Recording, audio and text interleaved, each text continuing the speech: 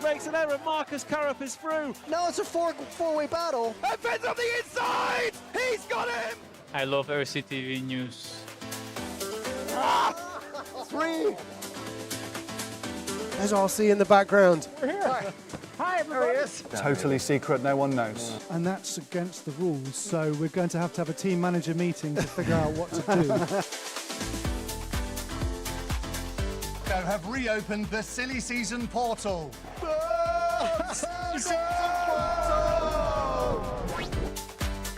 This is mine. Oh, okay, fantastic. Yeah.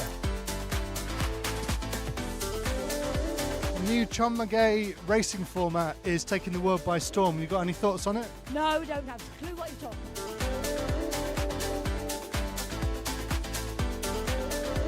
So we are here at ETS round number 3 of season 17. Probably 20-some nations represented here. I gotta fix my hair here. Is it look good?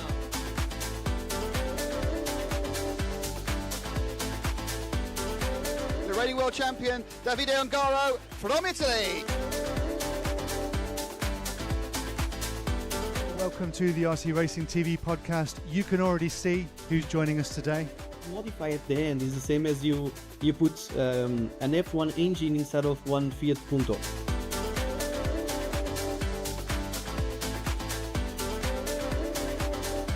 Try to be more cautious with the throttle.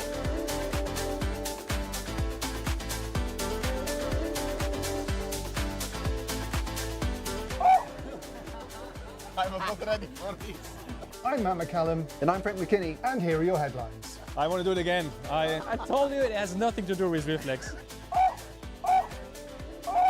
Sometimes you're, let's call it, blessed with drivers that are very self-sufficient. Some people do just want you to tell them what to do to their car.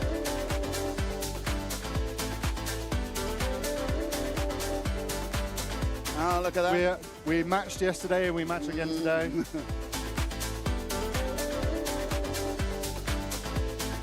Across the globe, through language barriers, united through technology and a vision of the future.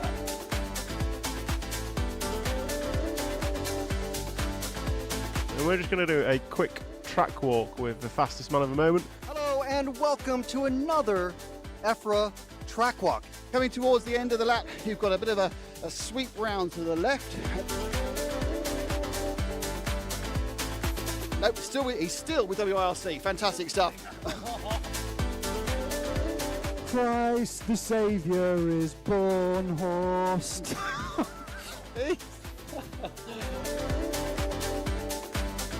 Fantastic display of driving from these two drivers who have pretty much carved up the touring car world between them this year.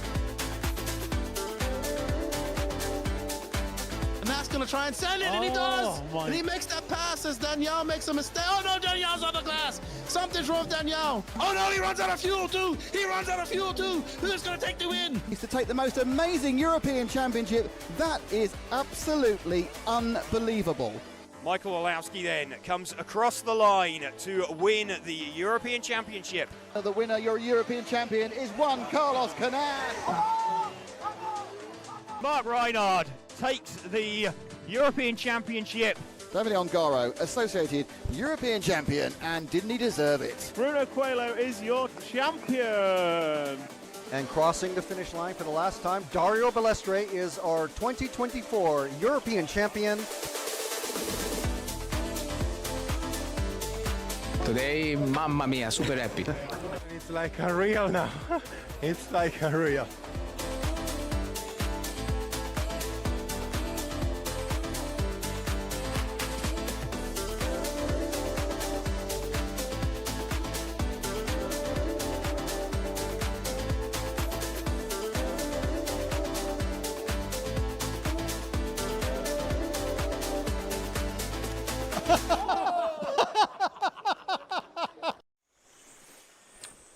Good morning. Here we are. Indeed. Welcome to RC Racing TV. Yeah. Hello, James. Hello, Frank. Buongiorno. Indeed. Yeah, here we are, back again in the small beachside town of Venetico, near the city of Messina in Sicily, for the EFRA 112th European Championships. presented by Tonisport. Thank you very much for Tonisport for being our title sponsor. You're not missing a thing. Don't worry, this is practice, as you can see right there on the screen. Indeed, we have got practice for the 2A finals. We're then going to have about a 10-minute gap before the first of the actual finals, which will be the E final for Spec. We're then going to run through like the D, C, B final. We'll then move into modified. So we're going to have the modified D, C, B. Then we're going to have the 2A finals together. So we're going to be very busy for some of the drivers in those 8 finals. Yes, because they'll be they'll just stay on the roster. That's true. Yeah, but I mean, well, their mechanics will be busy, I suppose. Yes, they'll stay on the roster and change the model memory on their transmitter. Yeah, hopefully. Because that's never been done before. Obviously, I did that last weekend. Just a car just drives off the table. It's like, right, yeah, I need to change the model memory. Yeah. So very quickly, let us thank the rest of our fantastic sponsors. We've got thank you to Hobbywing, and we're going to hear a bit from them in the EFRA and RCTV socials about their new G5 motor. Awesomatics, many drivers here representing the brand. Montec Body Shells. Team Corrali, a very venerable name. Thank you very much to them. Zen Racing also, to have Dave Spachette in the live chat yesterday. It was really cool. Hot Race Tires, Mr. Nicola Moroni is racing here this weekend. Also representing Lens Bodies, one of our supporters. You'll see all of the rest, Lens Bodies and the rest of these brands represented on the result screens. We've got Schumacher Racing, RC Factory, Super Rad RC Bodies, Mob Gums, Marcus Mobers and his 2 kids are here racing this weekend. Accelerate RC and CRC, both car manufacturers and manufacturers of many other things, representing from the U.S. And we've got Josh Cyril himself from Accelerate here, helping Ollie Payne try to retain his Spec Class European Championship. Indeed. Leading this one, we have got probably the star of yesterday, Andrea Torrigiani, leading the practice final at the moment. So actually took the last round of qualifying as well yesterday. Didn't seed into the top heat, but sort of popped up in round number 4 of qualifying with the 3rd in round, and we all thought, wow, you know, that's amazing. That's a stonking effort. And then, yes, in the last round of qualifying, he put in a time. There was a little bit of a coming together at the start of the top heat between Ollie Payne and Adam Isay.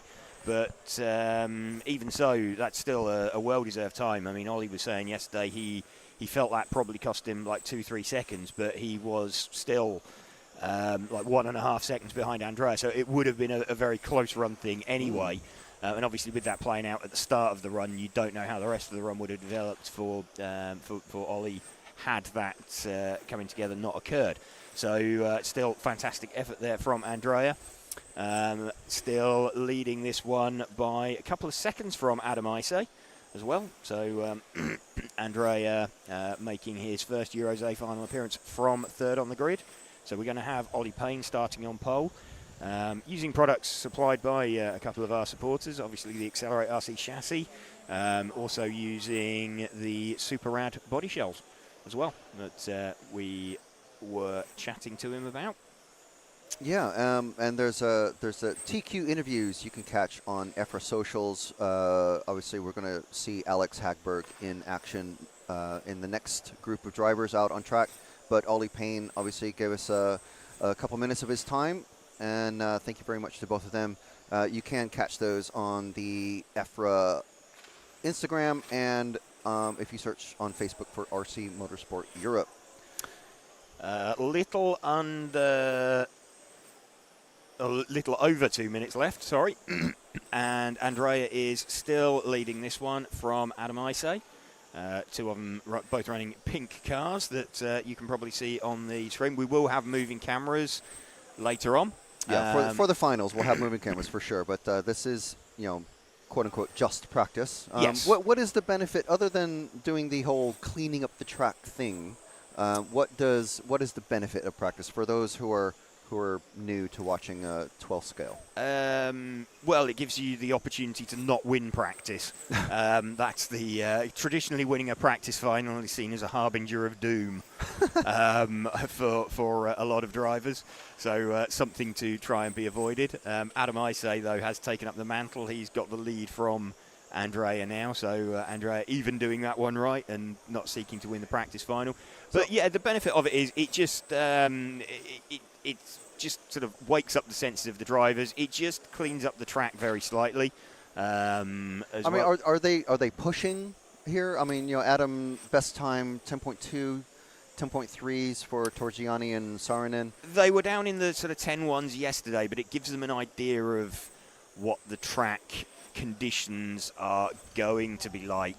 It was sort of at this kind of point yesterday where the track was quickest, so that's actually an important point from that we established yesterday, that all of the quick times came in round one of qualifying, or the fastest times. So potentially, I mean, it's going to be, a couple hours before they're actually out on track for their A1 race. It is, but that's still likely to be the quickest run. Yeah. So with a clean run. Yeah, so that will be the tie-break run, is their first run.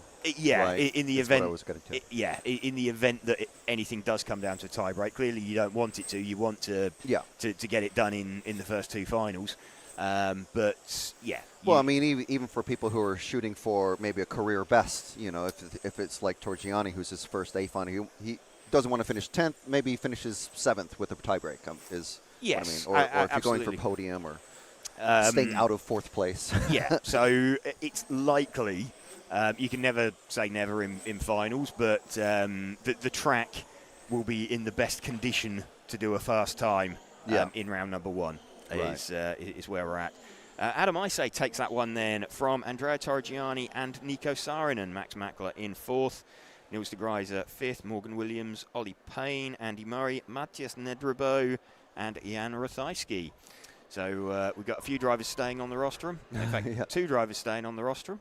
I'm not quite sure why Jan's left the rostrum. Yeah, he went over to the tech table and I think just looked at his car, but I didn't see what he did. Has Jan not got a mechanic to put his second car down? Is he? No. I mean, he left the track early. Oh, okay. He came off quite early. He's coming back now. He's heading back. So that's we've got, what do we got? 4 drivers. And Nedrebo, yeah. Yep. So we've got. So Nedrebo? Yeah, he pulled off early as well. Yeah. So. He did 44 laps. So. No, his finishing time was an 8:04. Yeah. So he did. Sorry, when I say 8:04, I mean 8 minutes and 4, not obviously 800 seconds. That would be a huge race. We're used to sort of 480 coming up. But there you go. That's the overalls. Looking at that, so you can see who's got pace. Adam Isay 10.2. Ollie Payne 10.2, Andy Murray with a 10.2. So they were, the fast guys over a single lap. Yeah. All right, let's just play out one of our little VTs, and we'll be back with Mod, who are just going out on track right now. You can see them setting off.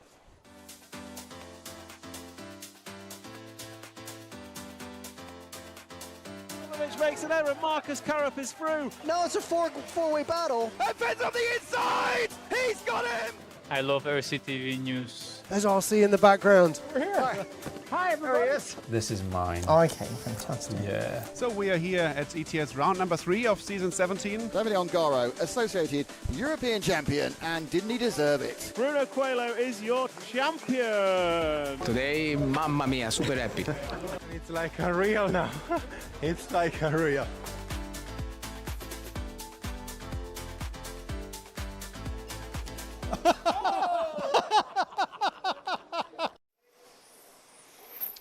All right, so there's the mod drivers. Looks like everyone's out there and counting. Indeed, everybody is out on track and counting. So they're just forming up on the grid now. So we're going to have Alex Hagberg leading the way from Mark Reinhard, Matthias Nedrebo, Simon Lauter, Martin Huddy, Adam Isay, Jan Rathajski, Ollie Havranak, Alessio Mazzio, and Ollie Payne. So he's bookended the field for qualifying.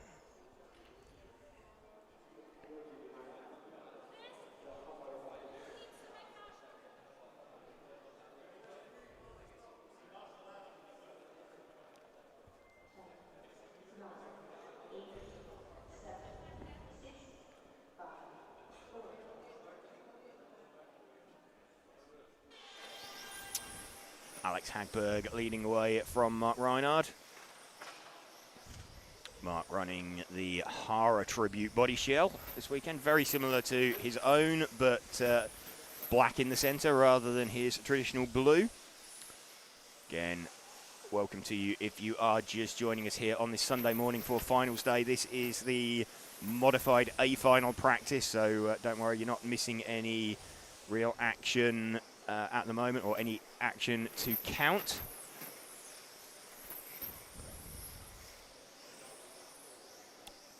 And do let us know who you'll be cheering on, what brands you're cheering on, and where you're watching from. Indeed. We've got a sort of small gap after this. So 9:30, the first final is scheduled on the line, the E final for Spec. So if you've got any questions, anything you want to know, feel free, ask us in the chat. Obviously, we will be happy to answer any questions, give any information that we can do. Rosario Gayama's pulled Alessio Mazzeo's car off. Mazzeo is a local racer. He doesn't normally do 12 scale, but he does do it for the Euros. Well, certainly the Sicilian ones, yes. Yeah, for the two we've had in the last couple of years, yeah. Yes. Looks like they're doing a tyre change on there. So it's an interesting one. I mean, that's the other reason for practice, like you said. It's it's a last chance for someone to try something. There's always a flash of inspiration overnight. In fact, it's normally on the way home from the track. You start thinking of all the good ideas you didn't do. That's what I should have tried. Christian Vossen saying, good morning, guys. Good morning. Christian. Alex Hagberg still leading this one from Matthias Nedrabo. Matthias was actually the top seed in this one. Didn't look to have the pace, and just seen Mark Reinhard pulling into, well, I'm not sure if it's retirement, but yep, he's turned off his transmitter. So Mark has given that one up. Alessio Mazzeo back out there again. Back on hot race tires. He was on hot race before, but these wheels, this will make you roll your eyes. This looks like a different type of wheel. It's a brighter white than before. His body shell's a bit tweaked at the front. Yes, very slightly. Another pit stop, but it is just practice. It is just practice. They look a slightly brighter white, which suggests it's the harder hot race wheel. So there's two different hot race wheels. The sort of creamy coloured one, the creamy white coloured one is the soft wheel, more nylon in it, and the white one a bit more glassy. Ollie Payne also pulling off. Yep. So. Oh no, Ollie pulled off. But who's number? There's 2 zeros. He's swapped literal cars. You see the 2 cars there just in front of the rostrum. One is one that he. Okay. Well, I've never seen that. Yeah, if you again in practice, if you've got a second car, if there's something you want to try, rather than a quick sort of throw everything into the other car. Huh. Whoop. Hagberg's just crashed off of the reservation. Yep, off the main straight. Morgan looking for a suitable slot to put it into.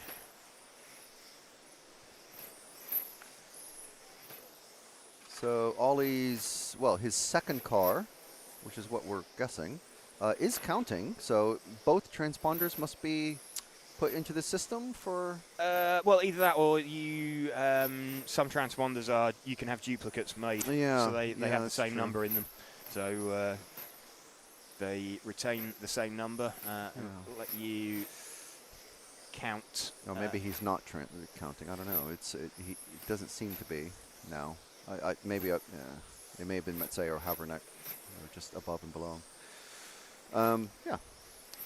All right, here we go. So plenty of messages in the chat now. Max 72. Good morning from Germany. Morgan. Good morning. Thumbs up for RC Racing TV coverage. Thank you very much. Coffee isn't working quite yet. No, it's all good. It's all good. Christian Vossen saying, I'm looking forward to an exciting race between Alex and Mark. How do you think the A's will shape up for Mod? I think we're going to have a... I think Alex has looked to have more consistent pace across the course of a run. Yeah, I think realistically... He is looking pretty strong, isn't Alex has looked stronger. It was a mistake from Alex, but then he made a mistake yesterday. He can make a mistake today.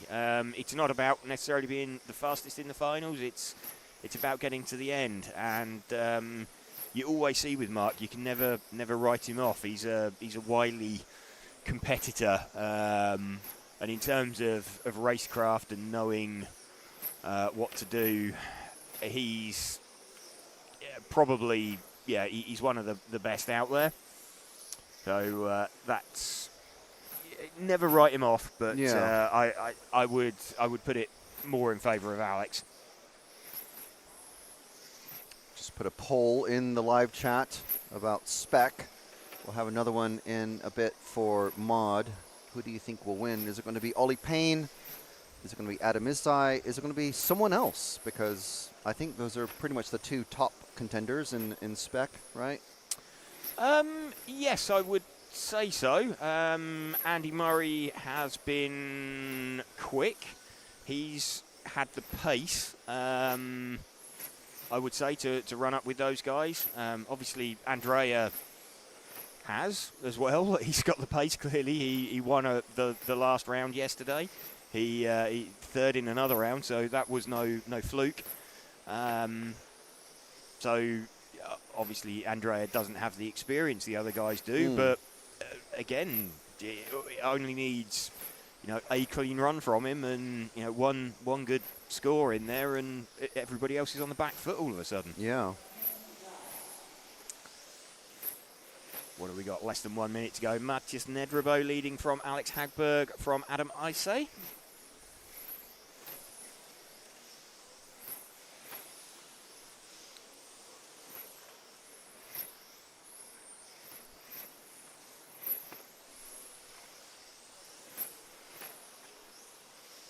Jan Ratajski running fourth. Simon Lauter is in fifth currently in this one. So retirements for Ollie Payne, Mark Reinhard. Alessio Mazzeo had a brief stop for tyres.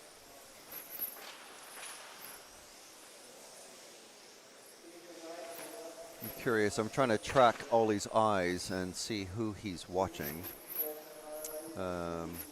He's looking at Alex. Yellow.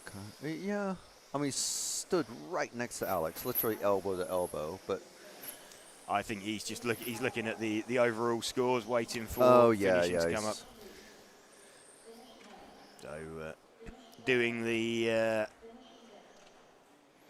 polite thing and not leaving the driver's rostrum.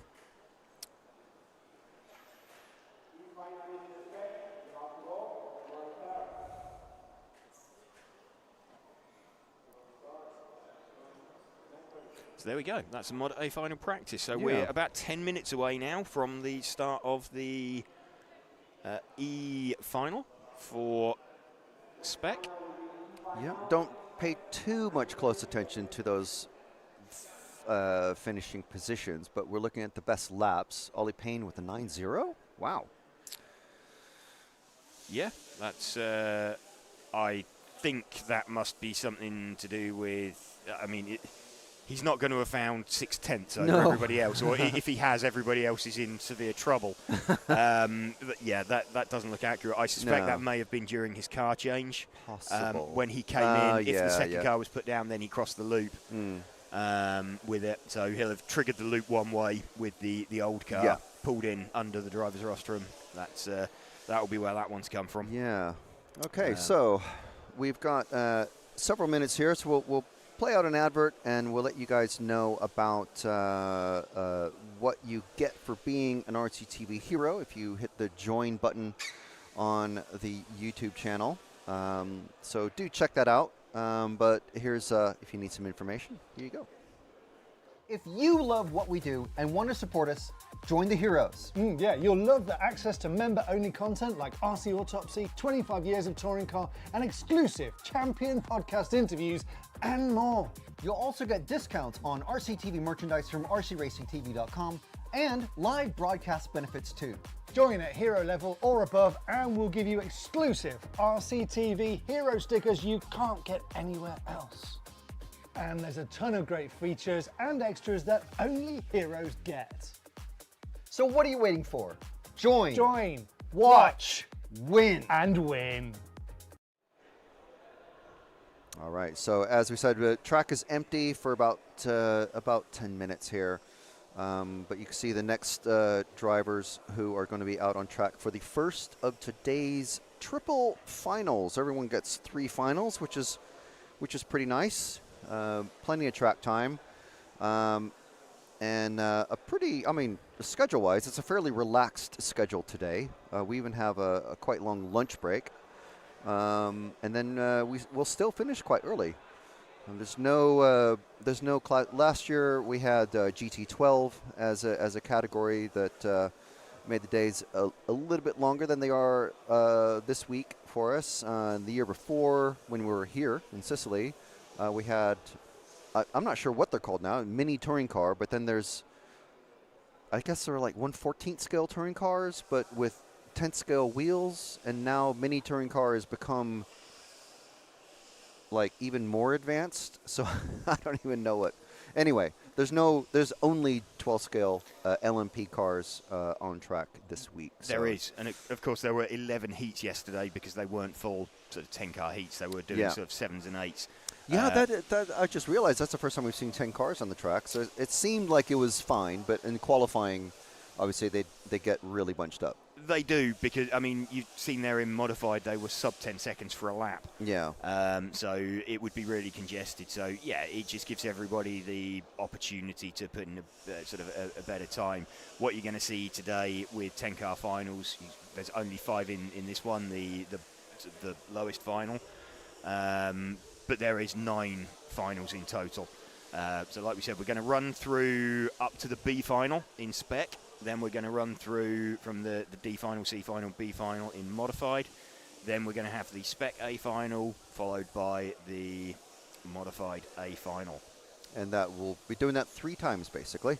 We will. Yeah. The only variation is that, like I said, we're going to have a lunch break, but also the A2 race for the A finals will each have a driver presentation. So I'm not sure who going to, obviously we'll zoom in on the faces, the famous faces that are up there, but I'm not sure.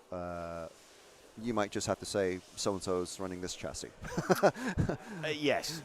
Or, if Nikki has her way, then I may be doing the announcement. You might be doing the announcement for the track, but we've had this. We've had this one before, so this has been roped in before. But I may get some spec sheets dropped in front of me to read out. So we'll see later. So I feel a little sorry for Chris House in this one. He's slightly ganged up on. I think we got 1 Brit and 4 Italians in this one. I remember famously being at a Euros with 9 Brits and 1 Frenchman, and we're sort of queued to go up on the rostrum, and he sort of looks down this line of people, and I think he was starting second, and we got the quote, "I am not winning this final, am I?" Just shout Agincourt. So we do have a poll going in the live chat. Currently, who do you think will win Spec? Ollie Payne leading that one with 65% of the opinions in there. 20 votes so far. 20% for Adam Isai. And someone else getting 15%. I think the most likely someone else is Andy Murray. But like you were saying, but there's plenty of other possibilities. Andrea's got the pace, certainly. Clearly, he doesn't have the experience yet of the other guys around him, but it's not to say it can't happen. That he can't do it. So we'll wait and see how that one plays out. So just a technical question for people who are maybe looking to get into this. Obviously, you go to a club meeting and there's always someone selling a car setup. There's one in the RC factory on-site shop at the minute, actually, it's Vito, Garachi's car. So if you're looking to get into one of these things, what sort of equipment are we talking about? Like if, someone who's come to the channel expecting to see EOS, or someone coming from touring car racing or off-road or something like that? Just quickly while we're they're filling pretty time. simple. Motors, it's a normal 13.5 ton motor. And that's for spec. That's for the spec class, yep. Or for modified, it would be a 6.5 turn motor. So it runs a 6.5 blinky for the modified class. Speed controllers, there's a couple of brands out there. Hobbywing is fairly ubiquitous. If you look at the sort of breakdown on the EFRA page, there's an awful lot of people running Hobbywing equipment, though there are some other choices out there. Batteries, it's a 1S battery pack, so takes the same form as a 2S Shorty, but the cells inside are connected a little bit differently. They're just connected in series rather than parallel to give you sort of double the capacity. So you're up at around between 8,000 and 9,000 milliamp hours normally. And so the 8-minute runtime that we see in the race, that's just extends from the old 1,300 to 1,800 milliamp hour days. Yeah, you're very unlikely to dump. Yeah. But do they use up, all of the battery power, or is it, in that 8 minutes, they have way more capacity now, way more power. Yeah. So they're using the same amount of power? You're using 40 to 50% of Right. the power. I would say certainly in spec, maybe a little bit more in modified, but not a huge amount more than that. And that's Oh servos. They tend to be a little bit smaller. Mini servos. But they're quite strong, I'd imagine. They're pretty torquey and quick. Yes, very fast, pretty lightweight. There's some sort of super lightweight ones now. Some of the cars, the cars with an inline layout, so like the automatics, the CRC, the Accelerate cars that run the inline battery packs, they have the servo flipped. Because that's to accommodate the battery pack running down the middle of the car. Then in order to deal with having the weight forward of the front axle, you want the servo as light as possible.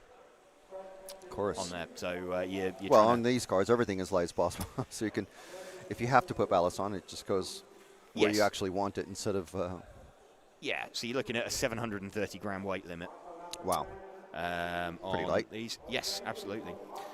Right, we are getting set then for the first final of the day. Riccardo Ferretti will lead away from Chris House, or as we know him in Europe, Christophe Maison.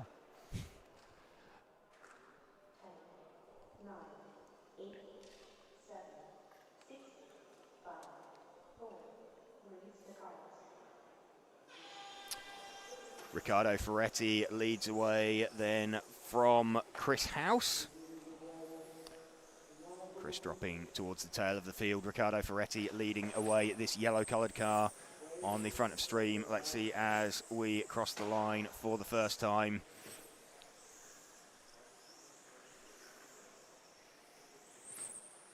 So only 5 cars on track at the moment. D final will be the first with 10 cars out there. Riccardo Ferretti streaking away out in front. His lead at the moment is already best part of 2 seconds over Gianfranco Di Giovanni. Gianfranco Di Giovanni is the mainly white car with the red rear deck. Let's pick him up, run with him. Running in 2nd position.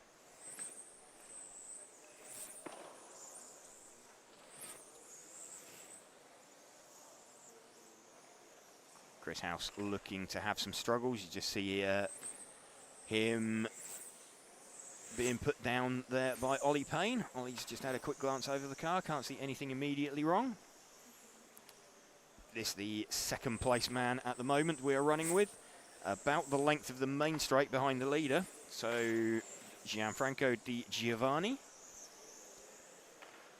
trying to close down that yellow car in front of him, and he is actually making inroads. So let's stick with him as he tries to close in on the yellow-coloured car. This is the second place car we're running with now.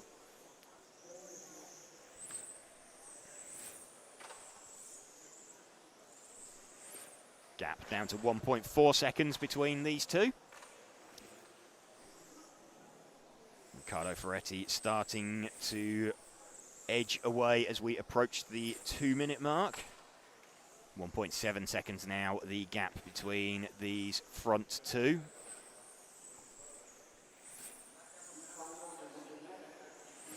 Later finals should be a little bit more action-packed with 10 cars out there. Riccardo Ferretti, though, doing what he needs to do out in front of this at the moment. He's got his lead up to 2 seconds. They have lapped already. In fact, Vittoria Finelli is also on the lead lap, but around 6 seconds back, so best part of half a lap down.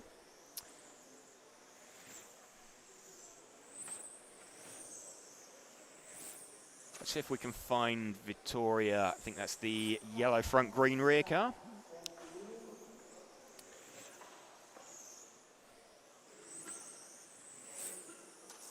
So Vittoria running in third position. Ivan Alessandro and Chris House some way down. Chris House had Ollie Payne having a look at his car. Seems like he wanted me to have a look at his car as well then, as he tried to fire it in off the end of the main straight.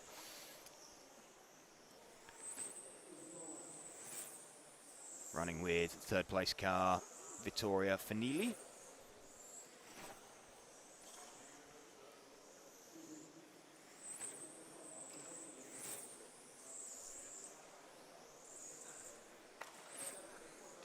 We approach half distance in this first final of the day. Let's check back in with the lead car. That is the yellow coloured car going through the carousel now. So gap between the lead two, still around that 2 second mark.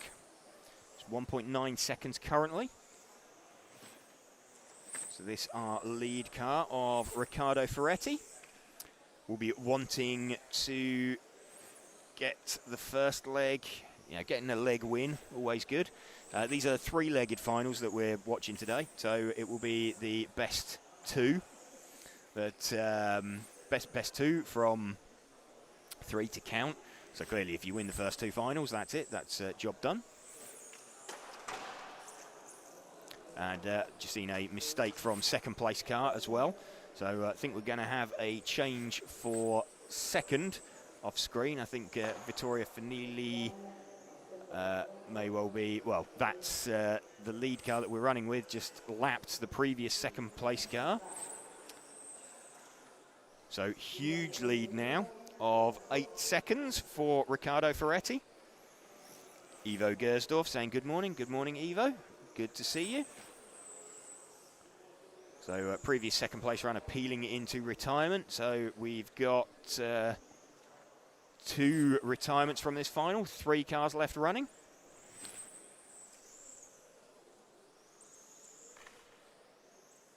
Riccardo Ferretti leading from Vittoria Finelli from Gianfranco Di Giovanni. Gianfranco must be the white and orange coloured car. Let's run with him for a little bit. Just over 2 minutes to go. So we'll keep an eye on how he is doing. You can see with only 3 cars running, we already know who is going to be on the podium. It's just the order that changes, and it looks like even Alessandro finding a good turn of pace. He's just made a mistake. Parked it in the middle of the carousel.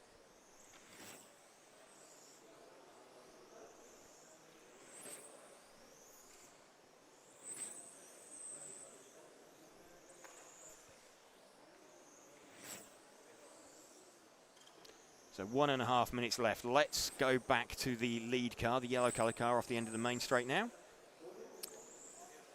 So this is our lead car of Riccardo Ferretti with just over a minute to go. He is closing in to try and put a lap on Vittorio Finelli. 10 seconds currently the gap between them.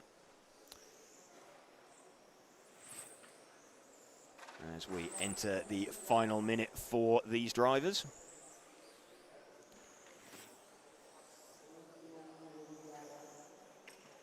See, as Riccardo was just entering the carousel there, you just saw the second place car just exiting the carousel. So that is what about 10 seconds gap looks like, the best part of a lap.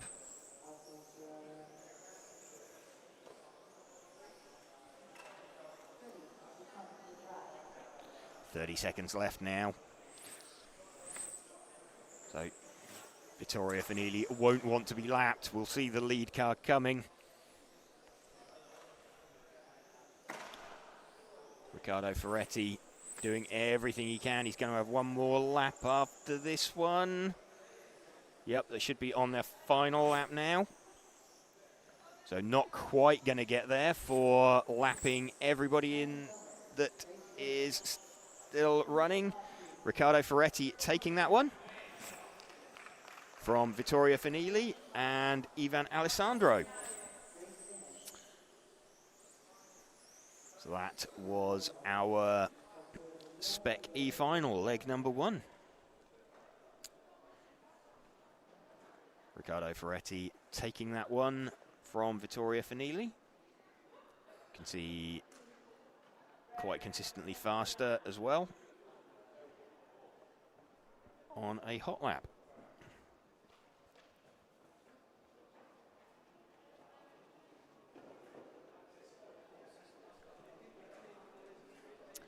Moving in to the D final next with 10 cars.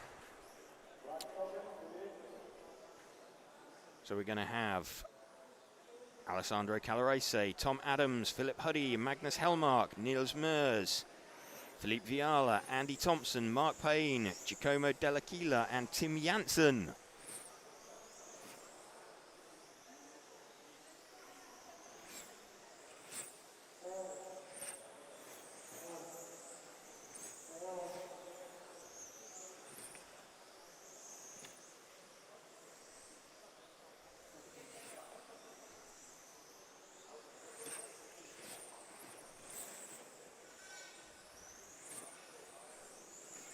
First time on track for many of these guys today. In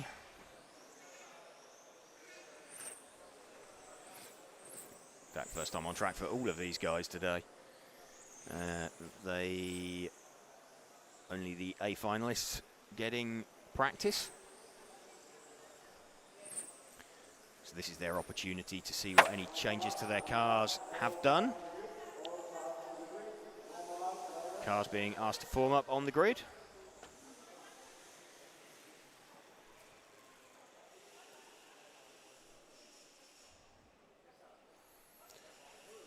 Alessandro Calarese going to lead away with the pink coloured car from pole position.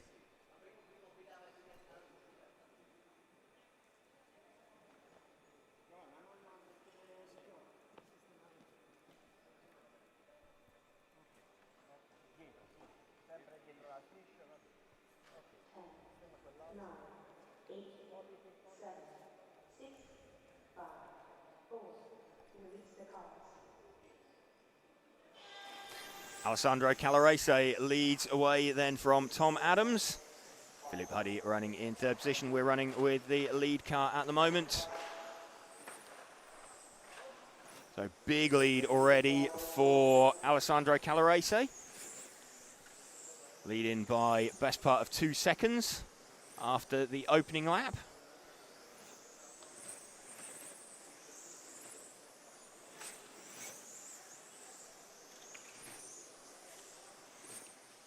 So let's move our focus back one car. This the second position car of Tom Adams. starting out in second.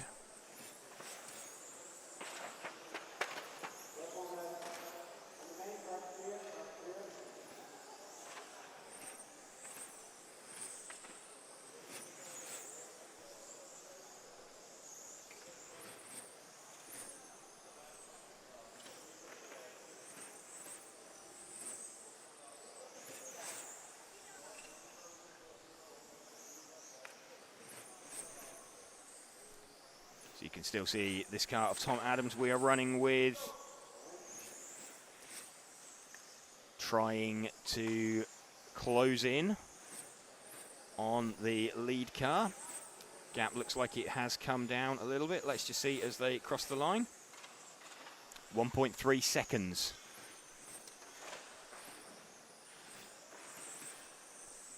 This is the second place car we're running with. We've got the third place car of Philip Huddy closing in.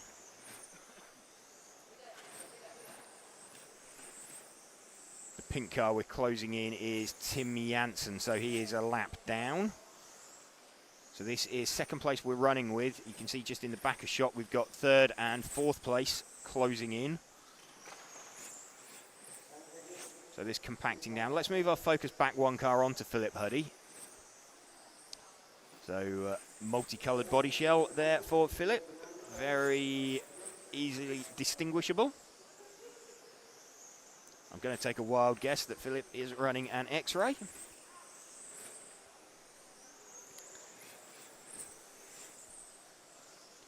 Closing in on second place now is Philip Huddy.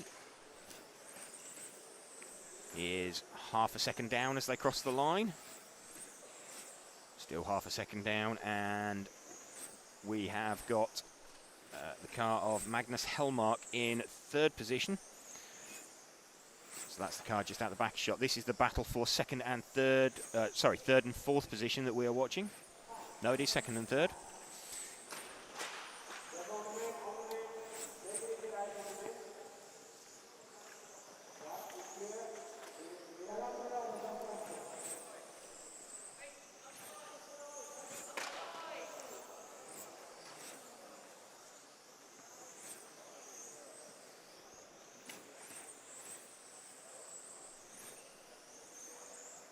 Still this battle for second position going on between Tom Adams and Philip Huddy.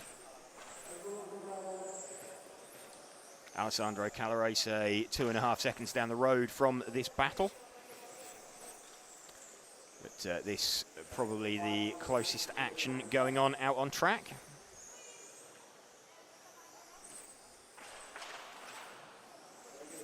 See Tom Adams just starting to get a gap as they come up and through some traffic. So Philip Huddy successfully navigates that as well. We're running with Philip Huddy, the red, yellow coloured car. So he tries to close in on the white and pink coloured car of Tom Adams.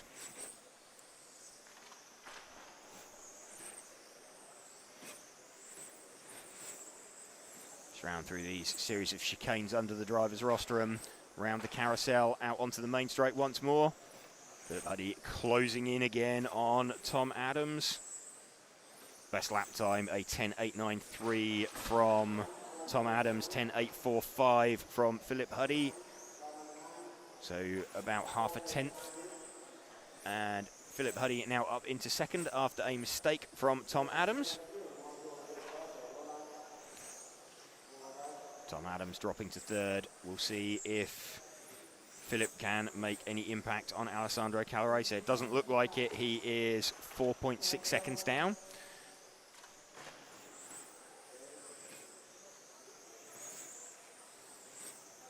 Let's see if we can check back in with our leader. He is the bright pink coloured car through the chicanes into the carousel now. And down the main straight, there we go. So, and he's just made a big mistake, just bounced off the barrier into us. So Philip Huddy now takes the lead. So just as we picked up the leader, made a fairly fundamental error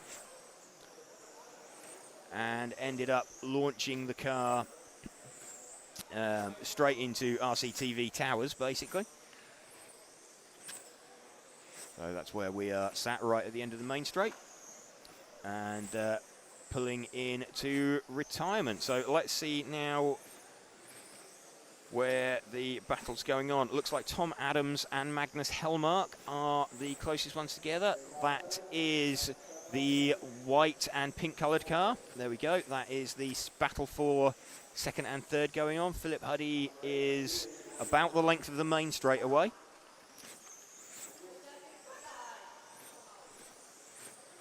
So Philip just entering the main straight as these two come out of the carousel. Magnus Hellmark trying to move forward. Mark Style saying, bring the pain, Mark Payne. Yeah, he's out there on track at the moment. Mark running in splendid isolation. In fact, if we stick with these two guys, we'll probably see Mark on camera briefly. Oh, we might not with a minute and a half left.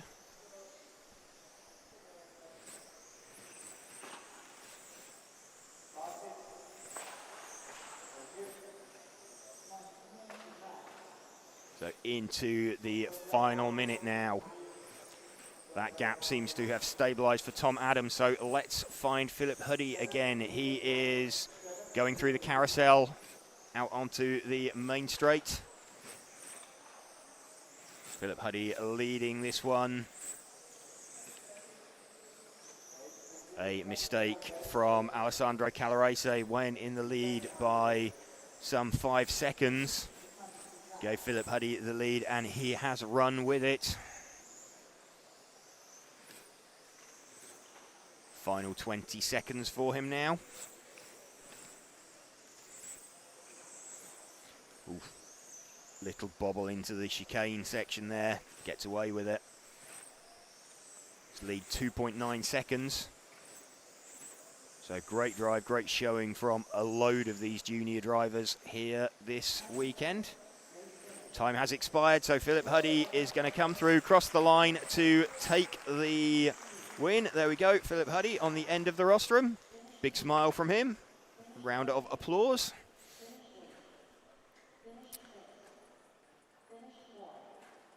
There's a proud Martin going in to pick up Philip's car.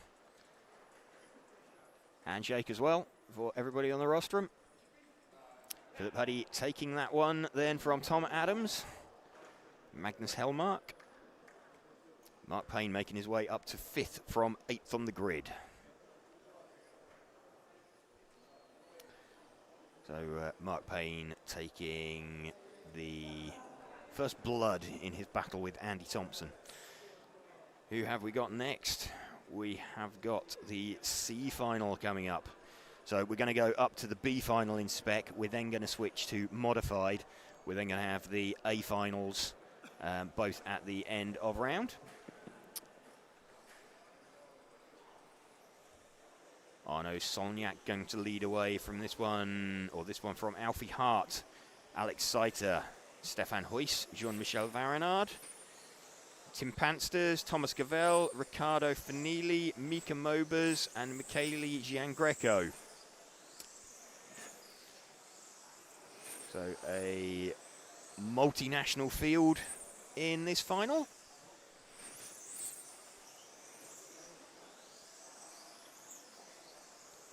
Cars being released out on circuit. Again, welcome to you if you are just joining us here on RC Racing TV. We're bringing you live coverage all day of finals day for the EFRA 112th European Championships from the Paradise RC Arena in Messina, Sicily. Shout out to event sponsor Tonisport, and also our supporters Hobby Wing, Automatics, Montec, Corrali, Zen Racing, and Hot Race for helping us to bring you this coverage.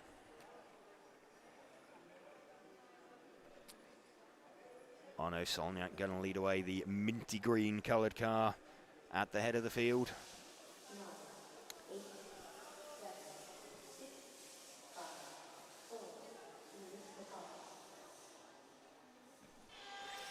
Arnaud Solniak gets away well from Alfie Hart.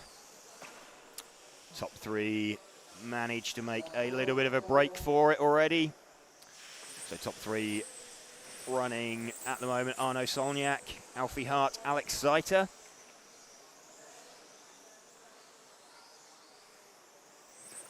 Arnaud Solniak, the minty green coloured car. If we shift our focus back onto the car of Alfie Hart, the yellow coloured car there, that will give us a bit of an idea. We can see if he closes in on the leader. We can also see the battle for second and third going on. So we're running with Alfie Hart in second position as he tries to close in on the minty green coloured car out the front of shot, Arnaud Solniak, and fend off the white and blue coloured car of Alex Zeiter. Just behind him in shot. Alex Zeiter gets a good run through the chicane. Can't quite find a way through. And now Alfie makes a bit of a break for it and tries to close in on Arnaud. So just over 1 second covering the top three at the moment. You can see them all on track together as they come down the main straight. Gap was 0.6 last time between Alfie and Arnaud Solniak. Gap now down to just under half a second. And there's a mistake there from Alfie. That was unfortunate on the exit of the chicane. So just trying to regain his composure. And dropping down the field. Gets one of those places back. So Alfie now down into 5th position. Let's see if we can pick up the car of Alex Zeiter, the white and blue coloured car. So running in 2nd place now as he tries to chase down the leader.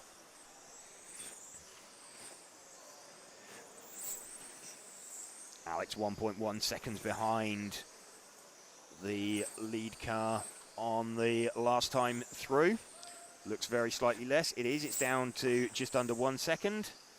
0.97.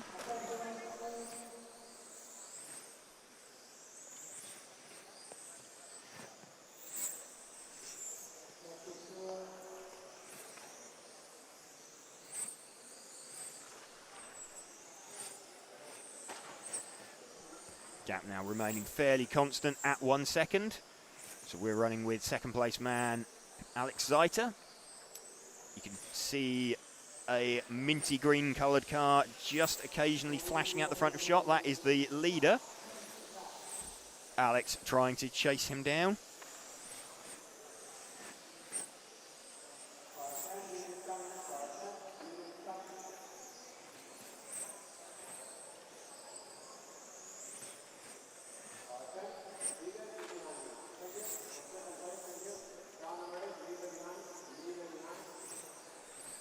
So gap definitely looks like it's come down. And it's down to 0.7 of a second. Little bit of traffic in between them. There's one car between them, or one lapped car. So this is still Alex Zeiter in 2nd position we are running with. Trying to hunt down Arnaud Solniak. It's not that car immediately in front of him that is the leader. That is lap traffic. Not quite got there yet, though needs to be thinking about moving out of the way. There we go. So now no cars between the two leaders. Tim Panster's running in 3rd place, but he's 3 seconds off of this battle for the lead. There's a second between them. That was good driving from the white and yellow car there. Backed out of it after 2nd place man made a bit of a mistake. Coming up to pass, I think that's Stefan Huyss. It is. Stefan jumps out of the way.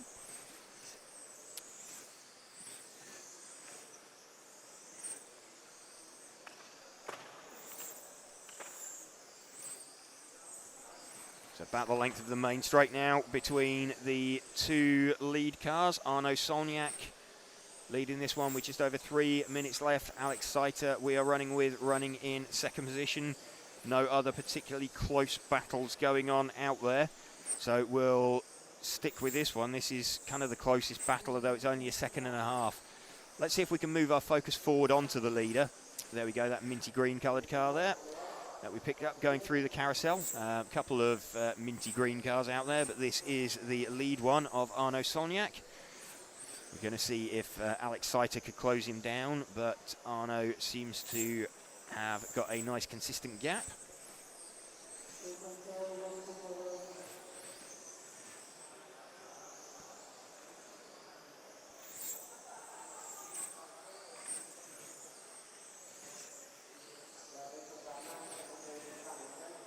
Arnaud Solniak still leading this one, just over 2 minutes remaining. Gap still 1.4 seconds, so it's staying fairly consistent. Last time round, a 10.7 for Arnaud, a 10.6 for Alex Seiter, so about a tenth he's taken out of him. He's got it down to 1.3 seconds, has Alex Seiter, but not taking enough time, I think, with 2 minutes left to make Arnaud Solniak feel any immediate danger.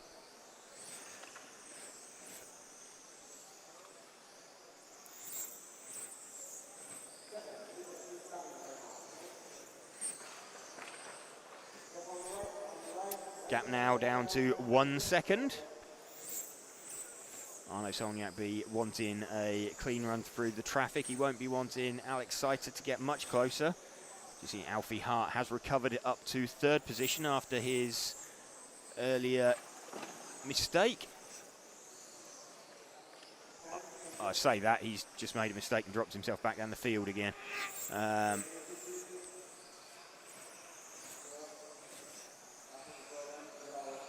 Still running with our lead car then as he closes in on 2 cars that he needs to pass. That's 1, so needs to make his way through on Alfie.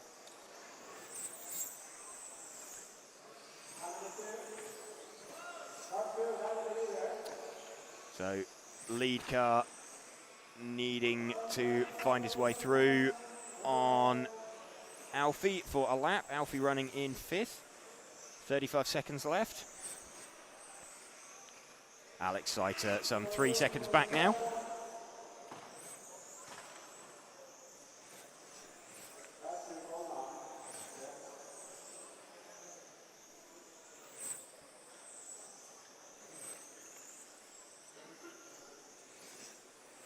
Arnaud Solniak going to take this one relatively comfortably in the end by 2 and a bit seconds. 2.2 seconds. So Arnaud Solniak going to take this one from Alex Seiter and Tim Pansters.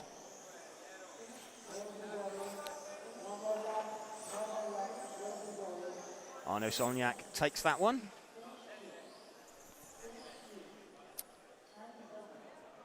From Alex Seiter and Tim Pansters.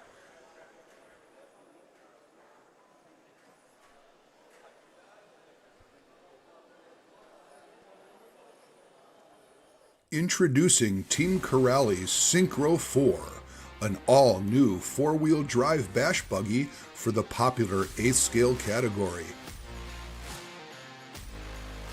Quality and performance at an exceptional value.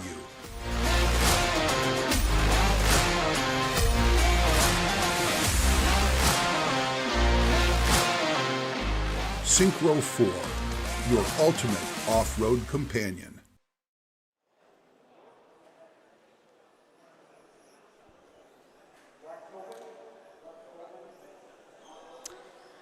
Okay, getting set for the B final. Who have we got? We've got some big names here. Oliver Havranek, Andreas Bryn, Lewis Mobers, Sam Coult, Ollie Bultink, Werner Spanbruckner, James Hart, Stu Cartwright, Marcus Andreasen and Lucas Niederer.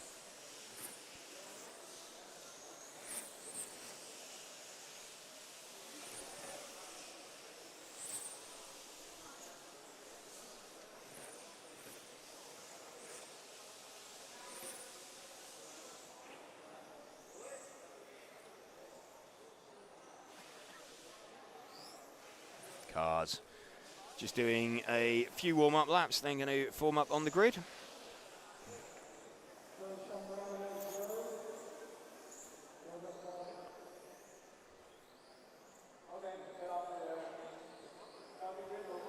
Okay, cars being called to the line. Oliver Havranek being a little bit optimistic with the starting position. Andreas Bryn, Lewis Mobers.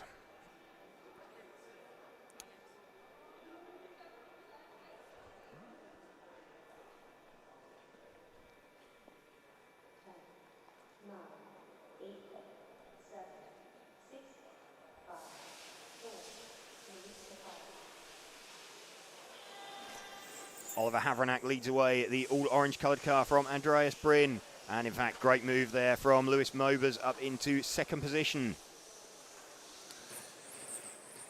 So Lewis Mobers turning. Oh, mistake there from Lewis Mobers, get clattered into by Sam Coult. So I think that's Ollie Baltink up into third position. Just confirm, it is indeed. So Ollie Havranek leading Andreas Bryn, leading Ollie Baltink. We are focusing on Andreas Bryn in second position at the moment, the white and red coloured car. So if we run with him, got Andreas Bryn running in second position at the moment, trying to fend off Ollie Baltink, who is trying to fend off Sam Coult.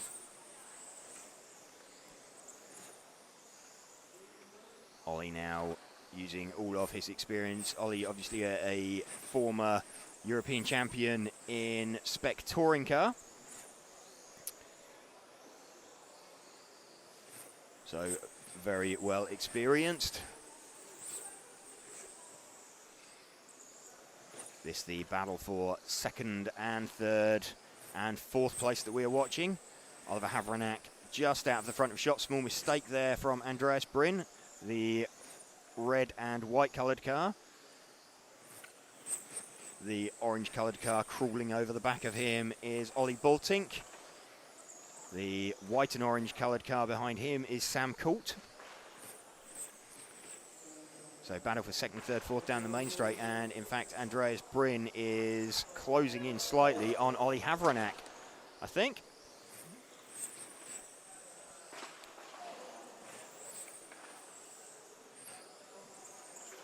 Still this battle for second going on, but they are starting to edge in towards Oliver Havranek.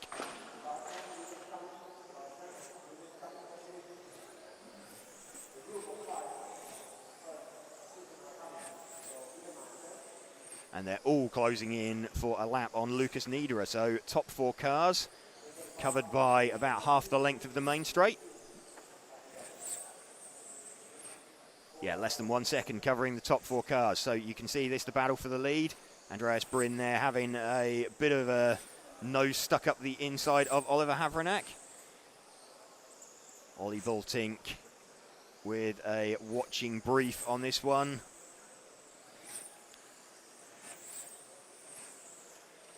So this the battle for the lead. The lead orange car is Oliver Havranek.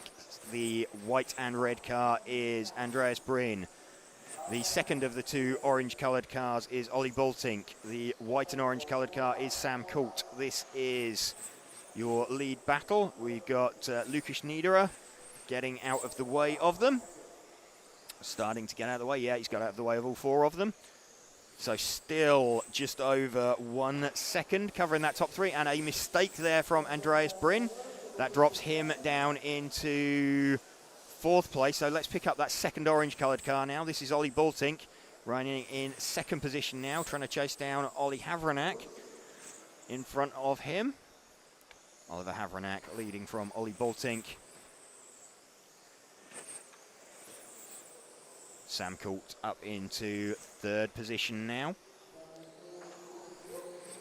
9/10 of a second between the top three. Andreas Bryn still in touch with them as well.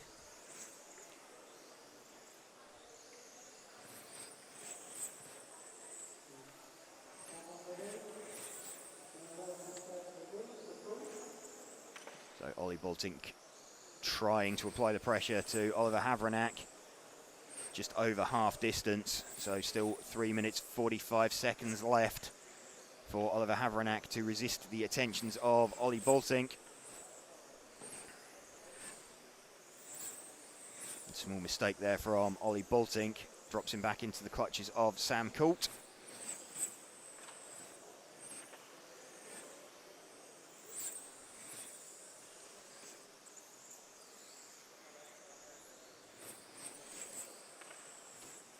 Front of Sam's car looking a little bit second-hand after a barrier tap as well.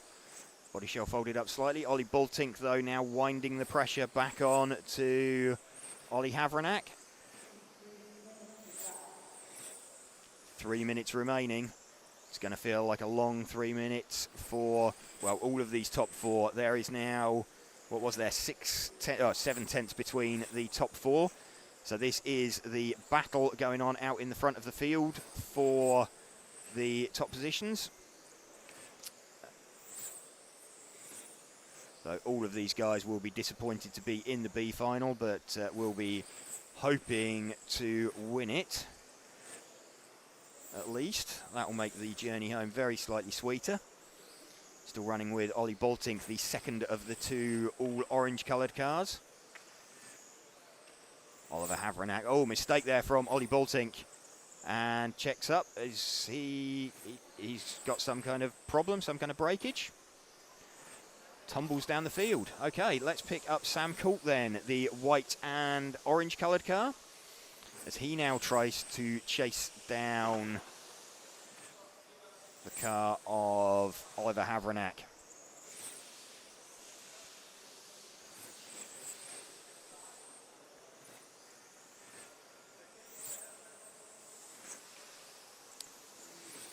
So weird looking retirement there for Ollie Boltink. But we're still watching this lead battle going on.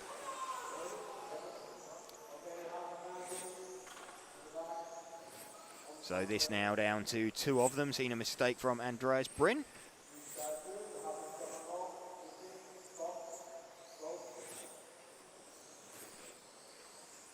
And just hearing a stop-go called for car 2, Andreas Bryn. So I think he's had some sort of coming together with Lewis Mobers.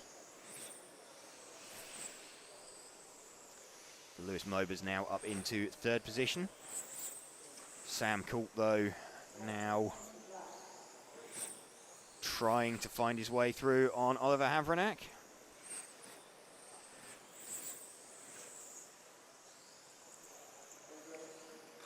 Trying to apply pressure, force a mistake. Little under 40 seconds left, so Oliver Havranek driven fantastically under pressure so far for 7.5 minutes. Let's see if Sam Coult can find some kind of an opening.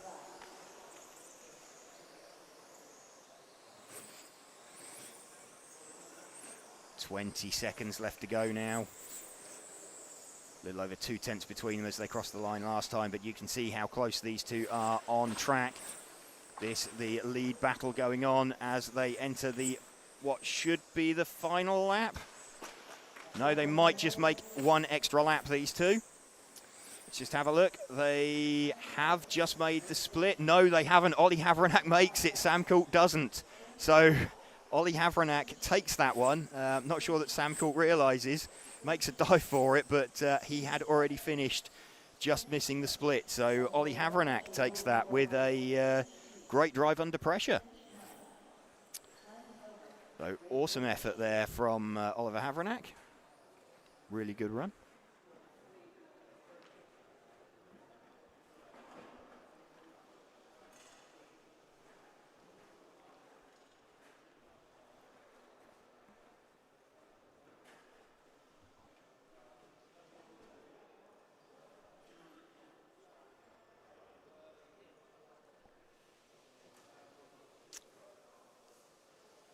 We have got the modified D final next, so back to a 5-car final. You're going to have Frederic Santos leading away from Marcello Galli, Mario Neri, Philippe Viala and Marco Mazzini.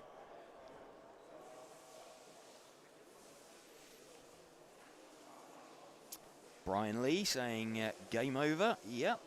MKJRC saying awesome. Yep, that was a fantastic display of racing out in front of the field. And Ollie Havranek there, fantastic drive from him. Got to give a shout out to that. Just stayed there, kept consistent, and everybody took their turns at having a go at him, and no one actually made it through. So fair play to him.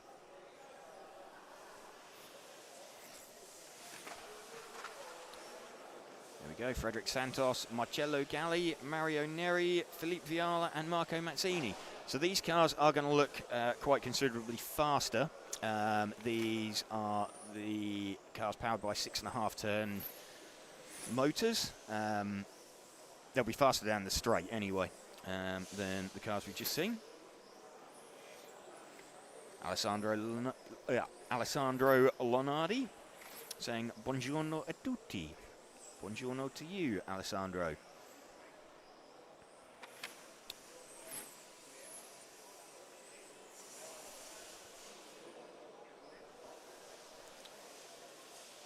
Forza Italia, says Alessandro. Well, you've got 3 Italians in this run.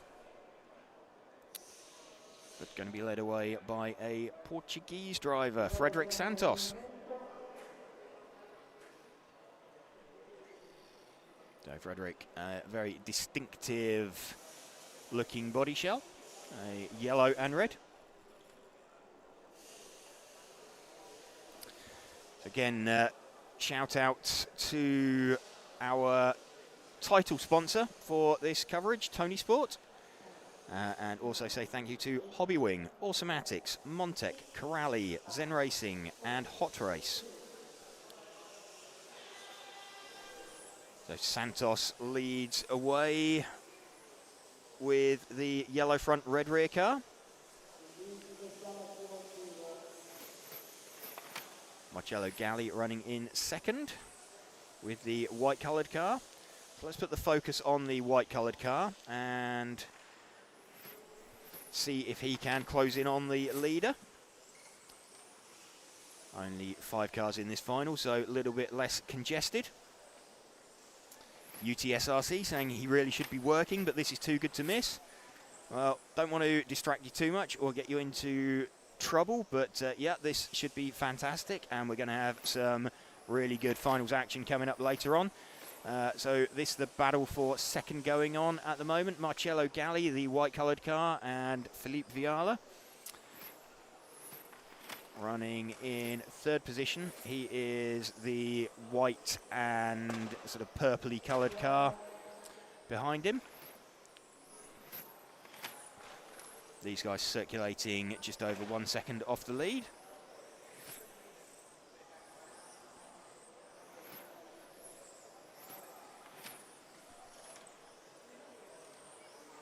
So field a little bit more spread out than the previous final. That was all action, so B final really entertaining and actually very, very clean for a B final. Normally a bit of a basher's final going on. Frederic Santos is leading this one. That was the well, it was the battle for second that we were watching, but Marcello Galli making a mistake, so we're now running with the second place man Philippe Viala. So cars all pretty equally spaced at this point.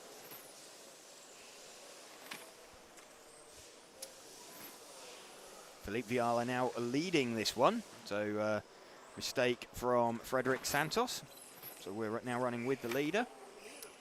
We've got a second place man with a stripped spur gear. So Frederic Santos dropping out of that. So now down to 4 cars circulating on track.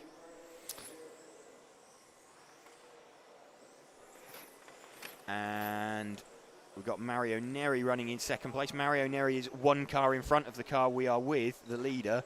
So the lead car at just before 3 minutes has lapped the field. Let's have a look. Move 1 car back to Mario Neri. So Mario trying to fend off the attentions of Marcello Galli, recovering. That is the battle for second and third going on. Mario Neri, the orangey coloured car out there. and the white-coloured car of Marcello Galli. So, oh, Marcello does the gentlemanly thing, gave a bit of a shoulder barge, Mario shaken, not stirred by that impact, but makes a mistake. So Marcello Galli up into second place, the white-coloured car. So let's run with the white car for a little bit of Marcello Galli. See if he can hang on to, or see if he can close in on the car. He is a lap down, and Philippe Viala is lapping half a second quicker on that lap, so I think it's quite unlikely that he's going to catch Philippe Viala unless Philippe has some kind of a problem.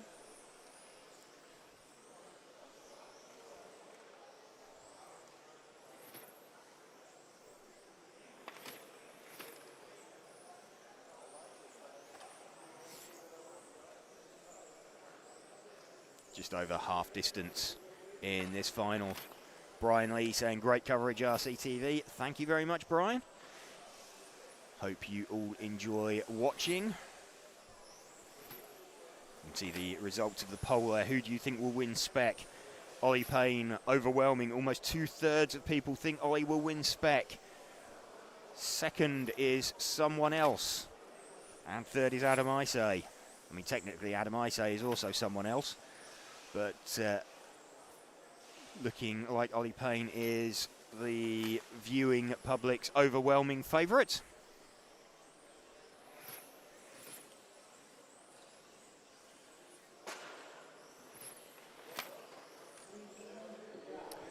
Still out in front of the field.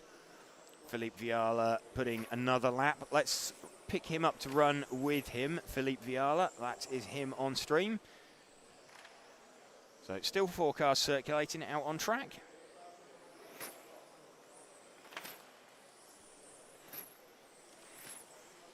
Back up to 10 cars for the C final.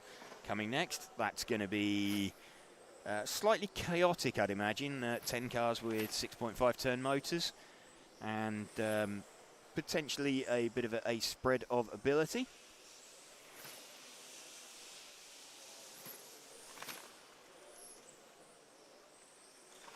Over 2 minutes left. We have got a 2-lap lead for Philippe Viala over Marcello Galli, with Mario Neri in third, a further lap back. And Marco Mazzini is 8 laps down, so order should be fairly constant. Philippe Viala putting another lap into people. You do tend to get this in lower finals. You get people who've been quick but been sort of making mistakes and just, oh, there's a mistake from the lead car. He didn't really need to do that. So body shell looking a bit askew. He's still got the best part of 2 laps advantage. So can just keep the car circulating.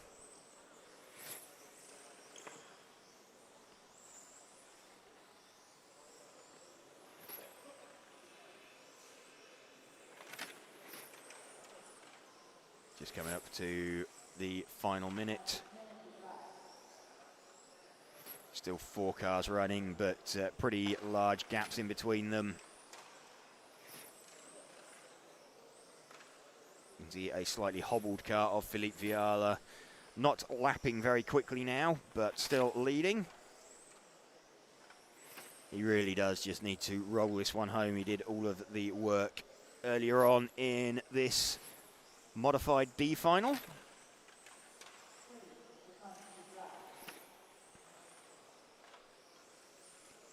Building towards the end, or well, the middle of this round. Remember, 9 runs, so we've got the Mod C final, the Mod B final to come. Then we're going to go into the first of our A mains today, the Spec A main, where Ollie Payne will lead away and try and fend off Adam Isay.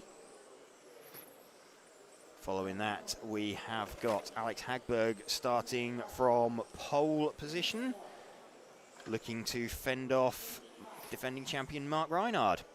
Philippe Viala taking that one at the end then by a little under 2 laps from Marcello Galli, with Mario Neri in 3rd position.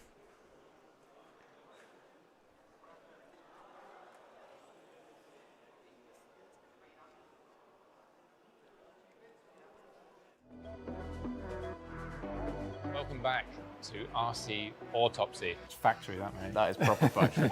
Out of all the companies I've talked about up until now, none are currently as polarizing as TLR. Wouldn't it be really cool if we could take a detailed look comparing the cars from those early periods right up to the present day? Probably my favourite period of how the cars felt to drive. We're not only going to take a look at those cars through this series, but we're actually going to run them here on the Cotswolds track. Over here, we are moving to the quality control. Be pretty pleased with that. A couple little bubbles in the middle. We're come out after Mayfield. Give me a little bit more space on those pipes, buddy. World champion, Marcus, tear up. Let's get this built and go racing. Be calm and try to don't have pressure and thinking about how to improve the car and taking ideas from different classes of racing.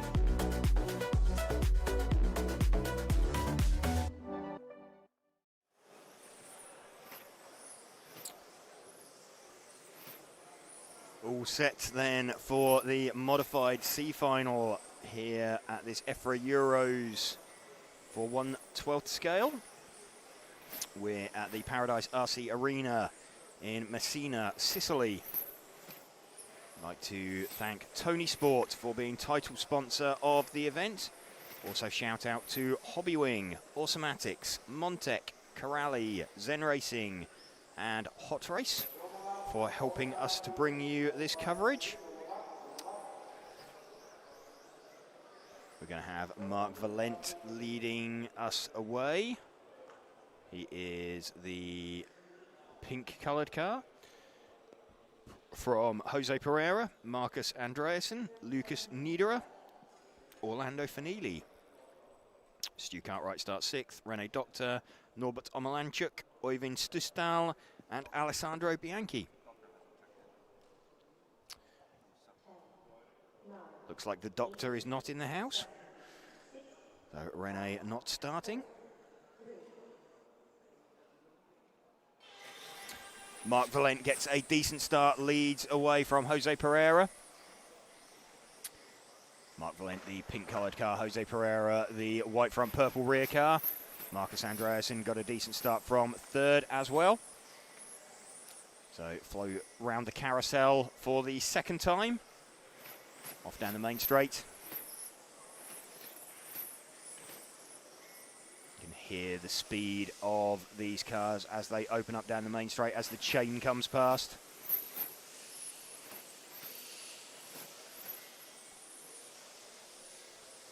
Slightly wayward for Jose Pereira on that lap. Tail end a little bit loose, but he gains it all back with commitment through the sweeper. Jose Pereira trying to close in on the lead car of Mark Valent. Mark Valent, the pink-coloured car. Jose Pereira, the white and purple-coloured car. So we focus on the 2nd of those 2 cars as he tries to close in on the leader.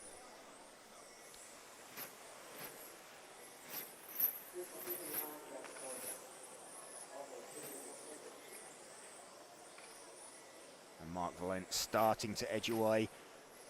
Should we see if we can move our focus back one set of cars? That the battle for 3rd position. So 2 white and orange coloured cars. The one with the sort of diagonal orange stripe is Marcus Andreasen. The white front, orange rear is Orlando Fanili. So this is the battle for 3rd and 4th. Looks like it's the closest battle on track at the moment.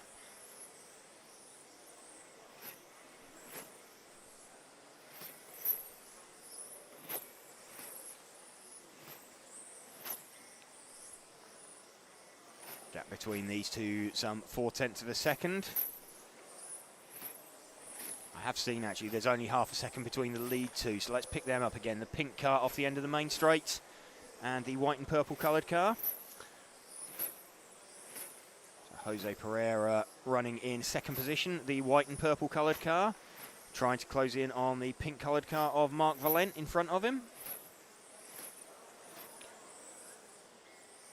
Heading out onto the main straight once more. 0.6 of a second between them. Coming up on some traffic, so that is the car 10 of Alessandro Bianchi being called out of the way.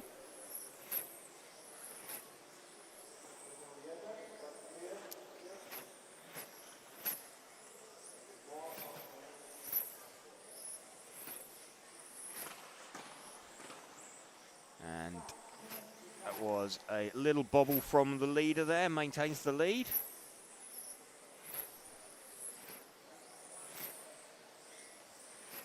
Gap is just under 0.6 between these two lead cars. The white and purple coloured car we are following Jose Pereira. The pink coloured car just out of the front of your shot is Marc Valent, the leader. Just under 0.4 that time round. Super close, not quite exploded into life yet. The gap between these two, it is nothing, but it is everything.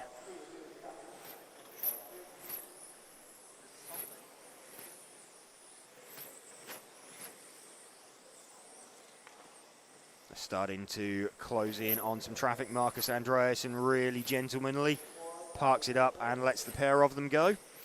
So super good driving from Marcus Andreasen. Marc Valent started to edge away from Jose Pereira. So let's move forward onto Marc Valent, the pink coloured car.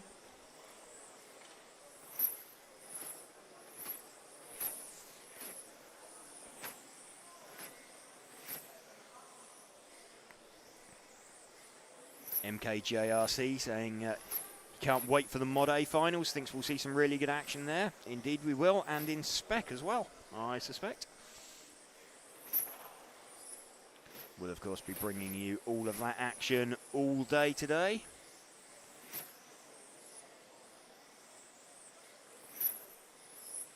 Still running with our lead car of Marc Valent.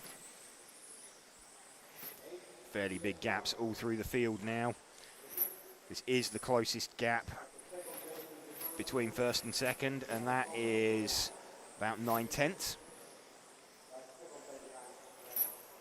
So they just made their way past Norbert Omalanchuk.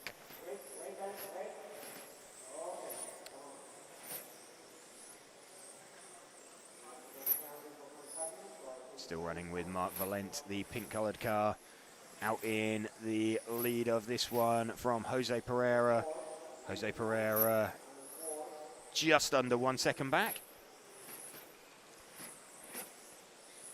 It was Lucas Niederer they now made their way past. Well, certainly Marc Valent has made his way past him.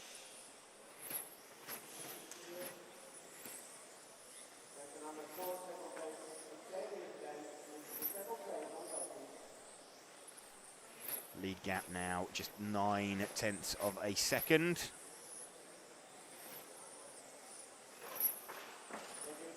And Stu Cartwright invents a new way of getting out of the way of the leader.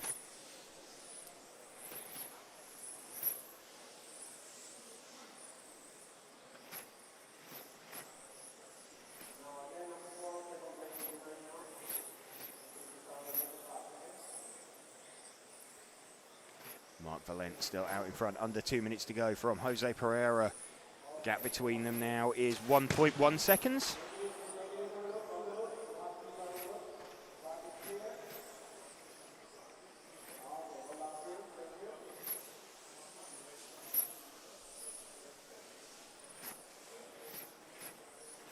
Still Marc Valent leading this one.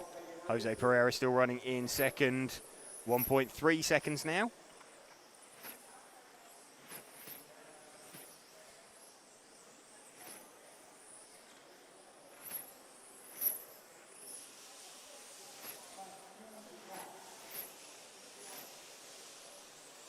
Under 1 minute. No close battles going on out on track. 1.2 seconds between, in fact 1.5 seconds now, but this is still the closest battle that is going on out on track. No, not really a battle as we head in towards 30 seconds remaining. We've got B final coming up next.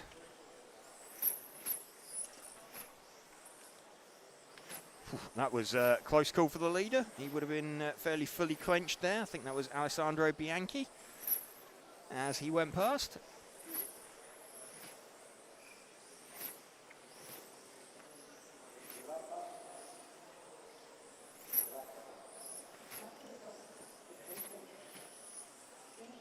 Mark Valent then taking that one from Jose Pereira. Relatively uneventful. Sort of had a little bit of a gap at the start and just managed to extend that one out. Took it by just over a second in the end.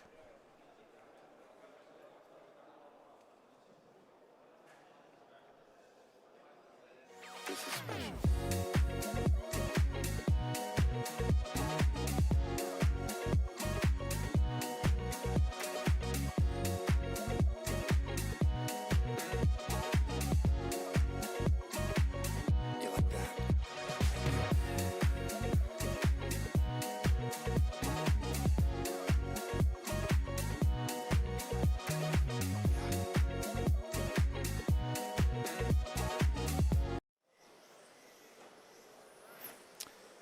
Ready for the Mod B final. You can see also supported by Schumacher, Mobgums, CRC, Lens Bodies, RC Factory, Super Rad Competition Body Shells, and Accelerate RC. As well as our title sponsor, Tonisport. Also say thank you to Hobbywing, Awesomatics, Montec, Corrali, Zen Racing, and Hot Race. We're getting set for the Modified B final. Before we go into the A finals, going to have Spec A final first, then the Modified A final. Nico Saarinen going to lead this one away from Thomas Liptak, Yasmin Donath, Rosario Guillermo, Andreas Brin, Marcus Mobers, Rene Jean, Matthew Dambreen, Nicola Moroni, and Tobias Sutrick.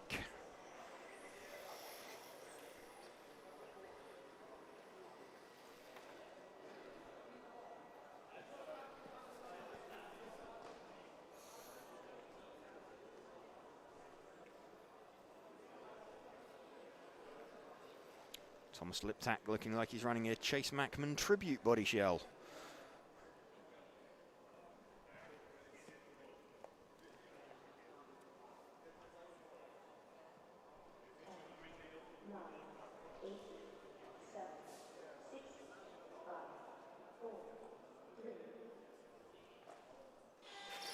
Nico Saarinen leads off the white and green coloured car from Thomas Liptak, who is in second position. The green front, white centre, blue rear car. Small mistake there from Nico Saarinen. So front two already made a bit of a break for it. Let's stick with the second of these two cars. See if he can close in on the leader. I think we might have already had a couple of retirements from this one. So we are running with Thomas Liptak currently in second position, trying to hunt down the car of Nico Saarinen.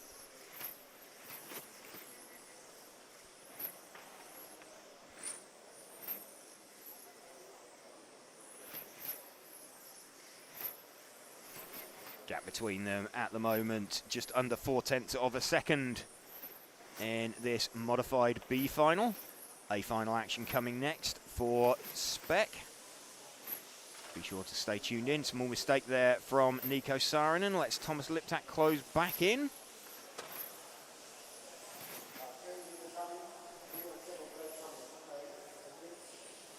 Brian Lee saying, let's go, Jasmine.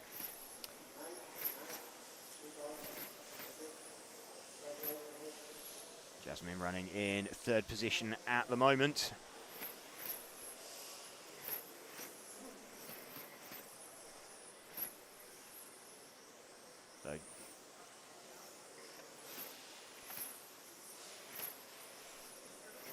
Jasmine running fairly comfortably in third, actually, from Marcus Mobers, so we'll maybe check in on that later, but this is the closest battle at the moment out in front of the field. Chase Mackman offering to sign Thomas Liptak's body shell for him.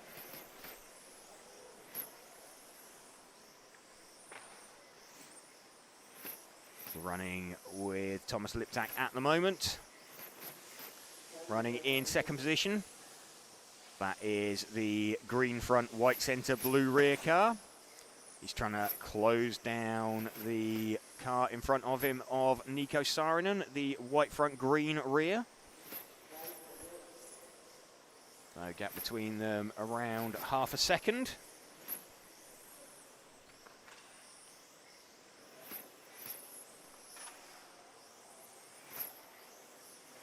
Battle for the lead raging on. Thomas Liptak trying to wind up the pressure on Nico Saarinen.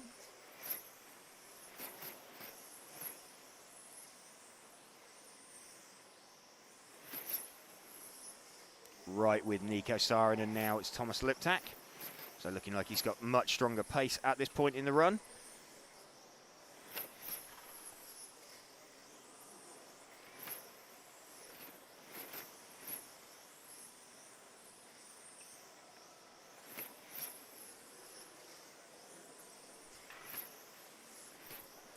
.4 of a second now, this gap between the lead two.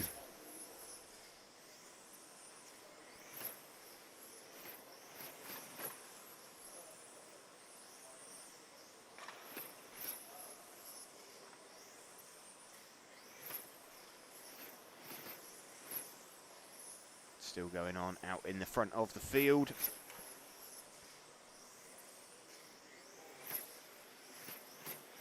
Lead battle through the carousel, out onto the main straight once more. Just approaching half distance in this run.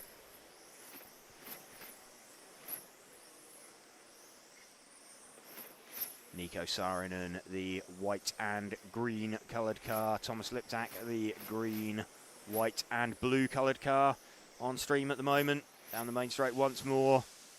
Thomas Liptak not able to quite get up to Nico Saarinen.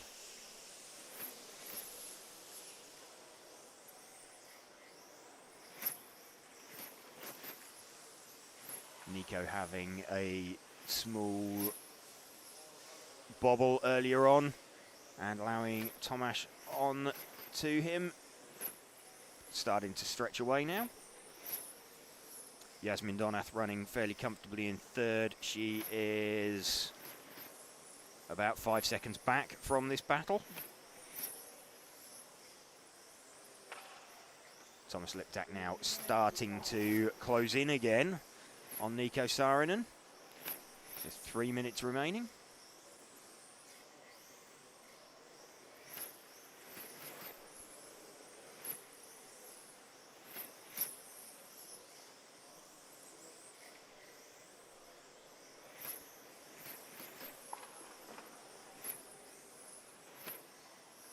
Mistake there from Thomas Liptak in second position. He had enough of a lead that maintains him in second. Okay, so let's move back then. Coming through the carousel now. This is third, fourth, fifth and sixth. So Jasmine Donath heads that with the first of the minty green coloured cars. Then we have Marcus Mobers, Andreas Bryn and Matthew Dambreen. In fact, I think Andreas Bryn's got himself up into fourth position. So let's quickly move back one set of cars again. The white and red car, that is Andreas Bryn. You've then got the minty green coloured car of Marcus Mobers with the yellow wheels. They come down the main straight. Marcus thinking about trying to pass. Not close enough that time. Matthew Dambreen behind Marcus. So Marcus thinks about it again. He looks to the left, looks to the right, can't see a gap.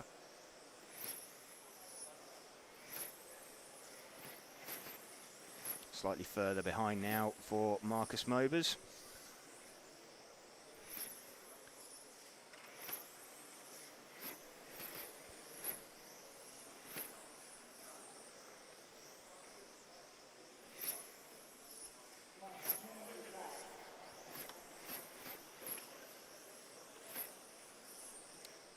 Under 1 minute to drive, so let's see if we can find our lead car of Nico Saarinen. He is round the carousel now and out onto the main straight. So heading up on this pack. Tony's Raw RC saying, good morning, James. Good morning, Tony.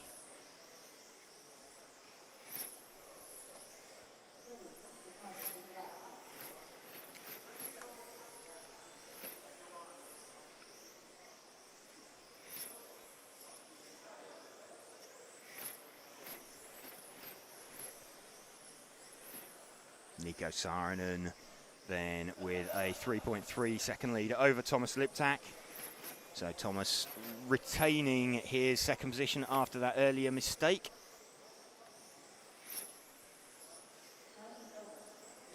Time has expired, so Nico Saarinen takes that. He's the only one to make the extra lap. Jasmine Donath hangs on to third position. There we go, that's the Mod B final out of the way. Nico Saarinen taking that from Thomas Liptak and Jasmine Donath.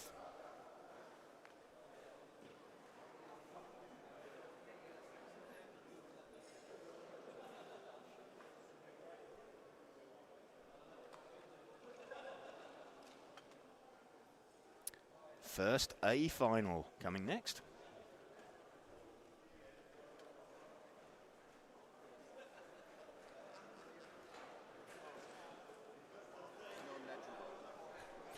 Again, welcome to you if you are just joining us here on RC Racing TV for our live coverage of the EFRA 1/12 Euros. You're just joining us in time for the Spec A final. So, like to say thank you to Tonisport as the title sponsor of the event. Also shout out to Schumacher, Mobgums, CRC, Lens Bodies, RC Factory, Superrad, Accelerate, Hobbywing, Automatics, Montec, Corrali, Zen Racing and Hot Race Tyres. Ollie Payne will lead away from pole position from Adam Isay. Andrea Torrigiani, outstanding effort to qualify in third position from young Andrea. Andy Murray fourth, Max Mackler fifth. Jan Rathajski will start sixth. Niels de Gruyser seventh, Morgan Williams eighth. Nico Saarinen starts ninth, and Matthias Nedrebo does not start 10th. Matthias Nedrebo not taking the start of this one and preferring to focus on modified. I understand. That's correct. I was told by Chris, one of the EFRA officials, who's just seen line up the cars. Andy Murray and de Gruy's late to the grid. I think they were swapping body shells, weirdly. Right, okay. I mean, Andy's still running here. You're not actually swapping body shells, but the... I don't know. That's kind of what it looked like, but I don't know.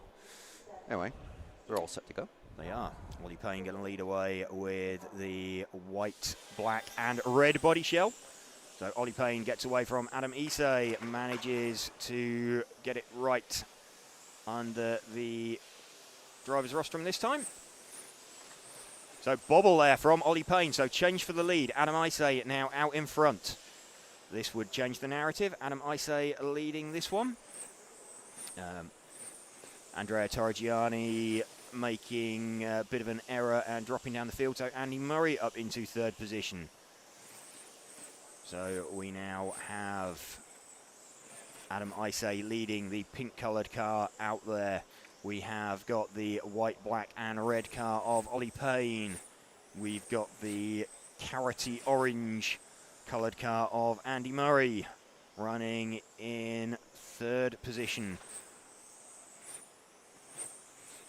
So all three of these guys either European or World Championship winners.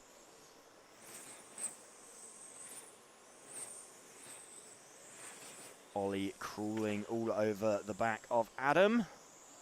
Andy Murray keeping a watching brief in third position. So just a little bobble from Ollie Payne, which opened the door from Adam Isay.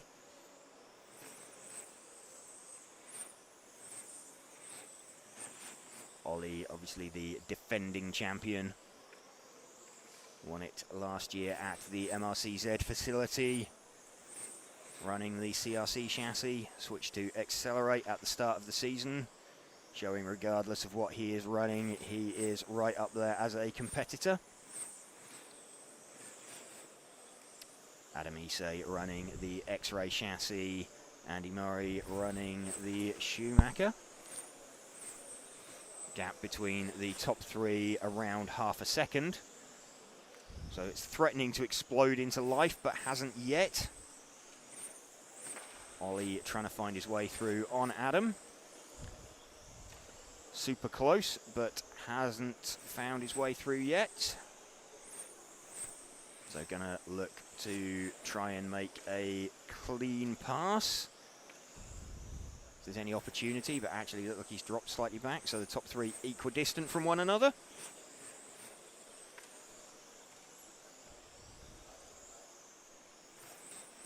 Still this lead battle going on.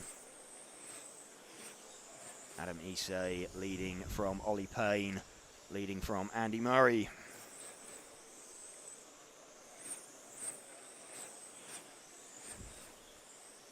Absolutely nothing in it in terms of hot laps. Adam Isay 10.2, 10.192 for Ollie Payne, 10.128 for Andy Murray. 5 minutes left. This is going to feel like a long 5 minutes for Adam Isay. Doing what he needs to at the moment. Ollie Payne having another charge. Andy Murray's just dropped back slightly. That's opened up the opportunity for Ollie to be a bit more creative with his lines. Looks at sticking his nose down the inside. Tries to get a run through the series of chicanes under the driver's rostrum. Doesn't manage it. One more time round. Super fast lap here at the RC Paradise Arena in Messina, Sicily. Small mistake there from Adam Isay. Manages to shut the door on Ollie. Keep it tight. Ollie will be heartened by that though.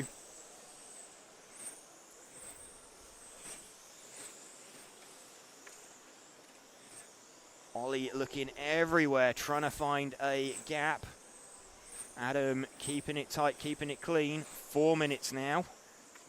So he's withheld this pressure for nearly half the run after that small mistake from Ollie right at the start. 1.5 tenths between these lead two.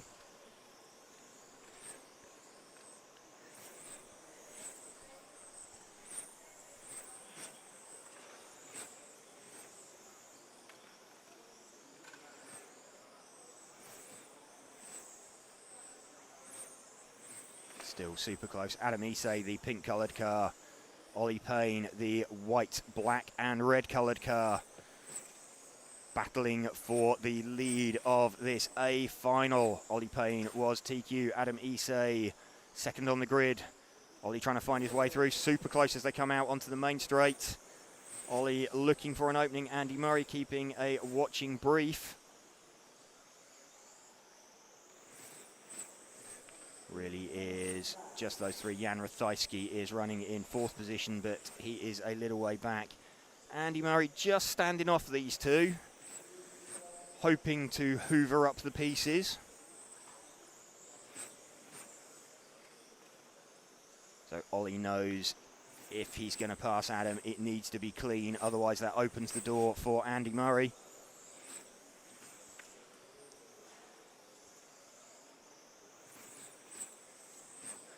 Ollie is looking, he's applying the pressure. 5.5 minutes. Adam Isay has withheld this for.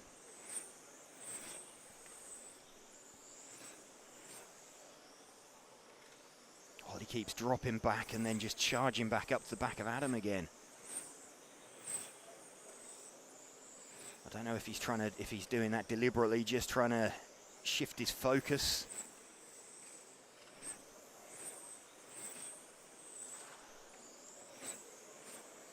Ollie with a faster lap by about a 10th last time round. He can't go a 10th this time round, otherwise he'll be parked in Adam Isay's car.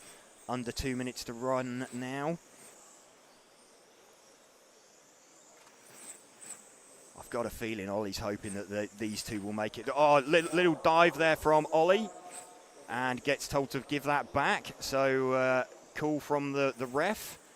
So Ollie had a bit of a dive there and got told to give it back, and did so without letting Andy Murray through. So super impressive hand back, and strong call from Javier there, the EFRA referee.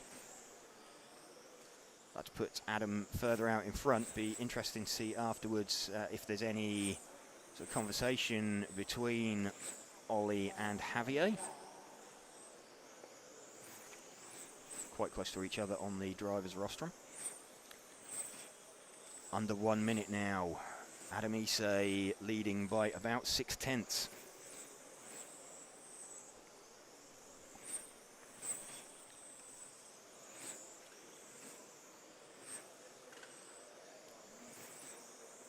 Ollie's back with Adam.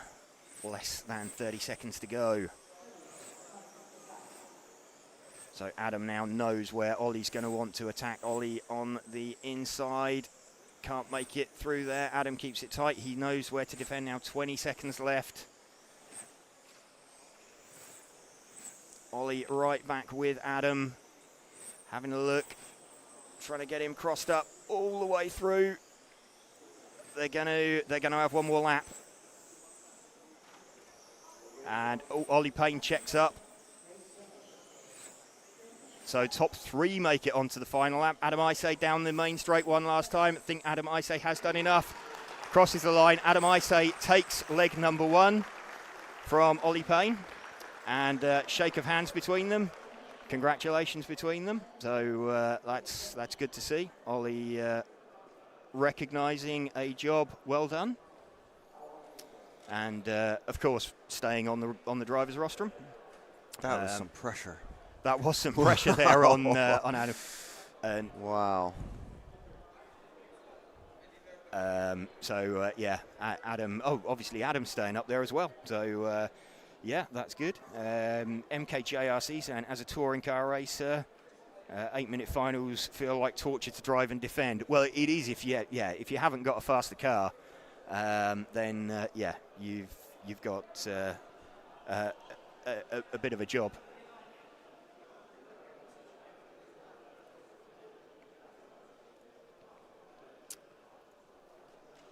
A final getting set. Then modified A final for this EFRA 1/12 Euros for 2026. With title sponsor Tonisport.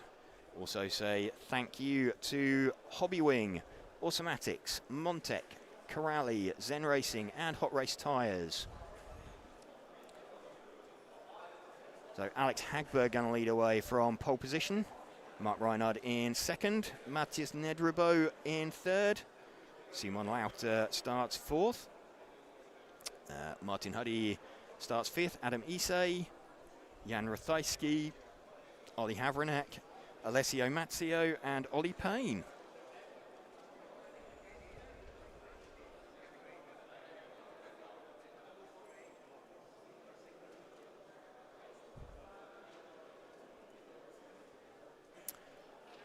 Brian Lee saying good sportsmanship. Yes, it was. I think there was a call from the referee as well to pass that back. But yeah, good display of driving. And yeah, there was obviously a shake of hands afterwards. So Ollie recognising a job well done there from Adam Isay. So Adam halfway there. Like we said, Alex Hagberg going to lead away this one from Mark Reinhard, Matthias Nedrebo, Simon Lauter, Martin Huddy, Adam Isay, Jan Rathajski, Oliver Havranek, Alessio Mazzio and Ollie Payne. Alex Hagberg there on the driver's rostrum. Stood next to Ollie Payne. Alessio Mazzio. Simon Lauter. Got Ollie Havranek, Martin Hudi, Mark Reinhard. have got Adam Ise, Matthias Nedrebo, and Jan Ratajski.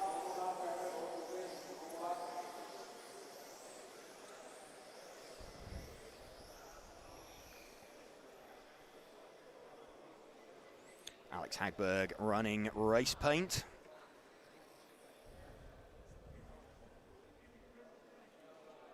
And got Mark Reinhard in second position. He is running the Hara Tribute body shell, so the black center rather than his traditional blue. Matthias Nedrebo, the orange colored car, in third position.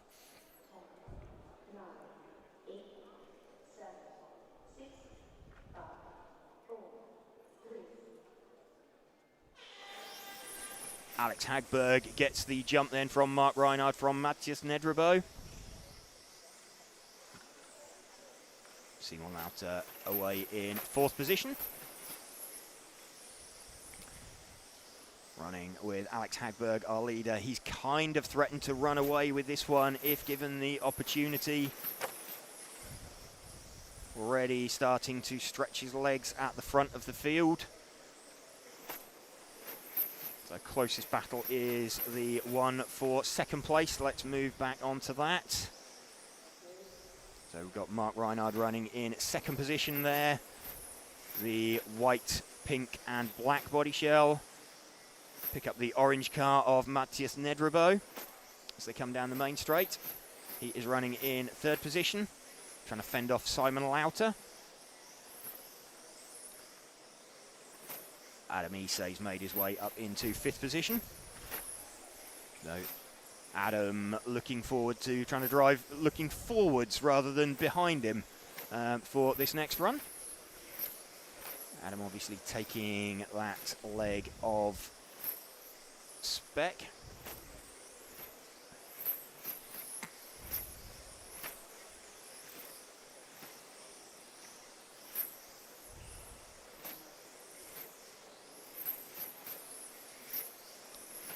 We're running with Matthias Nedrebo in third, Simon Lauter running in fourth position, trying to find his way through. Alex Hagberg already nearly 1 second in front of Mark Reinhard out at the front of the field.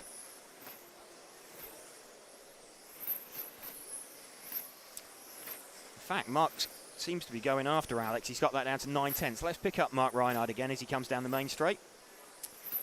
Just see if he can continue to close in on Alex Hagberg. Alex Hagberg just disappearing out of the front of shot occasionally. Gap is 1.3 now.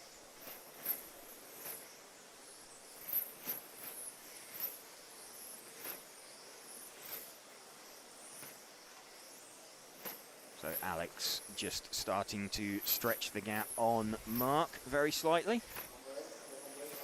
Nedrebo still holding on to third position. Let's run with our leader for a little bit. Find Alex Hagberg as he goes under the driver's rostrum.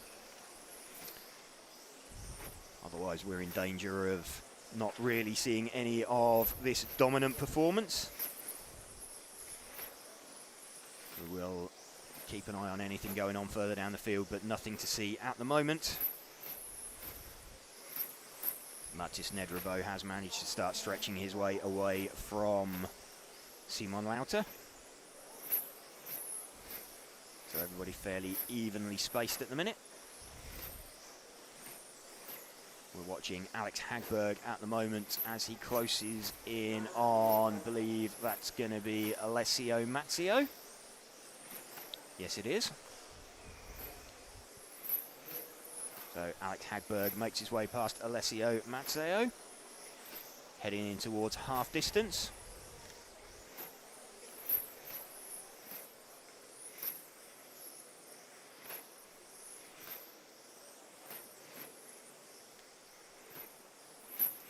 Still comfortable lead. And just looking, actually, Matthias Nedrebo and Simon Lauter, they're starting to head towards Mark Reinhard. So let's see if we can pick them up as they come round. That's Mark Reinhard. Let's run with Matthias Nedrebo, the orange-coloured car there. as he tries to close in on the car of Mark Reinhardt. That gap coming down substantially. Obviously keep an eye on where Alex Hagberg is out the front of the field, but he's kind of checked out. He's 2.5 seconds down the road, but only 7/10 between Matthias Nedrebo and Mark Reinhardt at the moment in second and third.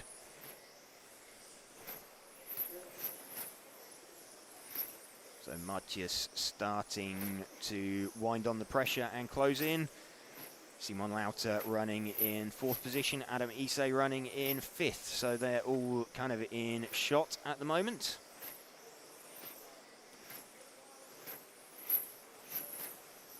Matthias Nedrebo trying to close in on the back of Mark Reinhardt. Gap still 6.5 tenths. Down to half a second now. So 3 minutes remaining. We're looking at what could potentially be the battle for second and third, as Matthias Nedrebo, who we are running with, he was top seed for qualifying. Ended up qualifying third. He's trying to chase down the car of Mark Reinhardt. Still half a second between them, but Matthias looks like he is right there with Mark now. Alessio Mazzio gets out of the way of them. So Matthias Nedrebo right with Mark Reinhardt now. 3.3 seconds behind Alex Hagberg. So Alex has absolutely checked out. Just keeping an eye on him, making sure nothing dramatic happening to Alex Hagberg. We're watching the battle for second position.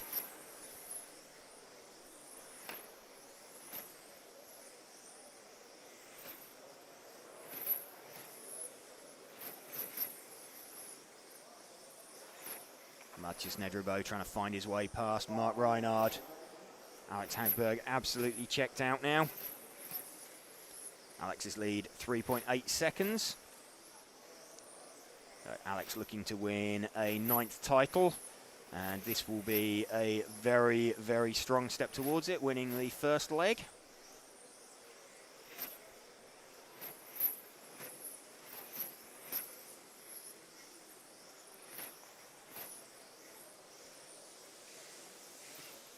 Mark Reinhardt just extends the gap, little over a minute to go.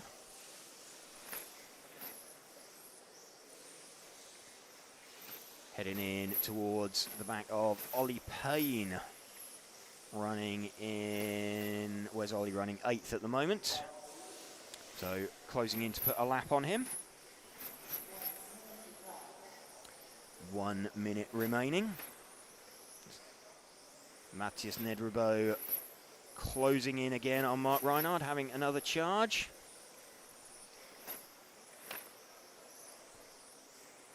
Alex Hagberg now an absolute country mile down the road. He is 4.3 seconds down the road from this battle.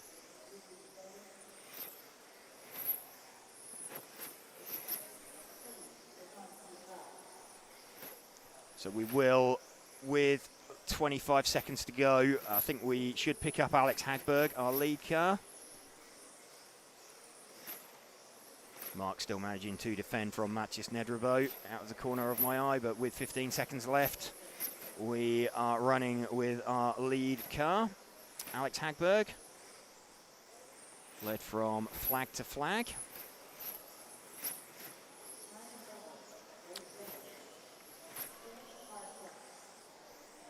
So Alex Hagberg has finished, and just as we cross the line, Mark Reinhardt does hang on to second from Matthias Nedrebo.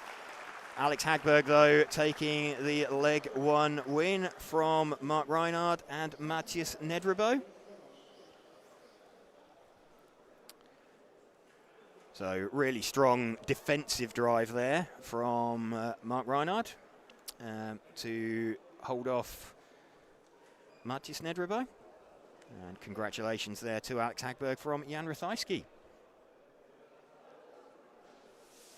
Congratulations to Russell for winning our monthly prize draw last week.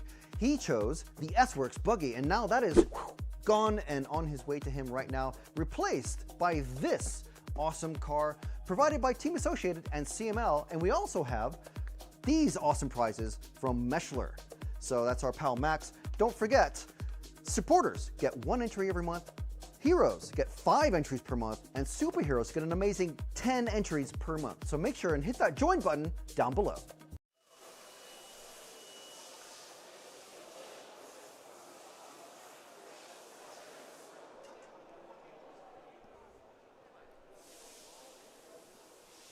Okay, so we now have a very short break in the schedule.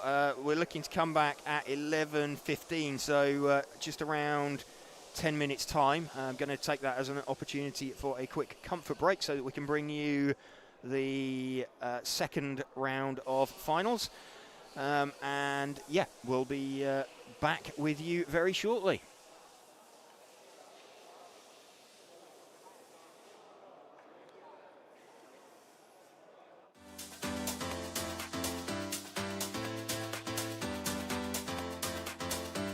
Makes an error. Marcus Currup is through. No, it's a four-way battle. And Ben's on the inside. He's got him. I love RCTV news. 3. There's RC in the background. We're here.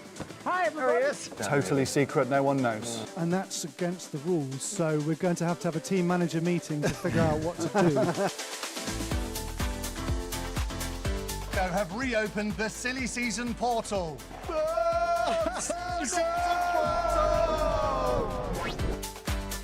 This is mine. Okay, fantastic. Yeah. New Chonmagay racing format is taking the world by storm. You got any thoughts on it? No, we don't have a clue what you're talking about.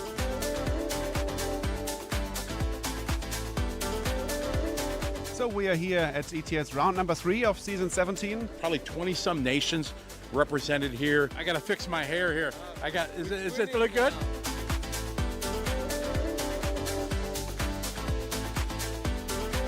The reigning world champion, Davide Ongaro from Italy.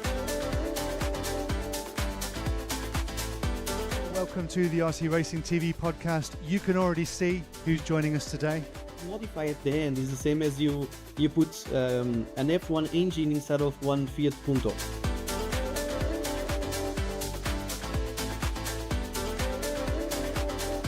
Try to be more cautious with the throttle.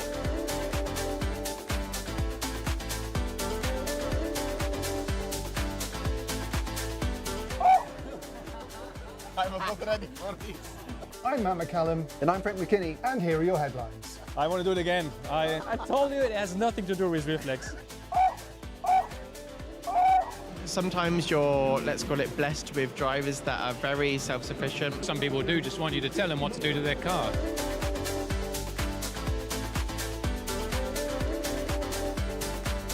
Oh, look at that. We matched yesterday and we match again today.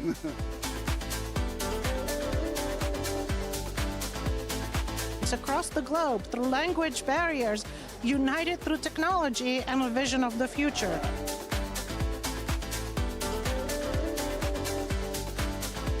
And we're just going to do a quick track walk with the fastest man of the moment. Hello and welcome to another EFRA track walk. Coming towards the end of the lap, you've got a bit of a sweep round to the left. Nope, he's still with WIRC. Fantastic stuff. Christ the Saviour is born, Horst.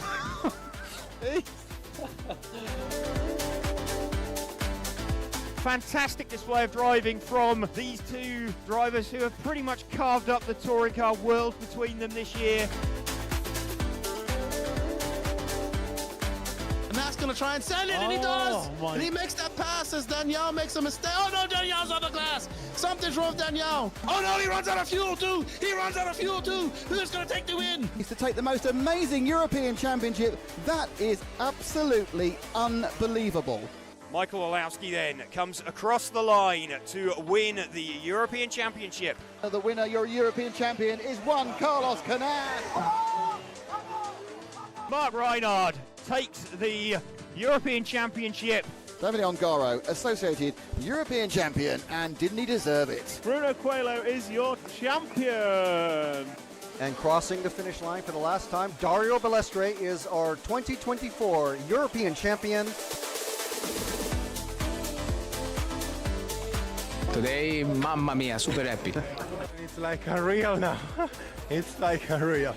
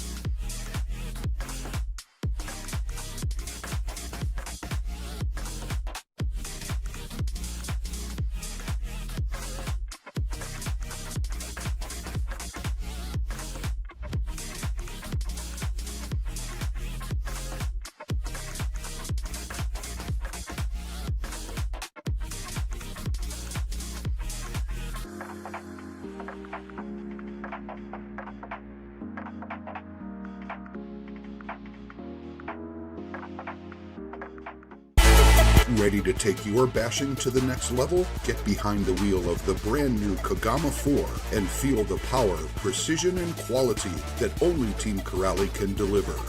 Number 1 in speed. Number 1 in toughness. Number 1 in handling. We don't just compete, we set the standard. Kagama 4. Performance you love. Value you trust. Team Corrali. Engineered to be the fastest. Built to dominate.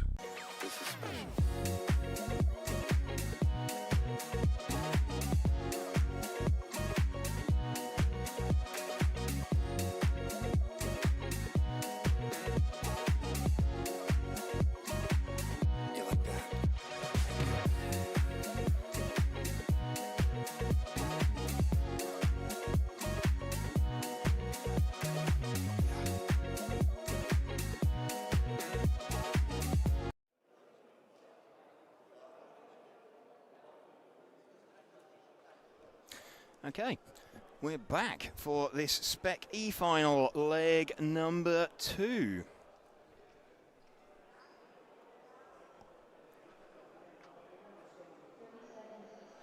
Ten seconds to start. Riccardo Ferretti will be leading this one away.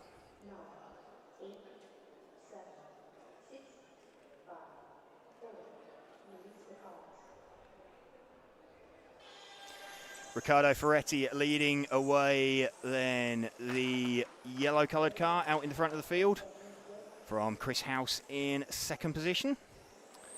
Riccardo Ferretti with a dominant performance last time out.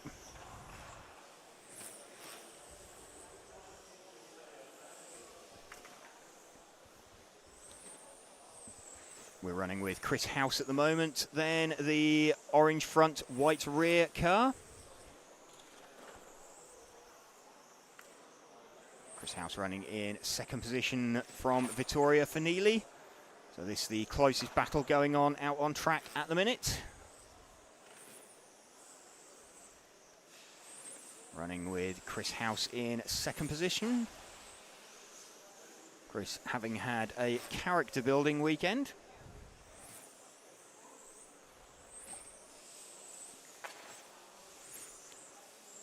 Vittorio Finelli now running with in third position. The yellow front, green rear car.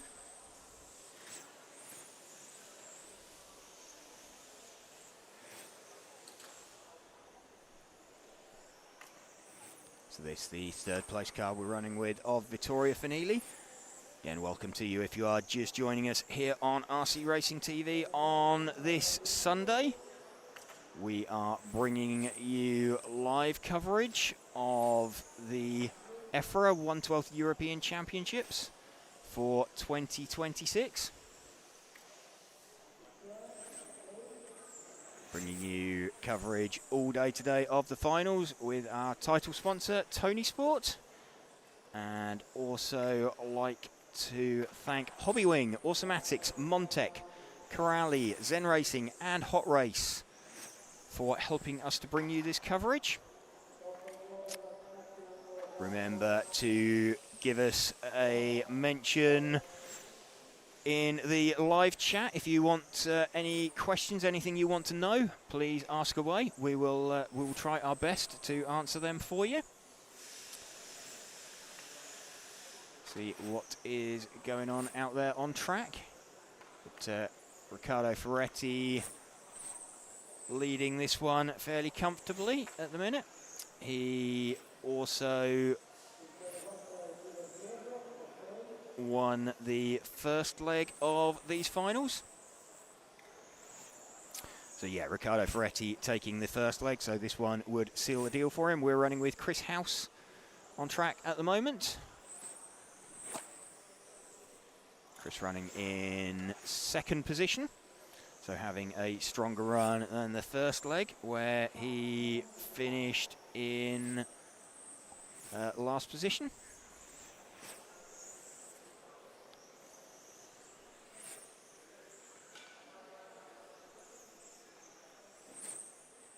It's actually the battle for second and third position that we're watching.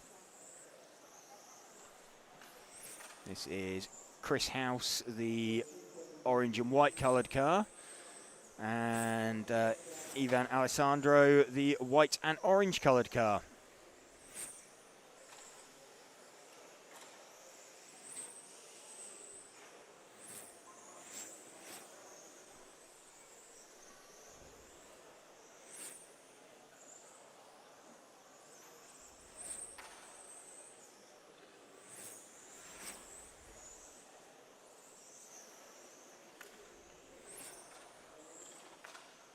Change for second place then.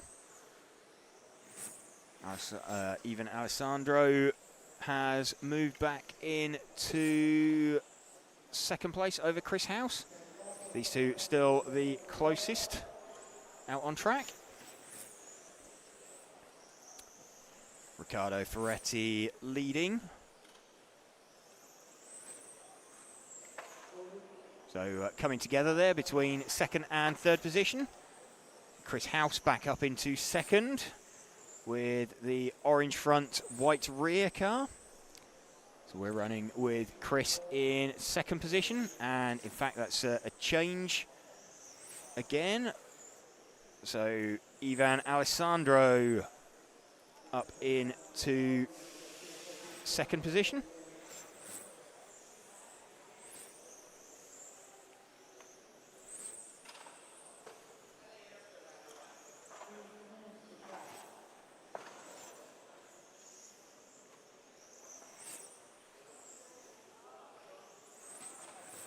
Just under 3 minutes to drive. So if any of you want a recap of the A finals, or the first A finals, they are on the RCTV channel on YouTube now. So they are available for your view or review, if anybody would like to have a look at that.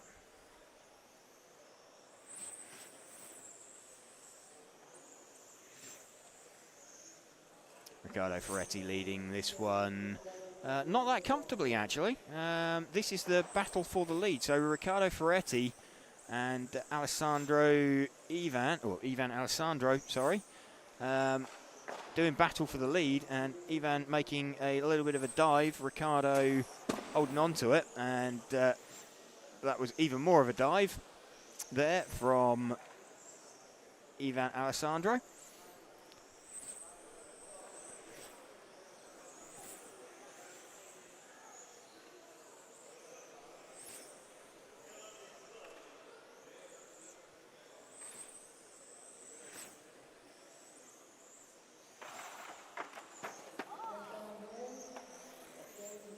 Riccardo Ferretti still leading this one. He is just out the front of shot though. The, 1.3 seconds last time round.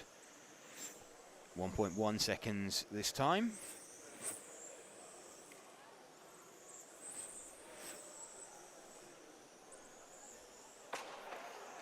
And a mistake from second place man, so we're now running with the leader, Riccardo Ferretti, as we come into the final minute.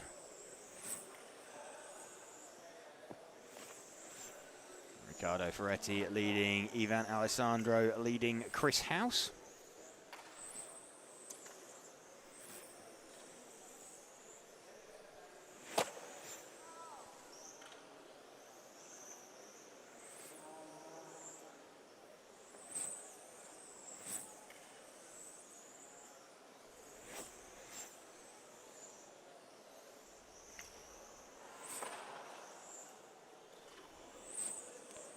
Heading into 30 seconds remaining.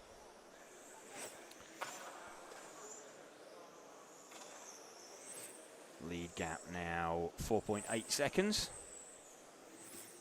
So pretty comfortable for Riccardo Ferretti. Riccardo winning the first leg, so we are about to see our first dual final winner of the day.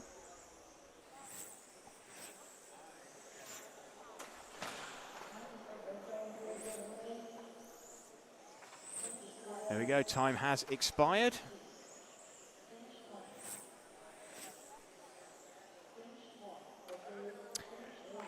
Edward Pickering asking about current they're allowed to charge their lipos. It is 12 amps on at a Euros 12 amp charge, 20 amp discharge.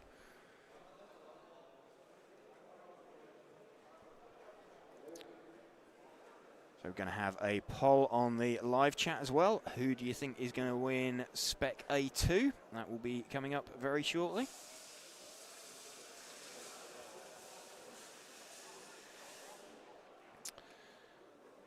There we go, that poll is now live. Back to our second 10-car final then. Philip Huddy winning this one last time out. So Philip starting third on the grid.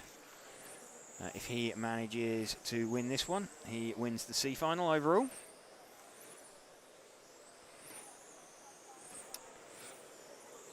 Again, welcome to you if you are just joining us. You're sort of midway through our day of coverage of the finals here from the Paradise RC Arena in Messina in Sicily. Set for Spec D final leg number 2. We're RC Racing TV and would like to thank our event title sponsor Tonisport. Also thank you to Hobbywing, Automatics, Montec, Corrali, Zen Racing and Hot Race. Cars starting to form up on the grid.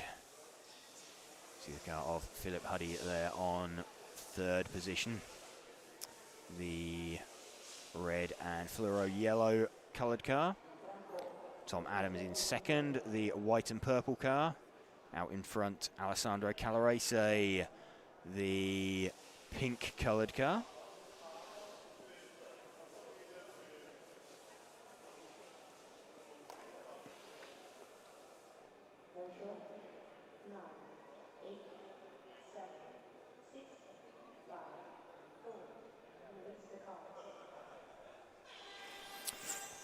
And it's a good start for Alessandro Calarese.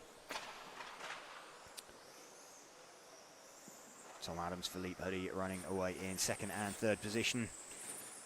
So let's run with Tom Adams, the white and pinky purple coloured car. So he tries to fend off Philip Huddy.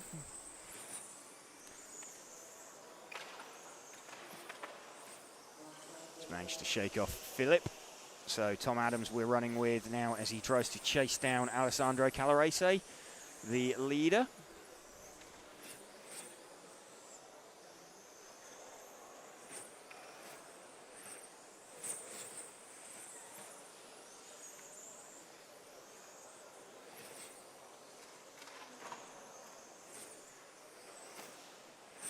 Calarese still leading from Tom Adams. Tom Adams is the car we are running with.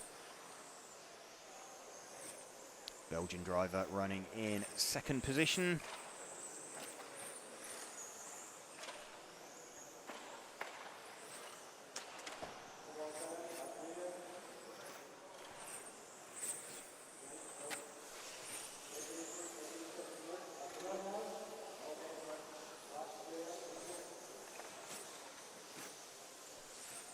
Still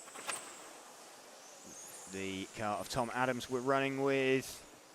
Calarese has got a decent lead.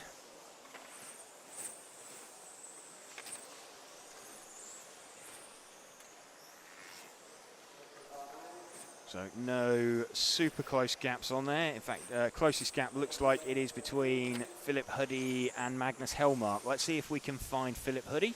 There we go. Philip winning the first leg. So Philip Huddy running in third position at the moment. Magnus Hellmark just behind him, the yellow, blue and red body shell.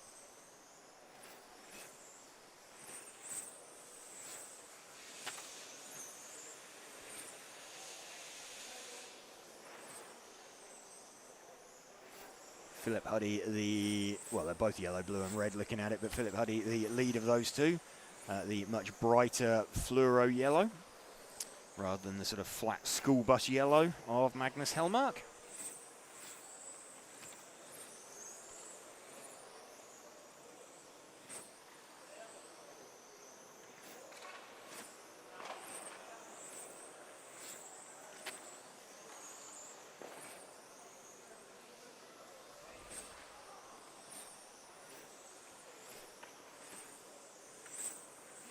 Just coming up to 3 minutes down, 5 minutes remaining.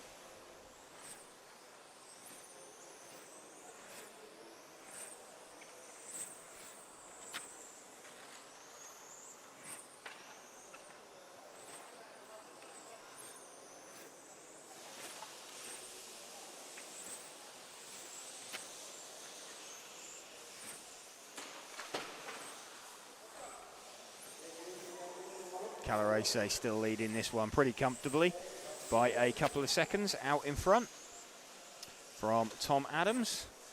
We're running with Philip Huddy running in third position. Looks like he's just going to lap Andy Thompson. So Andy gets well out of the way.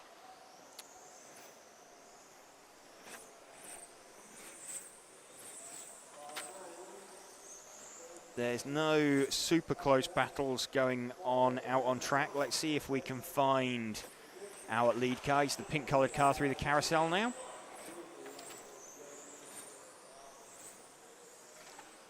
So got enough of a lead that he rather sensibly backed off the throttle there as he approached a gaggle of cars. And managing to make his way past some fairly wayward ones.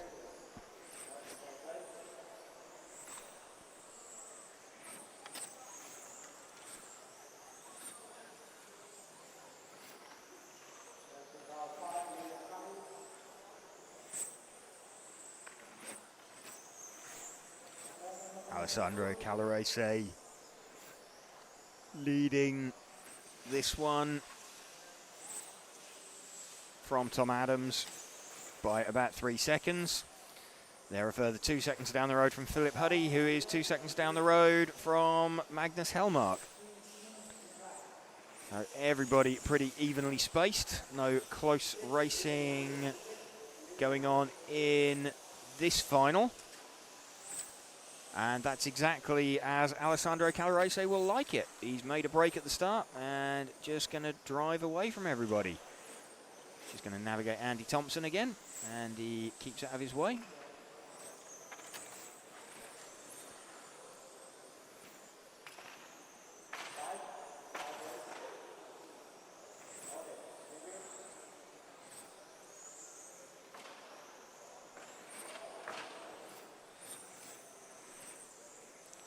Still nothing particularly close going on out there in terms of track action.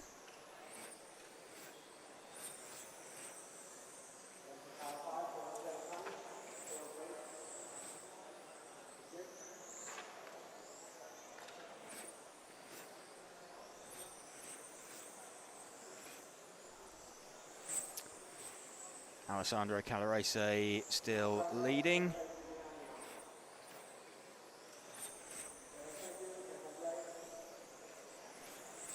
From Tom Adams, Philip Huddy.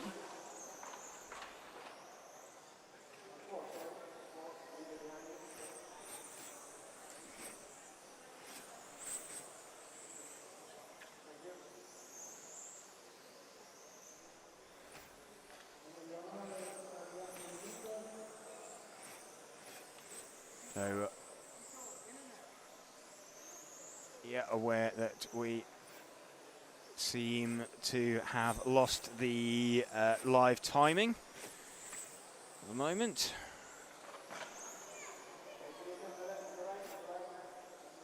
So yeah, apologies for that the timing is gone. We're running a bit blind. We don't have direct timing either. We know we're running with Alessandro Calarese. We know that he is leading. Can't tell you how much time is remaining.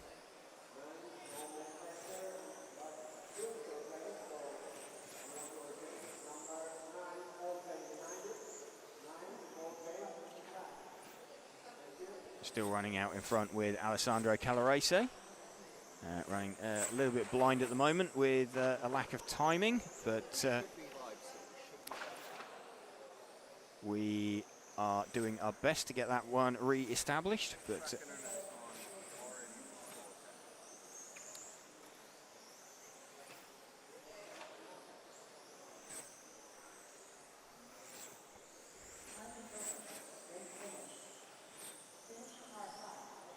so times expired, and Alessandro Calarese taking that one. So apologies, just waiting to get trying to get the timing back up.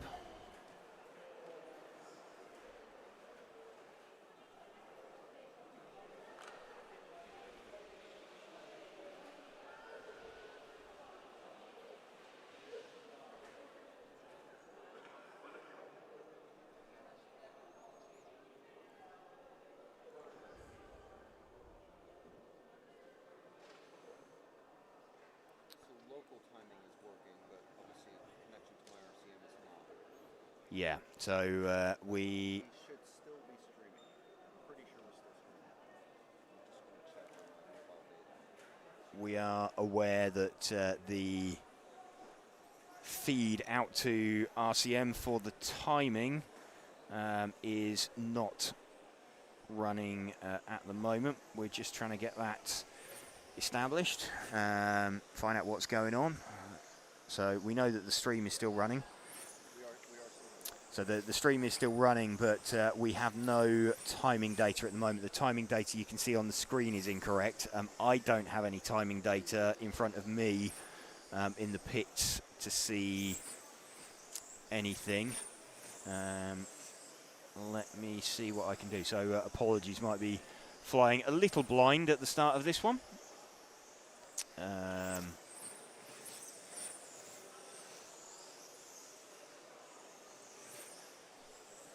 While we work to get some sort of timing re-established.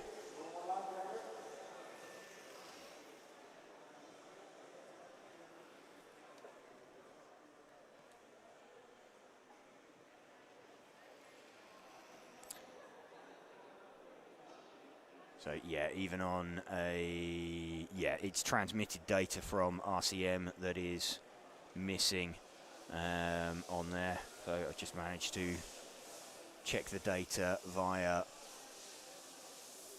Wi-Fi and not seeing anything.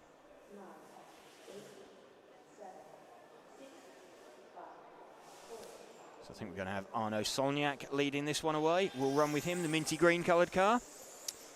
Arnaud Solniak leading away from Alfie Hart, and I think that's Alex Saiter behind him. We'll keep an eye on those three. Again, apologies for the lack of timing on there. We are working to get that one re-established. We know the stream is still running. So Arnaud Solniak leading this one with the minty green coloured car. Alfie Hart, the fluoro yellow coloured car.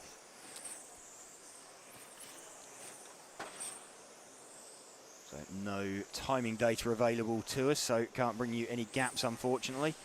Can just work from who is driving what. Arnaud Solniak leading this one away. I can tell you that the winner of this first leg was Arnaud Solniak. So if he manages to win, okay, we've removed the timing data from the screen until we can manage to re-establish the connection to avoid confusion. Arno Solniak leading this one. Let's move our focus back onto Alfie Hart, the yellow-coloured car. He is trying to fend off the attentions of Alex Seiter. Alex is the white and blue-coloured car.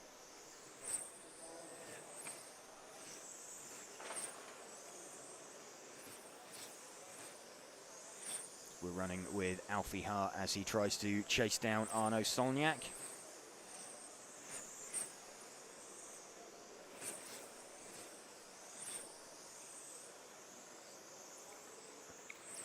Running a little blind with no timing data, so can't give you any gaps, intervals, let you know how far into the run we are particularly.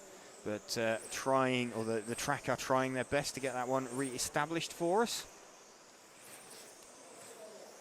As soon as they manage that, we'll be able to get timing back on screen. Meanwhile, Alex Seiter is leading away, and a mistake there from Alfie Hart, flips it out onto the straight.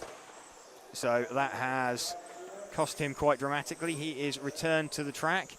What have we got? We've got distance of like 2 minutes, 2 minutes 20, 2 minutes 30 in, 5 minutes 30 remaining.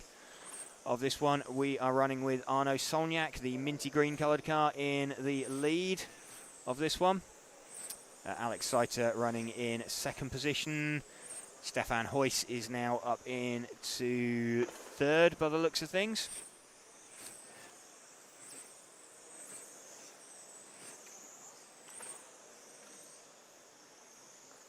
Arno Solniak trying to get away from Alex Seiter. Slower lap last time round.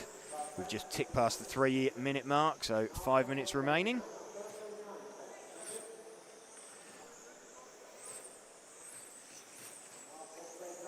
Running with Arno Solniak, this minty green coloured car, as he tries to escape the attentions of Alex Seiter. 1 car back from him. Let's move our focus 1 car back.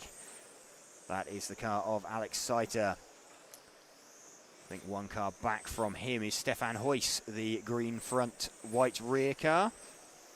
Indeed it is. Stefan running in third position at the moment. Top 3 covered by about the length of the main straight, so that's probably going to be about 1 second covering the top 3. Still working to get some sort of timing established. Mr. Heath and Mr. Robinson are in the building at the moment as we're using a zoomed-in phone shot of the main screen as we come in towards half distance. Arno Solniak still leading from Alex Seiter.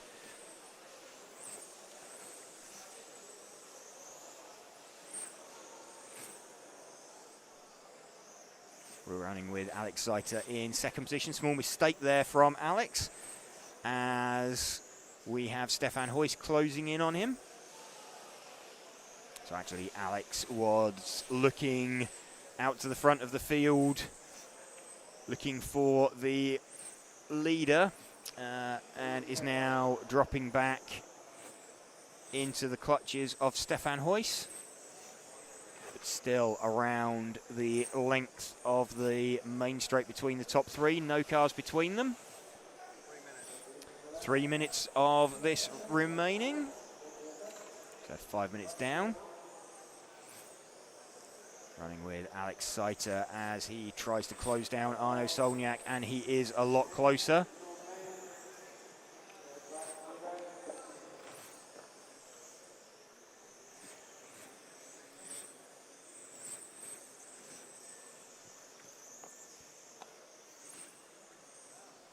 Alex Seiter now very close to the rear of Arno Solniak. Stefan Huyss also joining in the battle as well.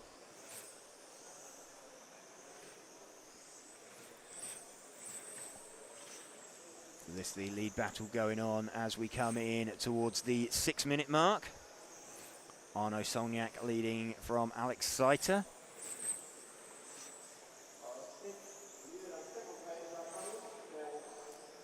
Two minutes left to drive.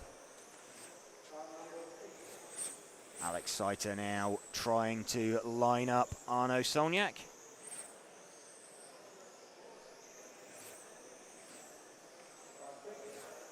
Not quite managing to make it through yet. Stefan Huyss also coming. What have we got? We have got about 90 seconds remaining.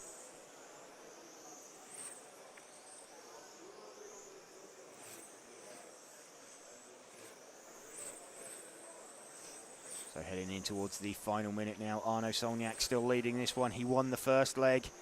If Arno Solniak takes this one, he will win the C final overall.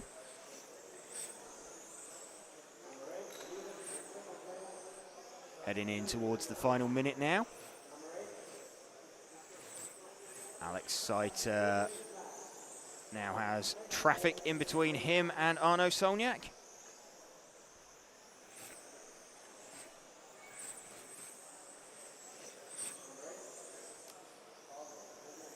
Alex Seiter makes his way past that traffic as well. So 40 seconds remaining.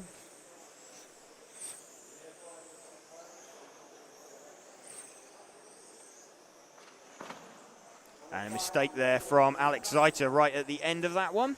So Arno Solniak will stick with him for the final 25 seconds. But Arno Solniak looks like he is going to take this one. Stefan Huyss then would be promoted into second position. And I think that would put Mika Mobers up into third.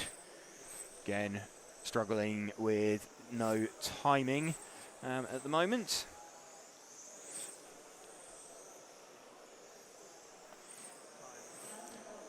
Time has expired, so we're going to see Arno Solniak cross the line. Arno Solniak there, taking the win, looking pleased with himself. Nice smile, and yes, he came first, he says. Yes, that's it. Arno Solniak taking the win there.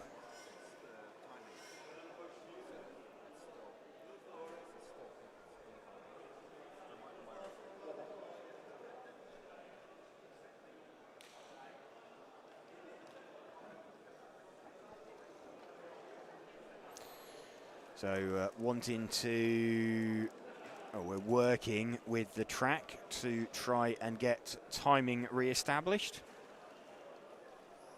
as this B final goes out.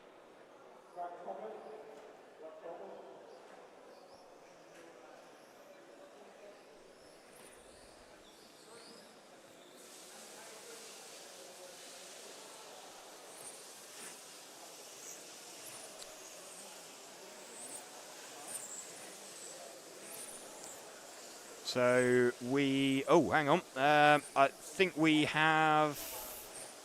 do have timing back. We appear to have, we have timing back. Or so that is a good start. So yes, so.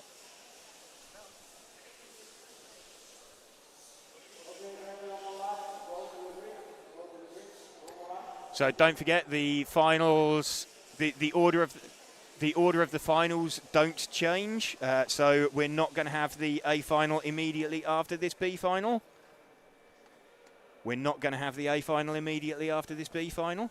We're going to have the B final. Then we're going to go into the the modified D.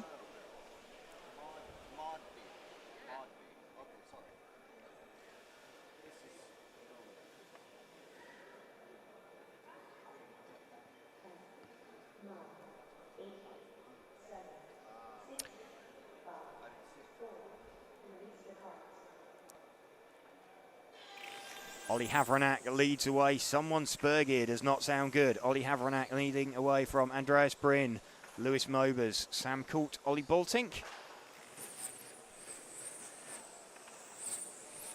You can hear someone Spurgear sounding pretty sick as the cars all flow past. Ollie Havranak, though, leading this one. From, I think, that is Lewis Mobers up into second and Ollie Boltink in third. So we are running with Lewis Mobers, the green front, green rear, fluoro yellow front on his car.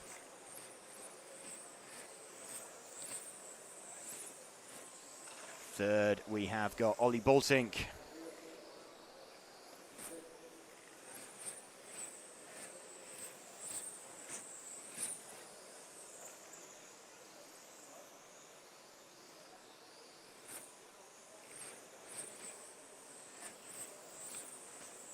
Ollie Baltink trying to fend off Sam Coult. So that's the closest battle, I think, between Ollie Baltink and Sam Coult. So let's watch Ollie Baltink.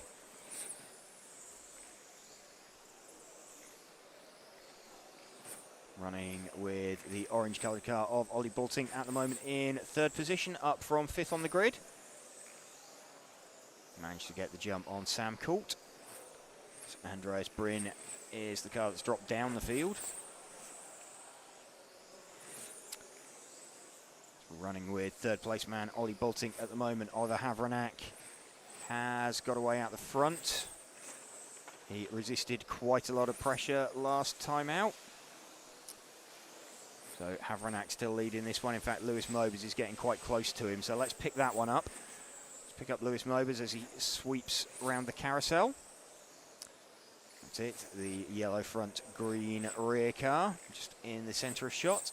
And that is Ollie Havranak just in front of him. So Ollie Havranak winning the leg last time out, but defending from a queue of cars parked up behind him.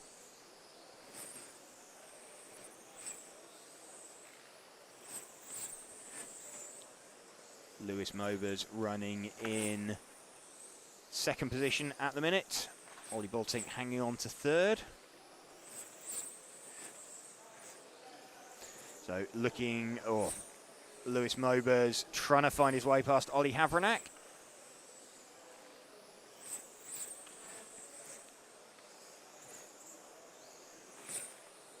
Lewis tags and waits. That has let Ollie Baltink into the lead. Sam Coult into second. So Lewis having a couple of goes there at Ollie Havranak. And waiting both times. So now out in front we've got Ollie Baltink, the all orange coloured car. From Sam Coult, the white and orange coloured car.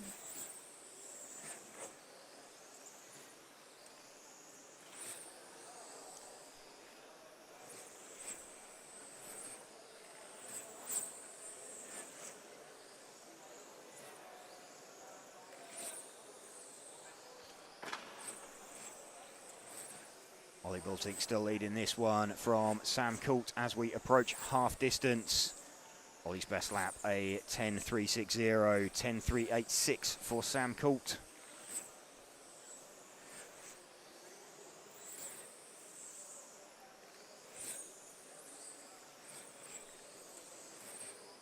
Ollie Baltink looking quick last time out and retiring.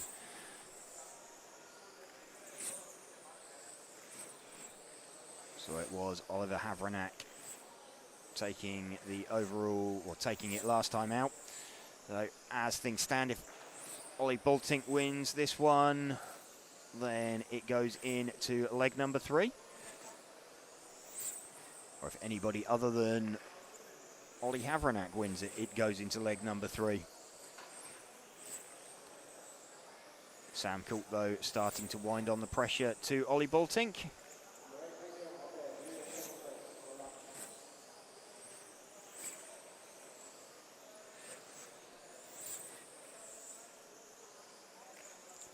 Ollie driving tight. What do we got? 5 minutes down, 3 minutes remaining. Ollie Baltink still leading this one from Sam Coult.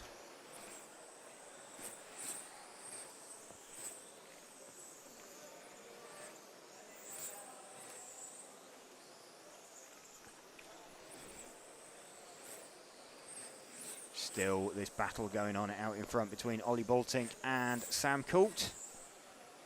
Gap between them less than 0.2.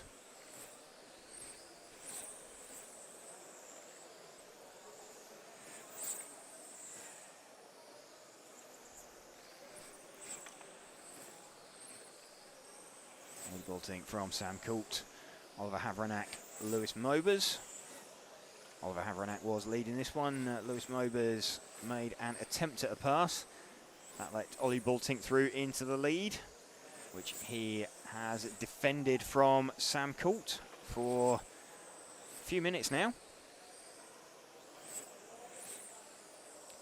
Sam Coult looking to have another go at Ollie Baltink. We're down to just under 2 minutes remaining. Charging along in the background to try and join them is Ollie Havranek. He is less than 1 second behind. So lead 4 all on the main straight. Display of defensive driving from Ollie Baltink.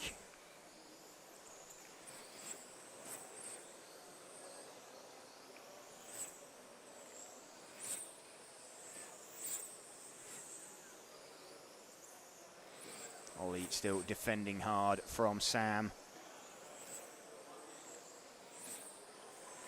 Sam trying to force some kind of opening, little over 1 minute remaining.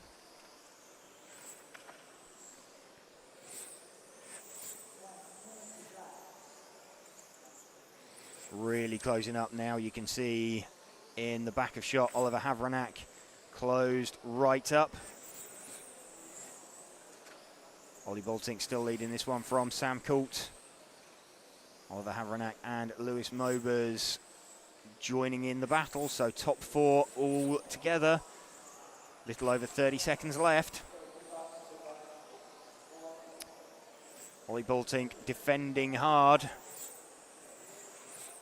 Defending incredibly hard.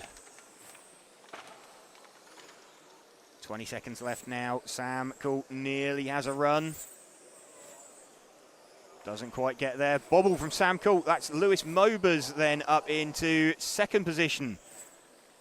Ollie Baltink from Lewis Mobers now from Sam Coult. Last few seconds. Are they going to make the extra lap? I think they are. Yes, top 3 have made the extra lap. So Lewis Mobers looking for a last lap lunge. Doesn't quite make it as they come down the main straight. And Sam Coult absolutely sends it at the line. And doesn't quite make it. So Ollie Baltink taking that one from Lewis Mobers by about 0.2 of a second. And Sam Coult's spectacular dive for third position there, right at the end. And taking that one. Whew, there you go. That was the Spec B final, so all action. So welcome to you if you are just joining us here for these finals. We're RC Racing TV and we're bringing you live coverage of the EFRA 112th European Championships with Tonisport. If you love what we do and want to support us, join the heroes. Yeah, you'll love the access to member-only content like RC Autopsy, 25 years of touring car, and exclusive champion podcast interviews, and more. You'll also get discounts on RCTV merchandise from rcracingtv.com and live broadcast benefits too. Join at hero level or above and we'll give you exclusive RCTV hero stickers you can't get anywhere else. And there's a ton of great features and extras that only heroes get. So what are you waiting for? Join, watch, win. And win.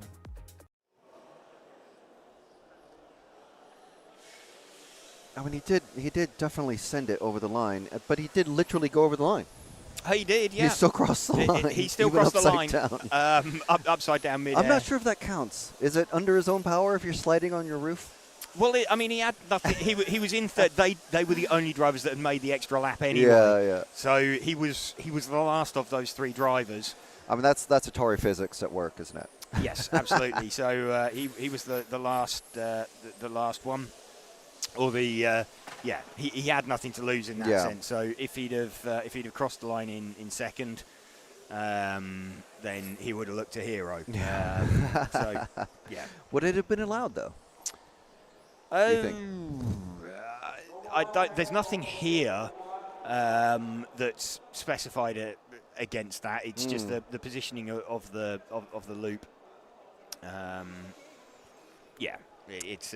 If you want to see some more extremely tense action, watch the Spec A1 final, which I actually just need to rename, on the RC Racing TV YouTube channel. I did post a link on the EFRA and RC TV Facebook pages as well. Spec A1 final, super tense. Yeah, probably the most tense race you'll watch before maybe the A2 of Spec. Indeed. And we have got, I think Mario Neri got a little bit excited and had a bit of a jump start there. Oh, he's going to get a penalty. He will get a penalty, yep. There is a stop and go point just in front of Oliver Habernack. We'll see him. Does he pull off? He hasn't pulled off. I think he already stopped. I mean a slight pause on the throttle. Well, no, he already actually stopped somewhere else on the track when the ref called it, and I think the ref let him go. Out in front, though, we have got Frederic Santos from Philippe Viala. Philippe won this final last time, and the two of them make contact. So Marcello Galli up into second position with a rather wide car there. So these cars traditionally 172 mil wide, and he managed to make it about 300 mil wide by presenting it sideways to the corner.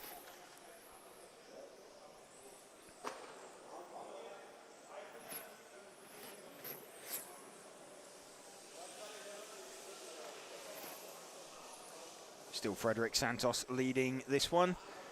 5 cars in this. This the D final of the modified class. So we're going to run modified D, C, B.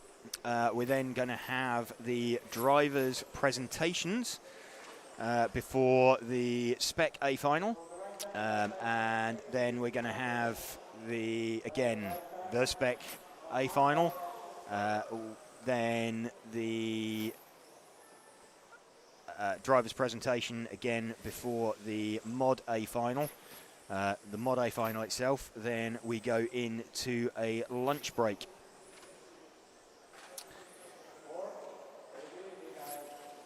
So, a couple of polls going up.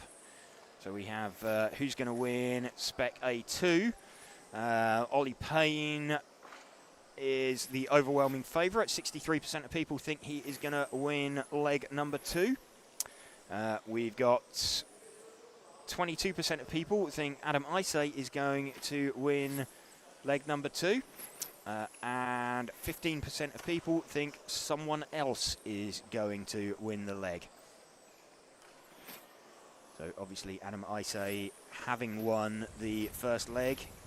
If he wins the second leg, he is European champion for 2026. Yeah, should be good.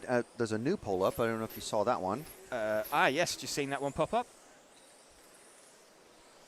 Is Alex going to take A2? Tell you what, though, even bigger news. We have our first hero of the weekend. Excellent. Yeah. Steinark Art Evold 348. The way YouTube is doing the username displays now is really bizarre. So if your actual name is something completely different from Steinark Art Evold 348. Anyway, thank you so much for joining.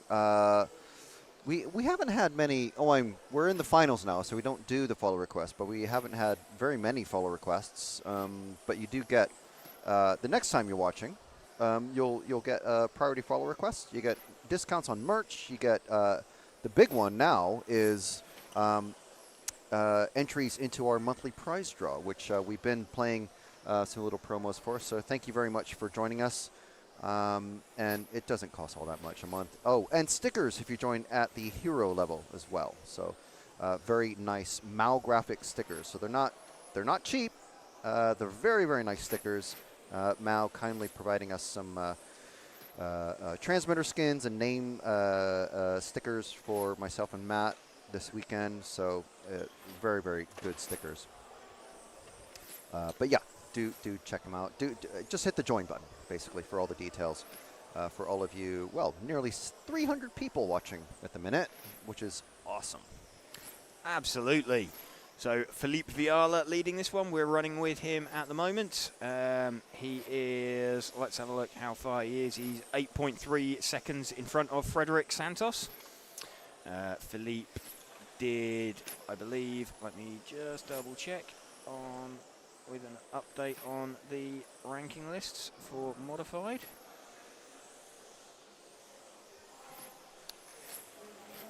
I believe Philippe, from memory, yes, he did win the final last time out, so win for Philippe here would give him the overall. Philippe Viala then less than 3 minutes away. It's a nice feeling having won the first leg and leading the second leg at this stage. I would urge against managing the trick I did at an EFRA GP once, where I led for about 15 minutes and 45 seconds of the first 2 legs. I won the first leg. I was leading the second leg with about 20 seconds to go, and I was mentally start thinking about packing up and the drive home. And I Why would you do that during the race? I don't know. I was like that far in front, Oh and my I goodness. binned it, and I somehow ended up finishing 3rd overall. And it was was this at Eastbourne? Yeah. Right. Well, that was a proper Euros. That wasn't just a GP. No, it was the GP as the warm-up meeting before it, and it was I don't know how I managed to do that one. I don't think I've ever done that. So Wow. no, it was like, but I was that far in front, my mind just switched off, and it was thinking, oh great, I can, this is brilliant, I can pack up. Schumacher did the same thing at Indianapolis. Yes. He was watching the racing and just spun off. Yeah. Onto wet grass, and well, he ended up still winning it, but he was so far ahead. Yeah. So it's absolutely crazy. Philippe Viala, though, leading this one still, and would take the overall win. He's leading by a decent chunk. His best lap is, in fairness to him, half a second quicker than anybody else out there. So he'll be feeling he underqualified slightly. Story of my life. Yeah. Or underqualified fairly massively. Oh, thank you. Philippe Viala. Hey, we got a new hero. We got a new hero. Forget all about that. M. Bazzani. Awesome. Thank you so much for joining and being a hero. You're a hero to all of us. That's awesome. That's not false praise. That's genuinely, thank you very much. Yeah, at the proper hero level as well. So you guys are going to get some awesome Malgraphic stickers in the mail very, very soon. Just make sure you go to rcracingtv.com and put in all your info for there to register, and so we get your address and email and all that stuff. Thank you very much. Yes, and so helping to support the channel. Who else is helping to support the channel, Frank? Well, Tonisport, for one. I mean, we've been a partner with Tonisport for quite a while, but they are the title sponsor of this entire weekend's live broadcast, which is amazing. EFRA, of course, supporting racing across Europe. Hobbywing, Awesomatics, Montec Racing, Team Corrali. Yes, Team Corrali, they make massive, gigantic 6S-powered monster truck bashers, and they used to make some really championship-winning 12-stroke cars. But Stefan, the owner there, really loves the class, obviously, and he's supporting the coverage once again. Zen Racing, Dave Spachet was in the chat yesterday, so I hope he's still watching. Hot Race Tires, Mr. Nicola Morone is here this weekend racing using, of course, his Hot Race tires. And, of course, Lens Bodies, which is also Mr. Nicola Morone's company. Lens Bodies, one of our supporters, as well as Schumacher Racing, RC Factory, run by Vito, who is the main man here at the club. And also Super Red RC Body Shells, Mob Gum Tires. Marcus Mobers and his 2 kids are racing here this weekend. And from America, Accelerate RC and CRC. So I had a really good chat with Frank Calandra just over Messenger, and yeah, so we have them to thank. Josh Cyril also here, like in person. So it's amazing to meet the man himself, very, very famous on-road racer for decades really. So fantastic, and there's all their logos. Fantastic to have all of their support, and especially to our heroes, old and new. I would imagine actually David Spashit probably watching from behind the sofa, because he's probably, well, potentially he's within an hour of losing his tied position with Alex. Yeah, and he was congratulating Alex through gritted teeth yesterday. Oh, he's such a good racer. Yes, oh, well so done, respect, happy. well deserved. Oh, yes. So David probably watching on and seeing what Alex Hagberg will do. That coming up later. We have got the Mod C final coming up next, which will be Mark Valent from Jose Pereira, Marcus Andreasen, Lucas Neiderer, Orlando Finili, Stu Cartwright, Rene Doctor, Norbert Omalanchuk, Oyvind Stustal, and Alessandro Bianchi. Rene Doctor, again, not checking in, so he's just stopped racing in time for his finals, which is a bit odd. The Doctor has left the building or something. Yes, once again. If there's no one in this race that you're cheering on, go back and check out the Spec A1 race. Catch up what happened with that. Spec A2, not as exciting, but still pretty exciting for a couple of the racers. Maybe not for the win, but still pretty good. But that sets the tone for the A2 races in both Spec and Mod. Indeed, Mark Valent has led this away, the pink-coloured car from Jose Pereira. In fact, I think Jose Pereira just had his transponder ahead as he crossed the line, but it has flicked back again. So Mark Valent, the pink-coloured car from Jose Pereira, the white front, purple rear car as they come down the main straight. Let's run with Jose Pereira, the second of those two cars, as he attempts to make his way past Mark Valent.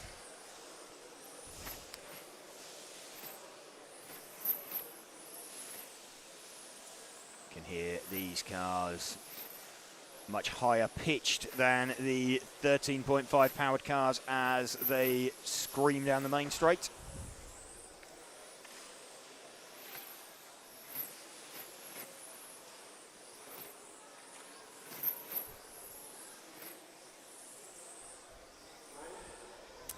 Already making their way through some traffic. Gap between the front two about 0.4 of a second. Last time out, again, passing some traffic, being very generous to them. This, the closest battle we've got going out on track. Less than 0.2 of a second, this battle for the lead.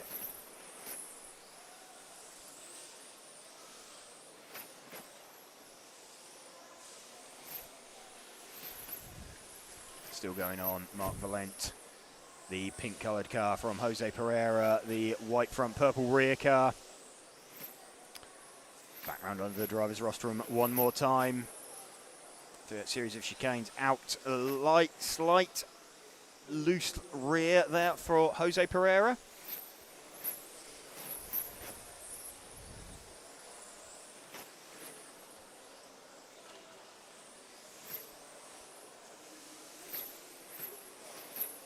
Trying to get back on terms with Mark Valent after that slightly tail-happy moment. Looks like Jose Pereira has got a slightly faster car. Indeed, his hot lap is a 9.7, playing a 9.8 of Mark Valent, so just over 1/10 quicker on a hot lap. And you can see Jose Pereira right back now with Mark Valent. Let's have a look at what happened in the previous leg in this one. Mark Valent did take this one from Jose Pereira. So if Mark Valent takes this one, he has got the overall. He's starting to stretch away slightly from Jose Pereira now. Dropping the hammer, still 9.8 compared to a 9.7, but last time round he was some 0.3 faster. Jose Pereira losing some pace then a little bit later on in the run.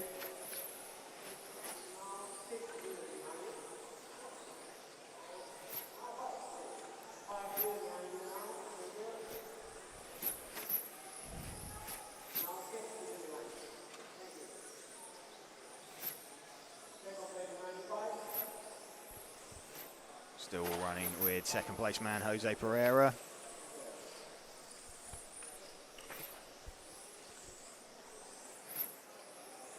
closing in on he's closing in on the battle for 4th and 5th.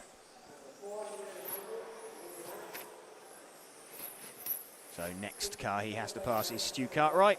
Stu opens up, lets him through. That was nicely done by Stu. It's difficult to do when you're in a race yourself as well. So trying to, obviously you have to let them through, but you're very cognizant of the fact that you can't open up, let them through, and you don't want to let through the person that you are racing. So still second place man, Jose Pereira. We now have Mark Valent, who has stretched away out in front. Mark Valent now is 1.7 seconds up the road. Let's see if we can find him, the pink-coloured car. He is through the carousel and out down the main straight once more.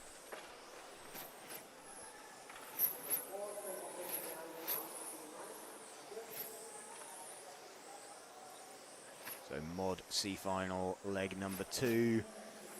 3 minutes remaining. Mark Valent, if he wins this one, he will take the Mod C final overall.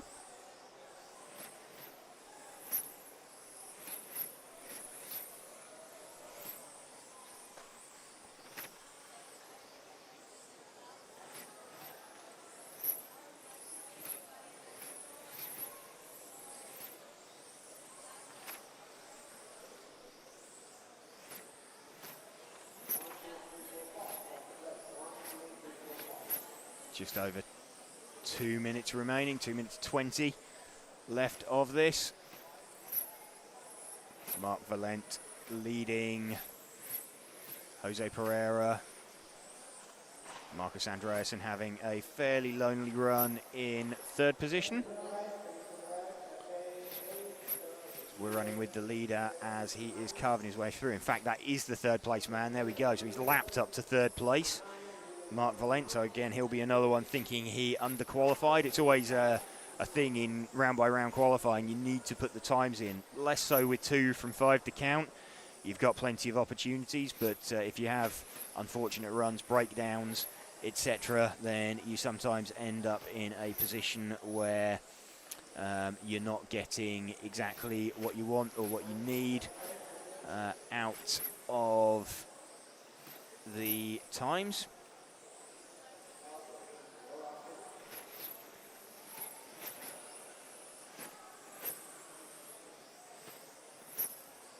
Mark Valent still leading this one, now by around 3 seconds from Jose Pereira.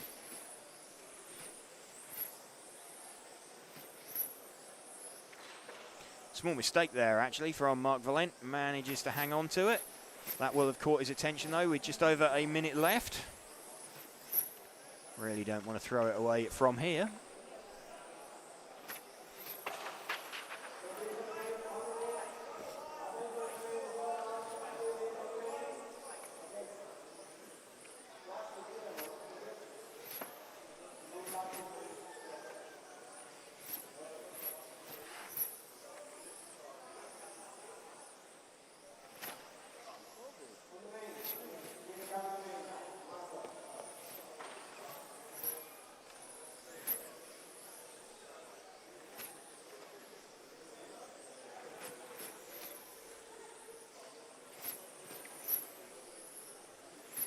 Mark Valent, 15 seconds left to go.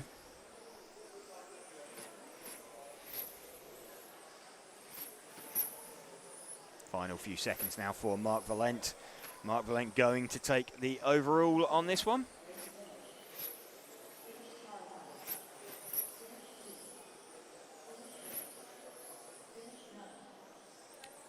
Mark Valent receiving congratulations there on the rostrum, having won that one. Jose Pereira in second.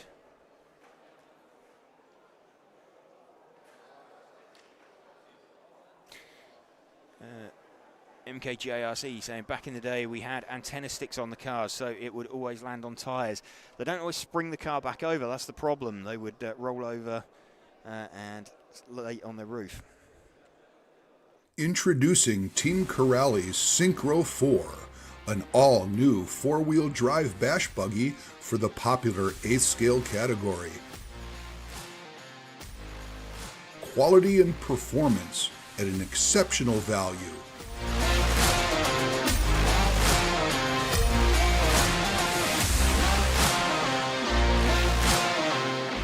Synchro 4, your ultimate off-road companion. Okay, Mod B final coming up. So getting ready after this for the first the A final. So we're going to have like there's like a 10-minute section that's in for the driver announcements within the timetable. So we're going to be about 20 minutes away from the start of the Spec A final leg number 2. So we're going to have this Mod B final coming up first, then a 10-minute interval while we have the driver presentations. Then we're going to have the A final out on the line.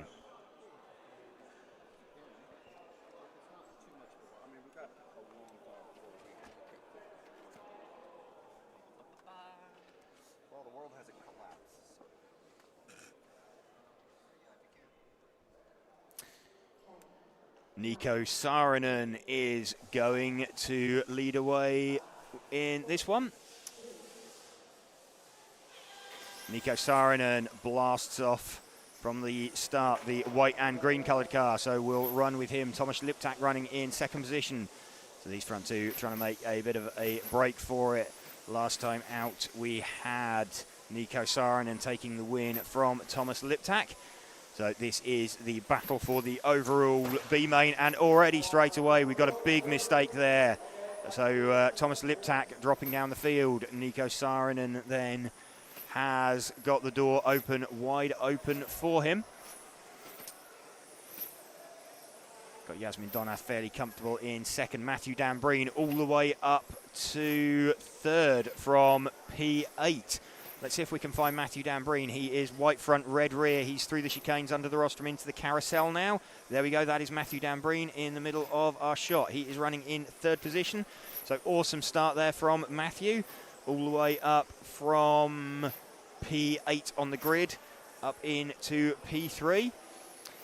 In the opening laps, trying to make his way past. Who was that? That was Tobias Sutrick.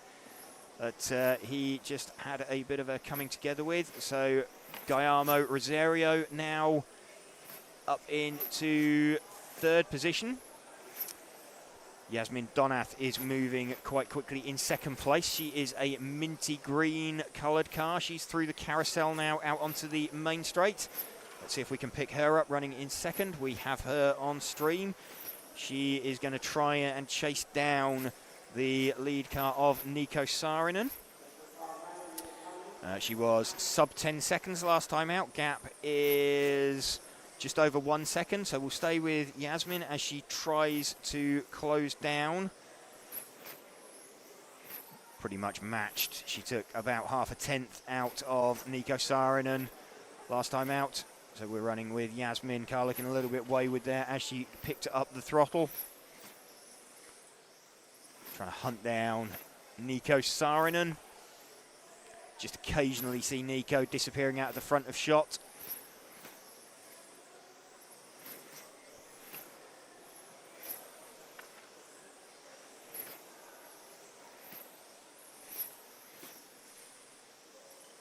Yasmin running in second position.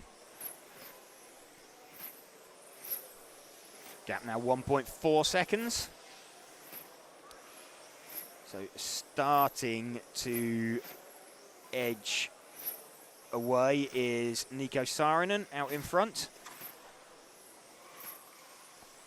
So closest battle looks like it is between Rosario Guillermo and Matthew Dambreen. That is the all-white coloured car out onto the main straight now.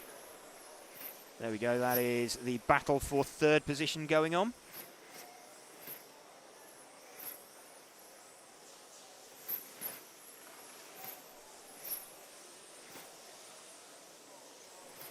Running with this battle for third. Matthew Dambreen has just nicked it off of Rosario Gallardo.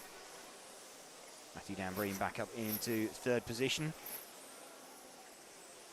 We'll keep an eye out on the gap out in front. It's still around 1 second between the top two.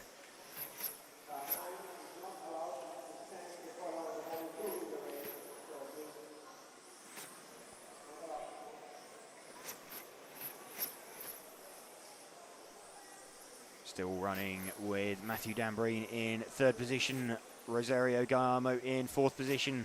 Matthew Dambreen, the white front, red rear car. Rosario Gallardo has a bit of a messy run through the chicane, starting to drop off. Meanwhile, back out in front, Yasmin Donath's got that gap back down to 0.8 of a second. Let's see if we can find... Oh no, Yasmin, it's all gone wrong for her as she's dropped back down the field. So Nico Saarinen's now got a huge lead over, I think, Matthew Dambreen.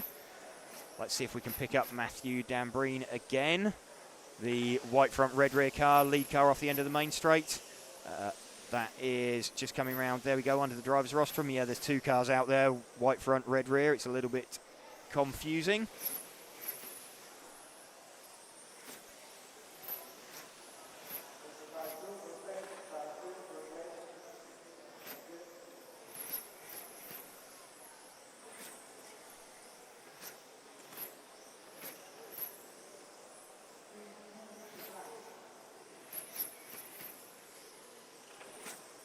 Matthew Dambreen running in second place. He is 3.8 seconds off of Nico Saarinen. Let's see if we can move back one car to the white car. That is third place man Rosario Gallardo. He is about 0.6 of a second ahead of Yasmin Donath. Recovering in third position. They've got Thomas Liptak in between them as well.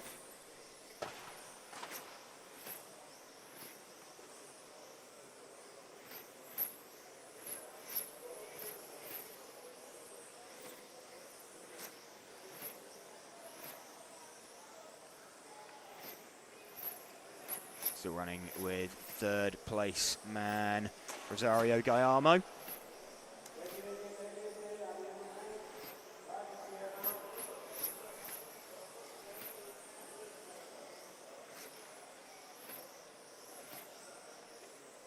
Nico Saarinen still leading this one. He has already won the first two legs. Oh, he's already won the first leg. If he takes this one, let's see if we can, with a minute and a half left, let's find him. Green color, or white and green coloured car.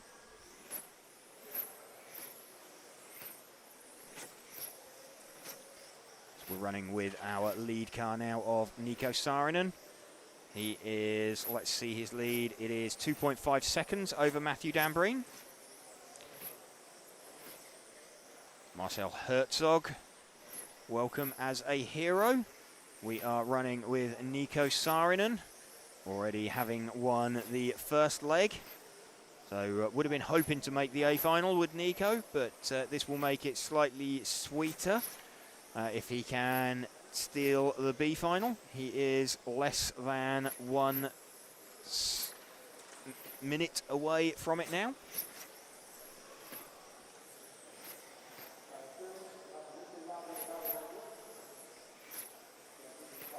Nico Saarinen now with a little over 30 seconds remaining.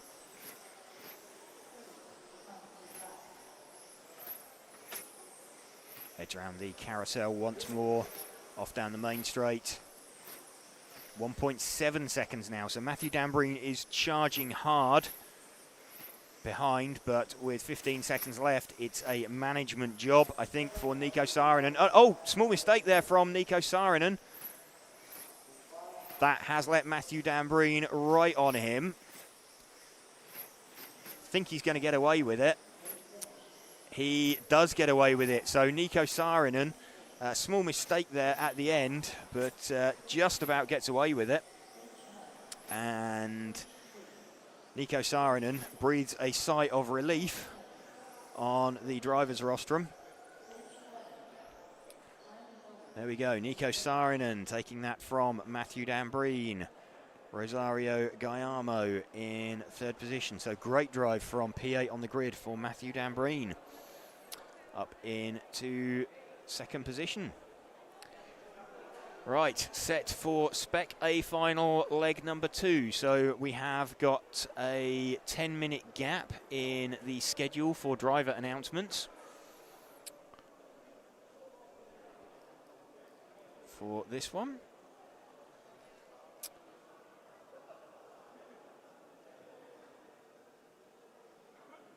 So, yeah, we have driver's presentation. And so after these next 2 finals, we go into a lunch break. So we have driver's presentation. We have scheduled to start in around, well, it's around 6 minutes time, actually. We have got the first leg of the A final. And you can see we've got potential for Cam up on the rostrum there to capture the reactions of the winner if Adam Issei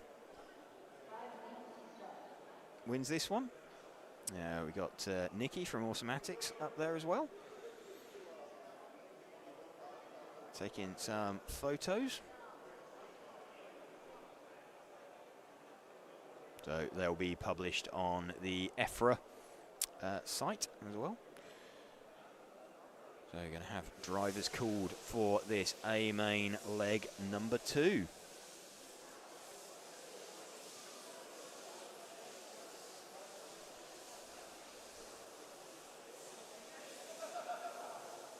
There we go. Cam up there with the camera. Nikki just sitting down on the steps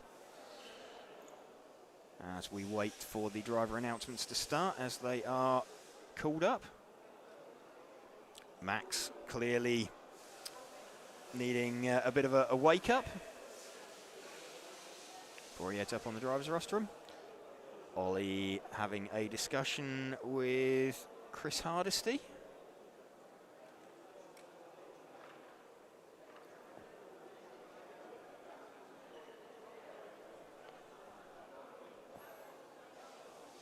Again, welcome to you if you've just joined us in time for the Spec A final number 2. We're RC Racing TV and we are bringing you live coverage from the Paradise RC Arena in Sicily.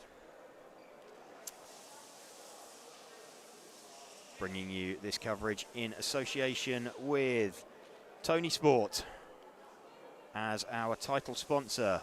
Also like to say thank you to Hobbywing, Automatics, Montec, Team Corrali, Zen Racing, Hot Race Tyres, Schumacher, RC Factory, Lens Bodies, Super Rad RC Body Shells, Mob Gums, Accelerate RC and CRC. So Ollie and Morgan sharing a bit of a joke there with, I think that's Nicola doing the presentation. So Nicola announcing the drivers up on to the rostrum.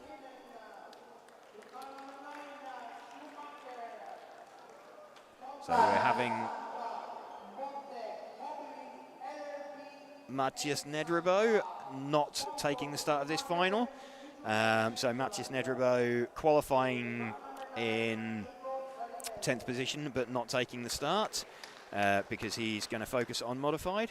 So we've got Nico Saarinen there driving a Schumacher. Next we have Morgan Williams driving for Accelerate.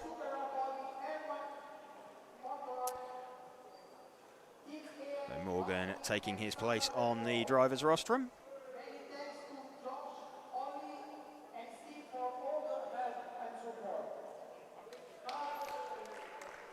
Morgan taking his place on the rostrum, looking very awkward up there.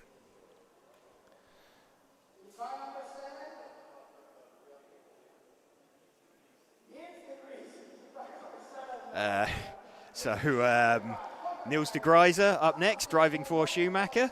I think he's just been called Neil de Greiser by Nicola.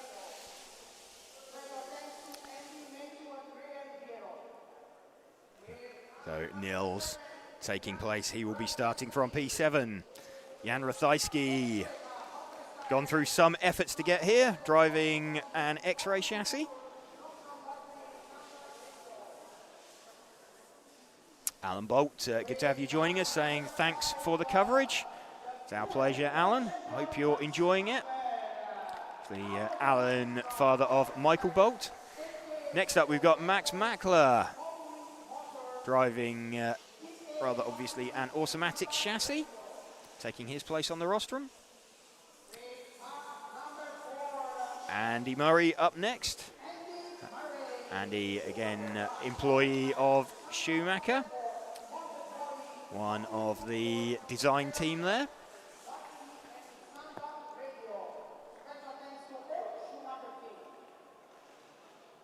Andy taking his place up on the rostrum. Next up, we have Andrea Torrigiani. Great effort from Andrea to qualify third. Again, driving a Schumacher. Andrea finding his position on the rostrum.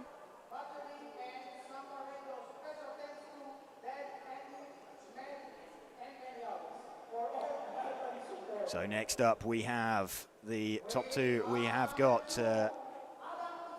Adam Issei driving for X-Ray, heading up onto the driver's rostrum, won the first leg fantastically.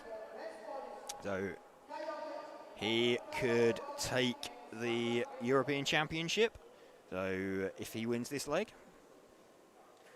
So we have the cameras up there ready for the reaction.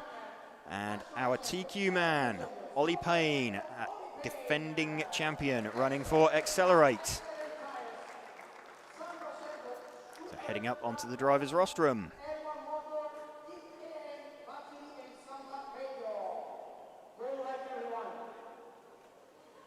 There we go, taking his place on the rostrum.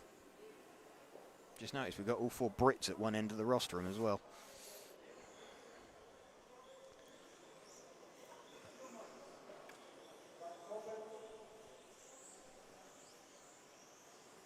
Here we go then, Ollie Payne from Adam Issei, Andrea Torrigiani, Andy Murray, Max Mackler, Jan Rathajski, Niels de Grieser, Morgan Williams, Nico Saarinen, and Matthias Nedrebo not taking the start. He is choosing to focus on modified. Cars forming up on the grid then. Ollie Payne will be looking, and just noticed actually, Ollie with what looks like a change of tyres. Ollie going out with Hot Race on. Sure he had the yellow Accelerate wheels on last time out. He's been running Hot Race in modified all weekend. Adam Issei also with Hot Race on. And Andrea most definitely with contact on. His father would disown him if he ran anything else.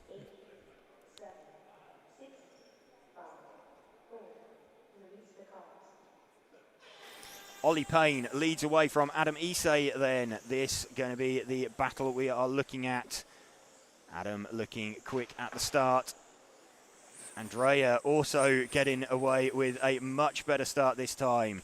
And a little bobble from Andrea that has released Adam Issei to start looking at Ollie Payne. Little bobble there from Adam Issei that has opened it up for Ollie.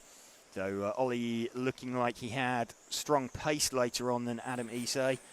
Did try a little bit of a pass, had a call from the referee to give that position back, which he did.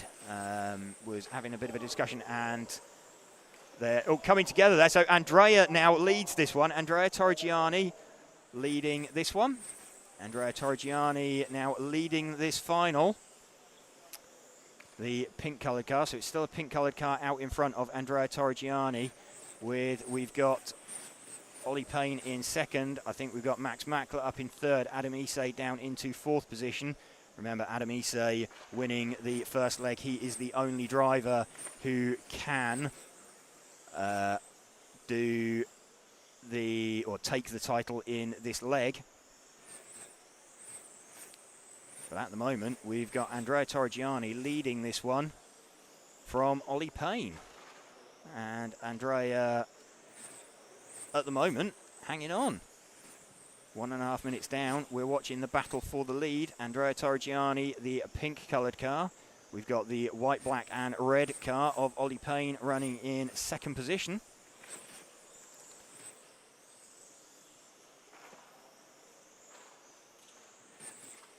Andrea leading this one, so after a little bit of contact between Ollie Payne and Adam Issei, Andrea was there to take advantage. And Andrea lapping about 1.5 tenths faster last time round than Ollie Payne. Looks like Ollie has closed it back up this time, but we're still watching Andrea Torrigiani leading this final from Ollie Payne.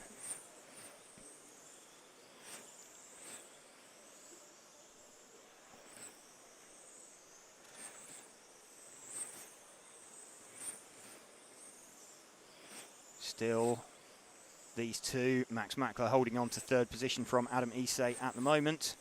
But this, the battle for the lead that we are watching.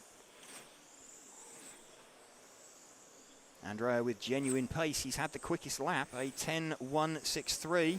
Ollie's best is a 10.2. So we're still watching this battle for the lead. These guys obviously familiar with each other from racing in the UK.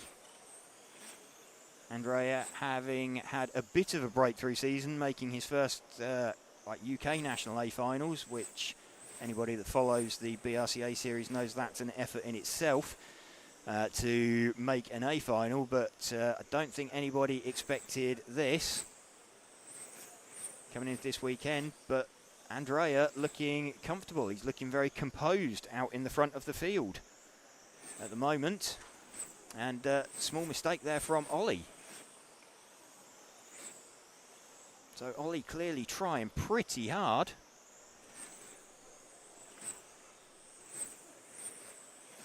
There's a gathered crowd watching. Andrea still leading this one.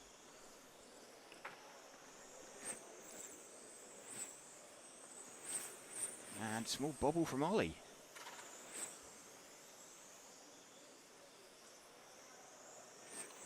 We're watching the battle for third position there on screen. That is Max Mackler trying to fend off Adam Issei. Back into our lead battle. Pink car of Andrea Torrigiani leading the white, black and red car of Ollie Payne. And Andrea looking remarkably composed. Ollie starting to wind up the pressure. Has a little bobble over the curb.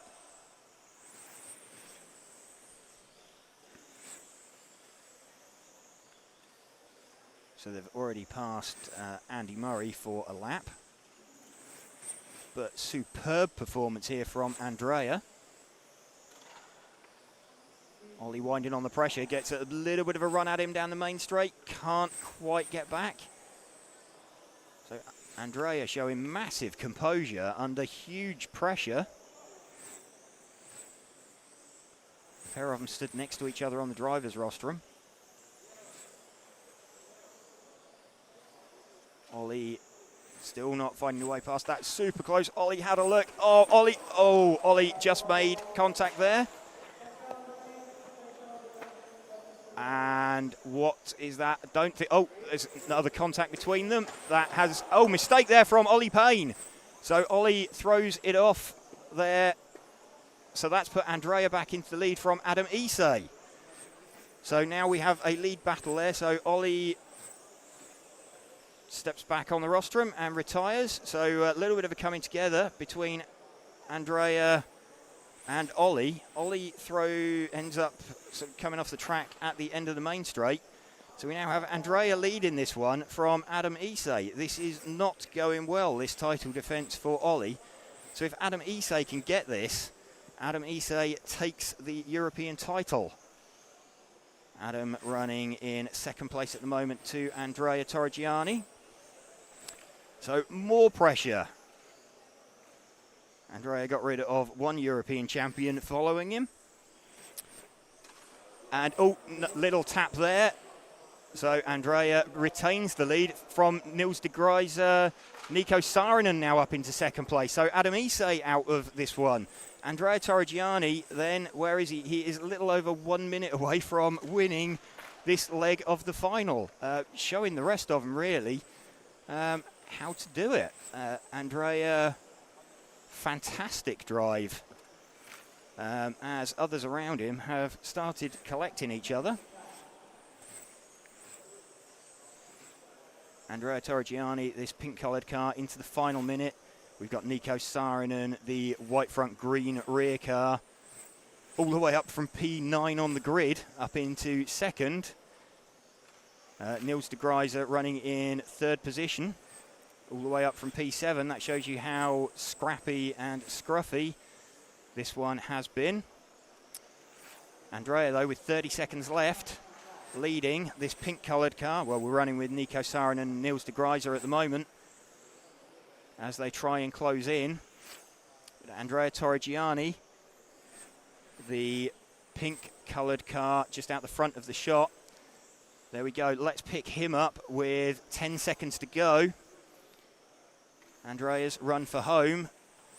Just needs to keep this one moving. He's onto his final lap. So Andrea Torrigiani then comes down the main straight one last time. Nico Saarinen's got there. Andrea takes the leg win. So fantastic effort there. Ollie Payne leaving the rostrum. So, yep, there we go. Congratulations to Andrea from Andy Murray, Nico Saarinen. Adam Issei as well, congratulations. Max Mackler. So everybody super chuffed there for Andrea. So there we go, into leg number 3 for that one. I think, what's that going to do on overalls? Not that it particularly matters at the moment, where everybody is sitting.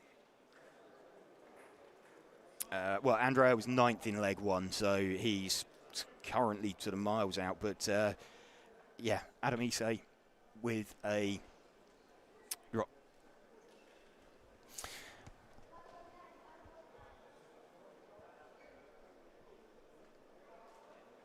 Introducing Team Corrali's Synchro 4, an all-new 4-wheel drive bash buggy for the popular 8th scale category. Quality and performance at an exceptional value.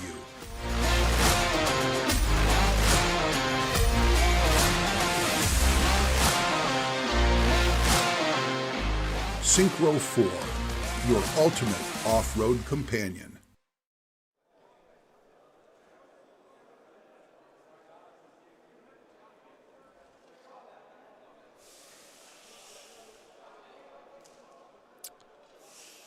So action-packed A-main number 2 there. So we've got, well, in fact, let's have a look at who's in contention. Obviously, Ollie Payne is still in contention for the title, but what's he going to need to do? He's going to need to win the last leg in order to retain the title. Oh no, he can still do it because Adam's got a 1st and a 6th. So yeah, there's lots of high scores. So Ollie's already got a 2nd. So we'll work that out when we get to it. This is not going to be particularly easy.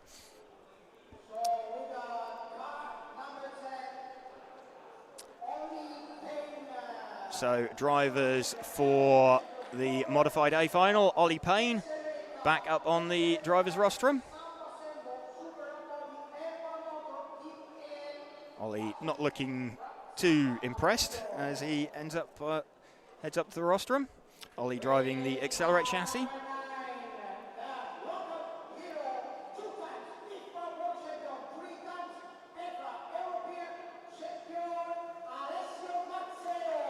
So Alessio Mazzeo running for X-Ray, the local, very local driver, leaves about 5 minutes away.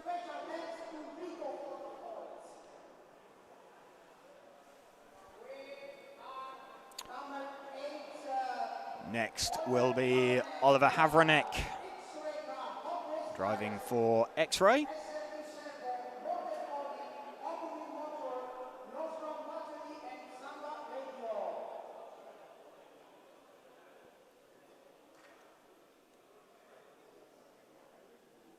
There's Oliver Havranek heading up onto the driver's rostrum.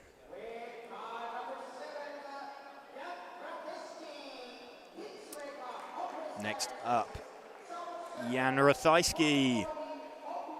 Again, we'll be glad he made the effort to make it here.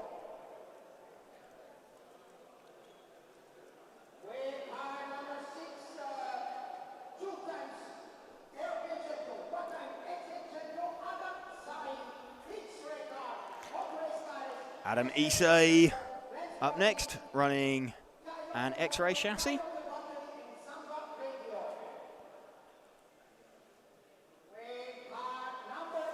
That's a very spangly transmitter as well that Adam Isay has there. Next, Martin Hoodie.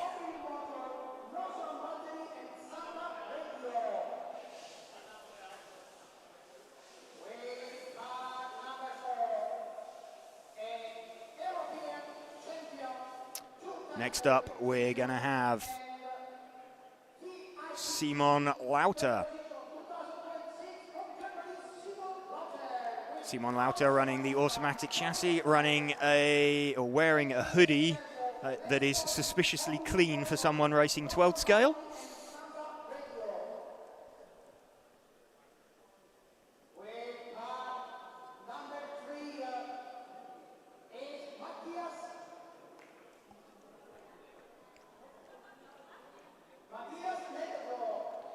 Matthias Nedrebo running X-Ray.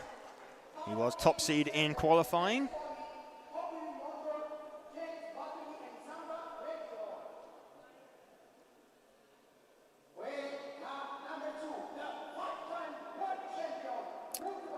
Next up, defending champion in this class, Mark Reinhard.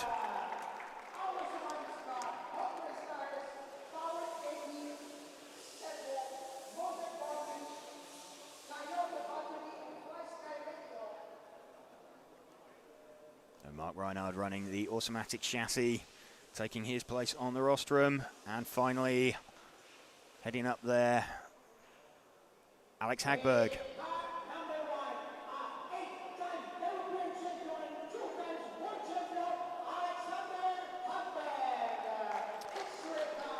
Alex Hagberg heading up onto the driver's rostrum. Could be 10 minutes away from well, immortality, I guess. If he is able to win this leg, he is European champion for the 9th time, setting him apart from David Spashit's 8.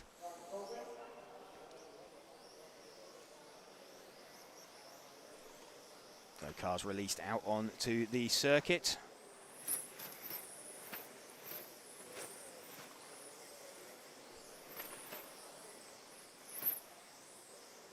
Tony's Raw RC saying, is Andrea the youngest to win an A final?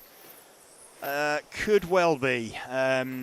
Would need to do a little bit of research. Got to admit to being caught on the hop because no one expected that.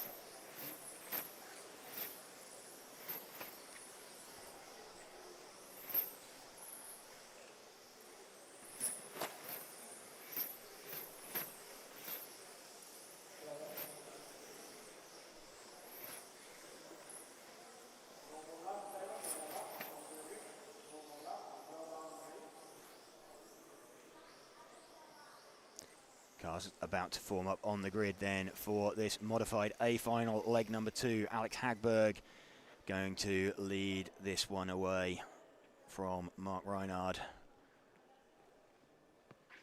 So results last time out, Alex Hagberg taking it from Mark Reinhard from Matthias Nedrebo.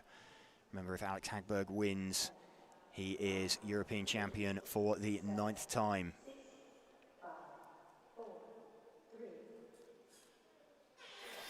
Alex Hagberg blasts away then, round 8 minutes between him and a 9th European title. Mark Reinhard seeking to defend the title. He can't win it this time out. The only person that can win it is Alex Hagberg. If he manages to win this leg, Mark doing what he can, though, to take it into leg number 3.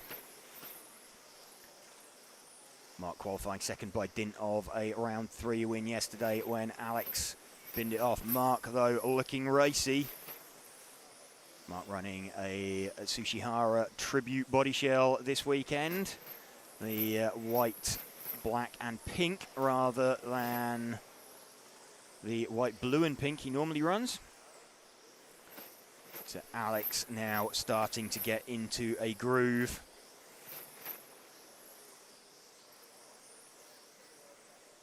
Starting to head away out in front of the field, so let's run with Alex for a little bit. 9.6 his best lap, Mark Reinhard 9.8. So Alex now starting to stretch his lead, little over a minute in.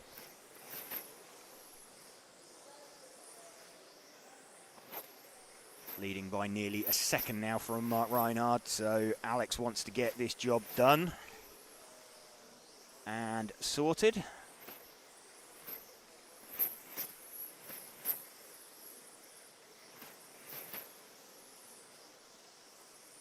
Alex Hagberg leading the way from Mark Reinhard, little over 1 second now. Mark Reinhard is a second in front of Matthias Nedrebo as well. So no close battles going on out on track at the moment. We'll stick then with Matthias Nedrebo, Alex Hagberg.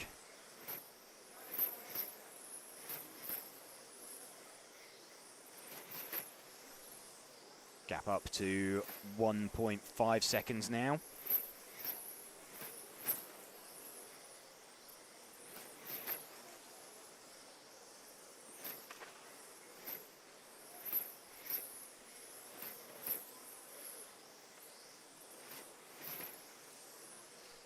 And gap continuing to sit at around the just over 1 second mark. Mark Reinhard's got this back to 1.2 seconds. 9.6 second lap last time out. In fact, Mark Reinhard now with a fastest lap of 9.565. So Mark's starting to find some pace. Mark throwing absolutely everything at this one.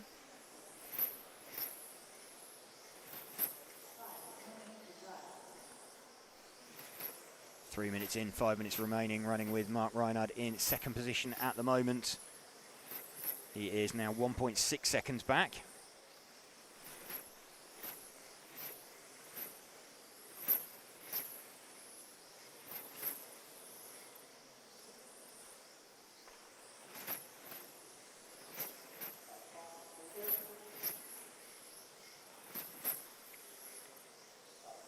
So closing in on the car of teammate Simon Lauter.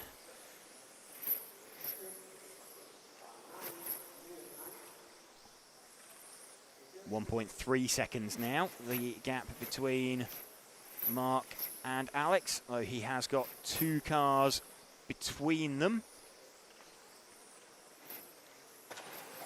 So, Mark launched off the track there by the 5 car of, who was that? That was Martin Hoody. So, Mark dropping down the field. Matthias Nedrebo up into second position, but he is now some 3 seconds back. So that is Mark Reinhard's title defence looking very parlous. We're back now with Alex Hagberg then out in the lead.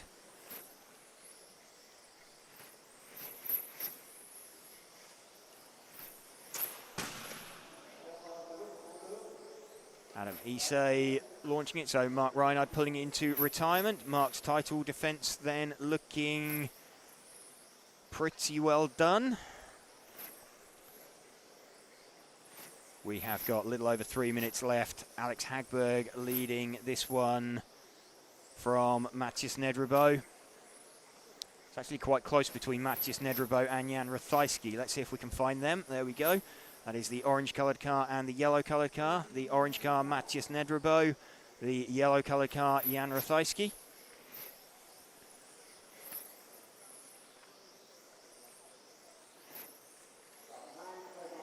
closing in on the car of Alessio Mazzio for a lap. So Alessio Mazzio himself running in 5th position.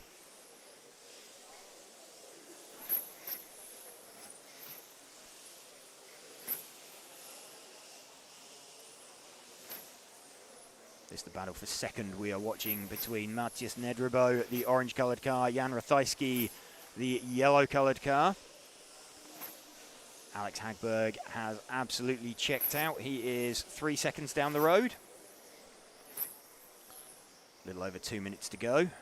So we will, later on in the run, as we come towards the end, pick up Alex, but no one around him on track at the moment, so not much to watch. This is the closest battle between Matthias Nedrebo and Jan Ratajski for 2nd and 3rd position. Alex Hagberg, though, heading for the leg win and his 9th European title. He will stand alone at the head of the field. Jan applying the pressure to Matthias. Matthias holding firm at the minute. One minute 30 remaining.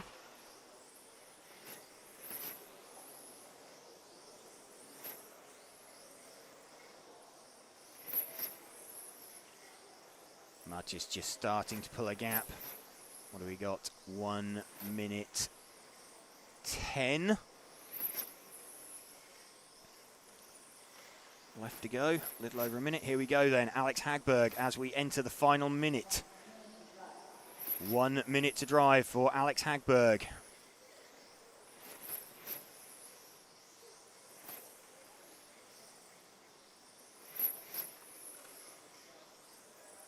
Less than 45 seconds left now for Alex.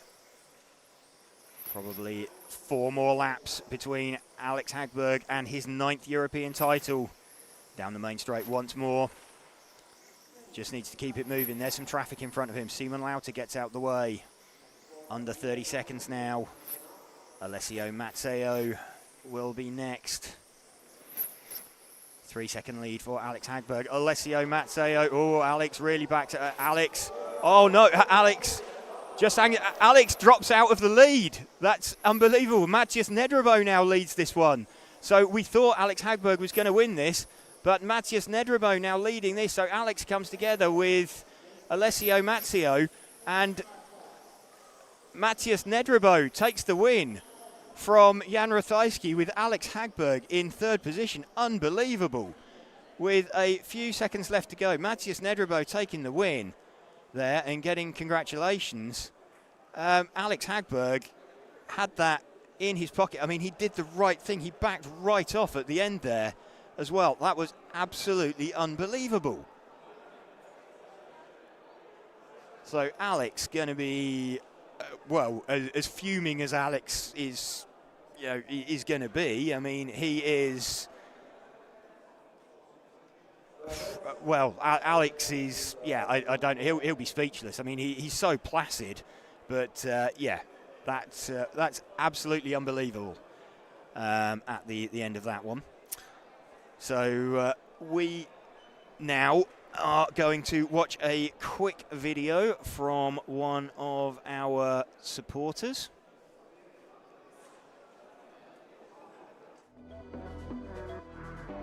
Welcome back to RC Autopsy. It's factory, that, mate. That is proper factory.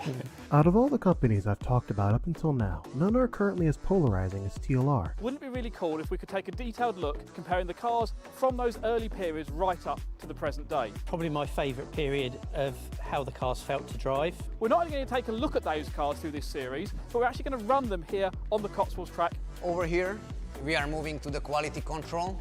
Be pretty pleased with that. A couple little bubbles in the middle.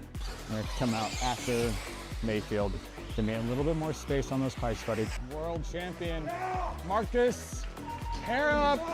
Let's get this built and go racing. We come and try to don't have pressure and thinking about how to improve the car and taking ideas from different classes of racing.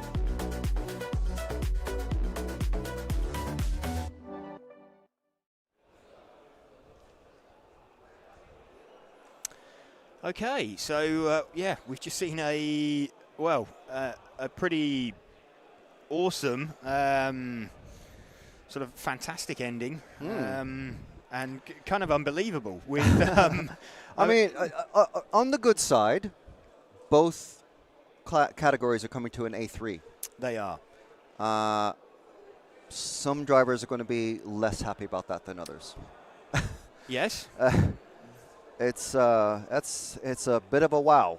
But in a moment, just let me get this out of the way, and I'll let you break it down. But the A2 and the A2, both A2s, are going to be available as separate videos on the RC Racing TV YouTube very, very, very soon, and they'll be posted to the RC TV and EFRA pages immediately after. So those will be available.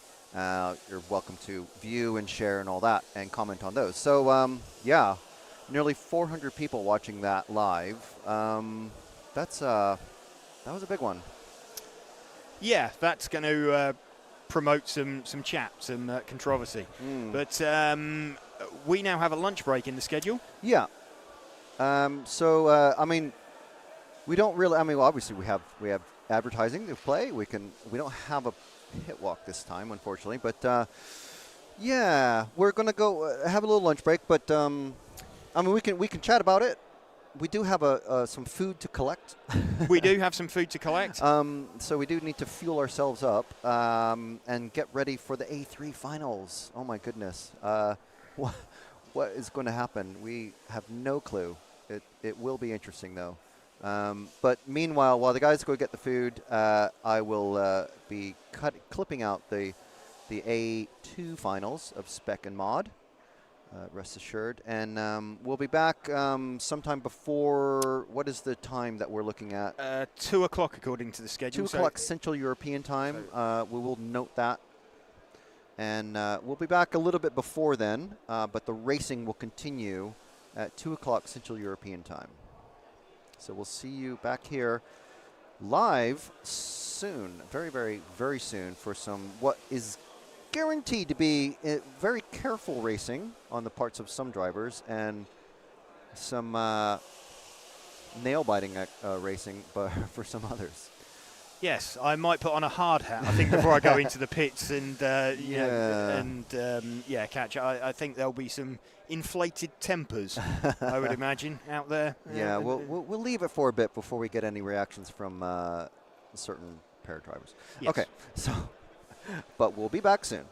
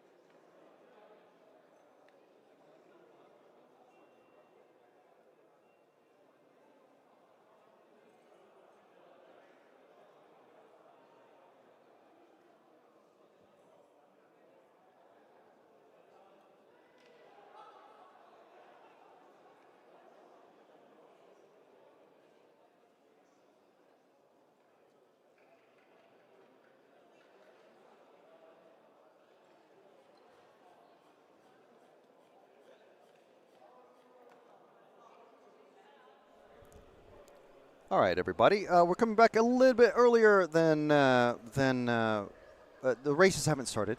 They are due to start in about 10 minutes. But first of all, let's thank our title sponsor, Tonisport, and welcome you back to our live coverage on RC Racing TV and EFRA, RC Motorsport Europe, to the EFRA 112th European Championships here in Messina, Sicily. We're actually in the small beachside town of Venetico on the northeast coast of Sicily. We want to thank our sponsors for allowing us to bring this to you for free all weekend. Hobbywing, Awesomatics, Montec Racing, Team Corelli, Zen Racing, Hot Race Tires, Schumacher Racing, CRC, Accelerate RC, Mob Gums, Super Rad RC, Lens Bodies, and, of course, RC Factory. So James has just had a revelation. James, over to you. Yeah, thanks, Frank. Just been sort of trying to do a little bit of maths before the final and work out some permutations. And as far as I can see it, every single driver in Spec is still capable of winning. Awesome. If they win the final leg. Obviously, that's going to come down to then their final time. But at the moment, Adam Isay is leading with 7 points with a first and a sixth. And everybody in there has at least... The worst score that anybody has got is a 5.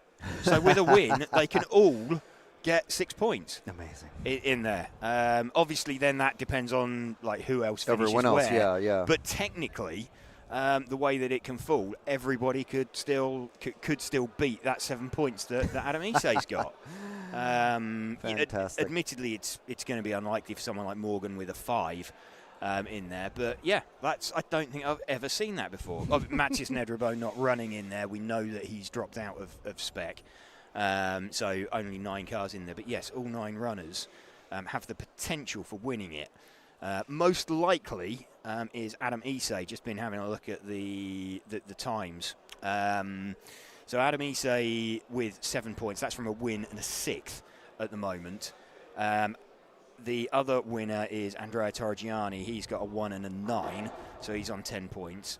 Critically, Adam took to hit the win earlier on when the track was at its quickest, so he's done a 48 lap in 8:09.130 that he managed. Andrea did a 47 in 8:06, so he is like next lap down. So basically what we'll be looking out for in the final leg, the most likely thing, we think, is Ollie Payne leading the way from Adam Isay. If Ollie wins with Adam second, they'll both have a 1 and a 2, but Ollie would need to beat Adam's 48 in 8:09. We saw yesterday that the track slowed down, so we're going to be sort of looking for Ollie, trying to beat that time is how you'd think it will shoot out. Modified looks a little bit more cut and dried. I mean, it was a bit dramatic at the end there with Alex Hagberg getting tangled up, but he's got a first and a third. Matthias Nedrebo's got a first and a third as well, so they're tied on 4 points. Jan Rathajski, Mark Reinhard have both got 2s as well. So there's only 4 that can win in mod. You've got Simon Lauter with 10 points. He can't do anything with a 5. He can't beat that 4. His lowest score, Adam Isay's lowest score is a 4, so he would end up on 5. So it's a little bit more cut and dried in the modified class. And Alex Hagberg looks like he's got the pace advantage to do something. So Spec is going to be the one where we're going to be all fingers and thumbs trying to work out what's likely to happen. I think Ollie Payne's best chance is just to try and leg it into the distance. Well, yeah, I mean, but Isay, he is on it, isn't he? He is, yes. Ollie obviously defended, caught him up, and Adam was defending incredibly well from him. So yeah, that will be, see how it goes. We'll look at the predicted time as well. Can't rule out Andrea as well if there's a coming together between Adam and Ollie, giving Andrea the lead again. Clearly, if either Adam or Andrea wins the second leg, they have already won it. So in terms of my fingers and thumbs, that's going to be the sort of easiest outcome to figure out. But we've got a lot of racing before we get there yet. We have got coming up in around 5 minutes' time, we have got the Spec E final. So last track action of the weekend for a lot of these guys. Don't think any of these guys are doing double duty in Spec and Modified. No, I'd be a little bit surprised, but yeah. So yeah, going to be an interesting one.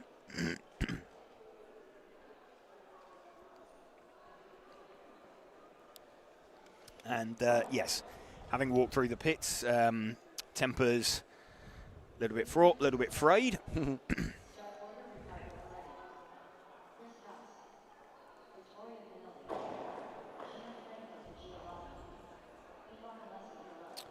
Cars starting to be cooled out now for the first final, the Spec E final.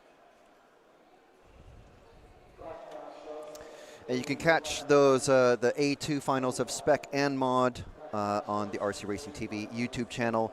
Links have been posted to EFRA and RC Racing TV social media in the stories and on the Facebook pages.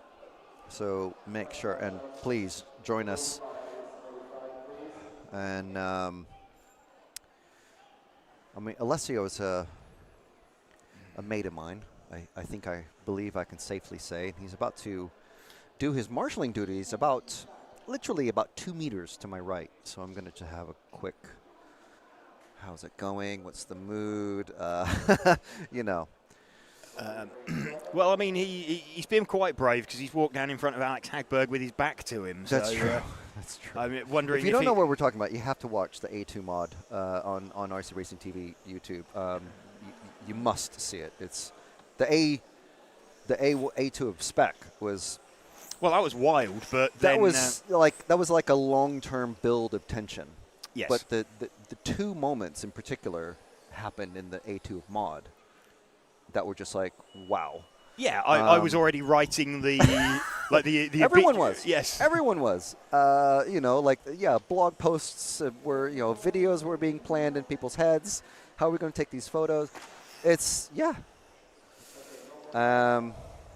So anyway, I'll let you take it away. Are we? Yeah, we're a couple of minutes away, so okay, we can I'll lose take the lunch break banner off. There we go. Cam's up in his treehouse. You can see it rising.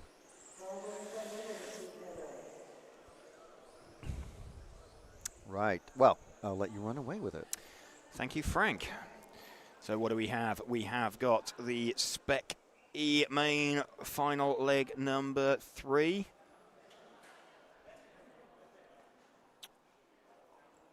And we've got in this one Riccardo Ferretti already having won the first 2 legs.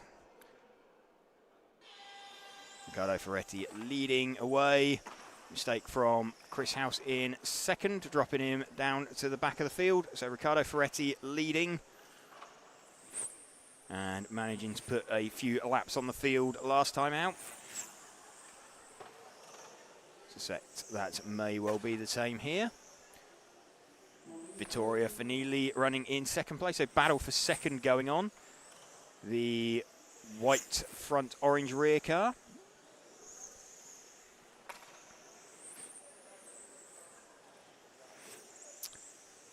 Of Alessandro, or even Alessandro.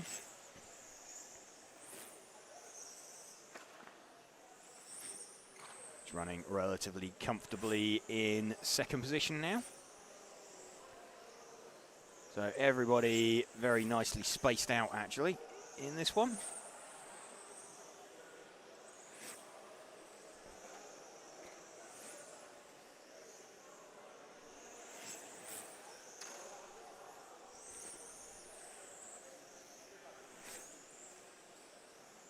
No real close battles going on at all.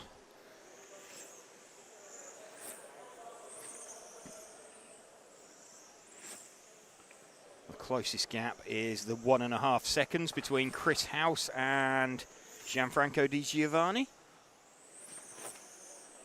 Lead car is already starting to lap traffic. Let's run with the leader, the yellow-coloured car. One shot back. There we go. So, small mistake from the leader. Still got enough in his pocket.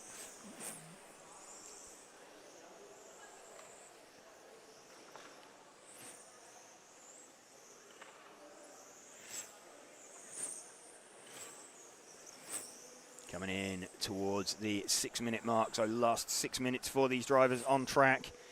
Riccardo Ferretti having already won the first 2 legs. We're running with him now as he closes in on Chris House for a lap. There we go, Chris opens up and lets him past.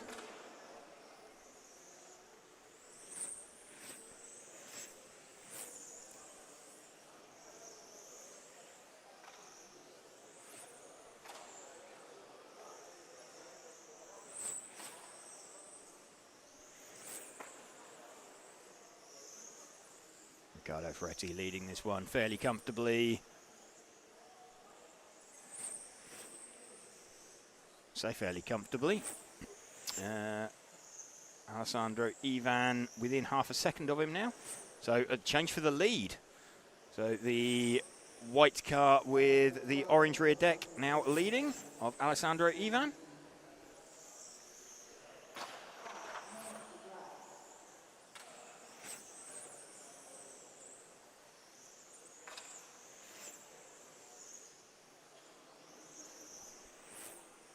Alessandro Ivan maintaining the lead at the moment from Riccardo Ferretti.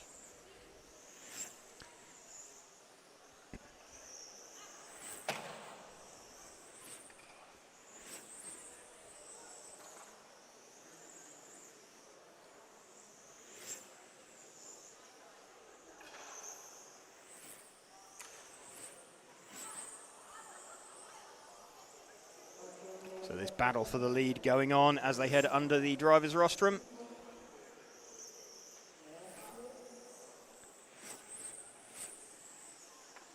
Riccardo Ferretti trying to find his way past Ivan Alessandro.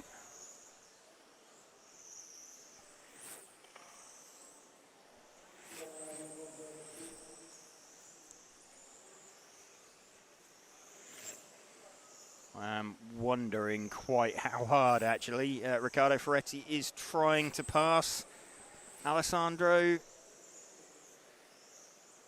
Ivan, or Ivan Alessandro. Pace of Ferretti has dropped off fairly substantially, though he has a bit of a look there. Just doesn't seem to be attacking in the way that you'd expect.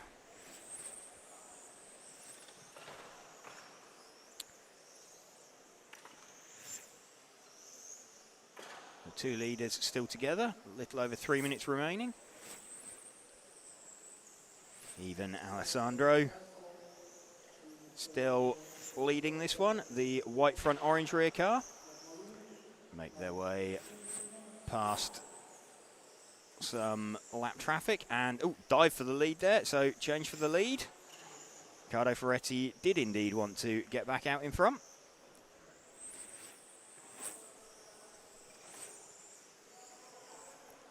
And Riccardo Ferretti leading then the yellow coloured car. And a mistake there from Alessandro Ivan. Ivan Alessandro, sorry. Oh, mistake there from the leader. Lets the 2 close back in. Welcome to you if you are just joining us here on this Sunday afternoon, sitting down after your Sunday lunch. Joining our coverage on RC Racing TV. We're bringing you live coverage and have been all weekend of the EFRA 112 European Championships. We're coming towards the end of the race meeting now. This is the last leg of the finals for each of these drivers. So Spec E final leg number 3 running at the moment on track. We are watching the car of Riccardo Ferretti with a little under 2 minutes to go. He has got his lead gap up to some 6 seconds from Ivan Alessandro now.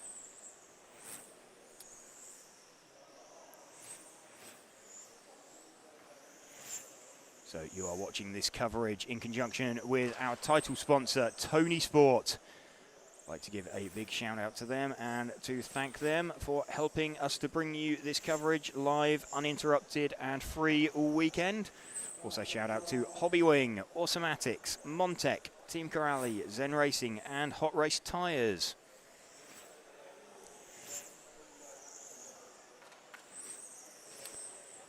Tony's Raw RC had to pop to Weatherspoons to settle the excitement on RC TV. I'm sure there's probably a little less drama down the pub than there has been here. So fairly thick layer of tension in the pits.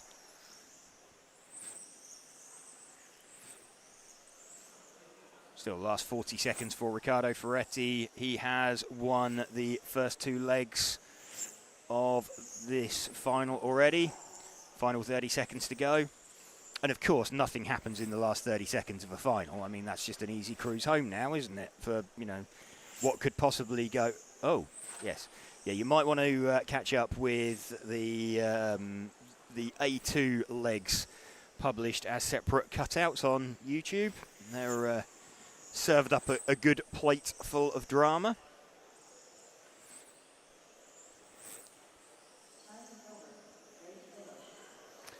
Riccardo Ferretti then taking that one, the only driver to make the extra lap. Riccardo Ferretti getting that one from Ivan Alessandro. Chris House recovering up into 3rd position. Go can also see some of our other supporters on the channel. Schumacher, Mobgums, CRC, Lens Bodies, RC Factory, Super Rad Competition Body Shells, and Accelerate.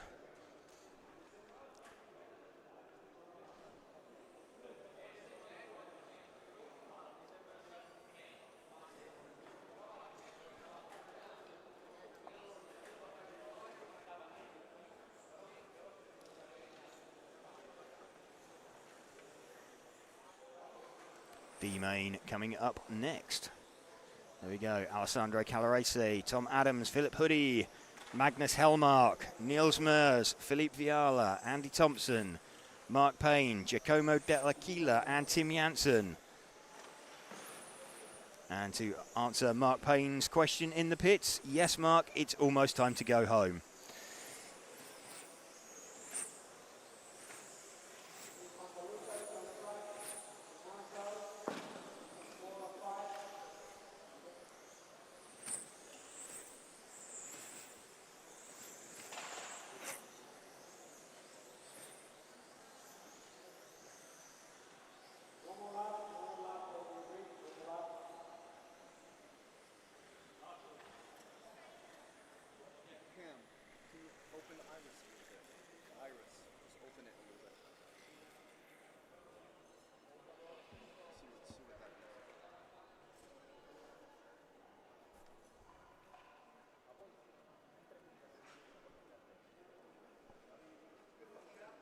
Alessandro Calarese going to lead away, the pink-coloured car. He has, let's have a look. What's he got? He's got a 1 and a 4.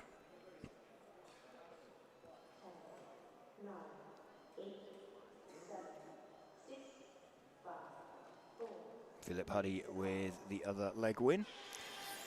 So Calarese leads away, and straight away, as a bit of a coming together with Tom Adams, promotes Philip Huddy into 2nd. Let's run with Philip Huddy as they cross the line for the first time.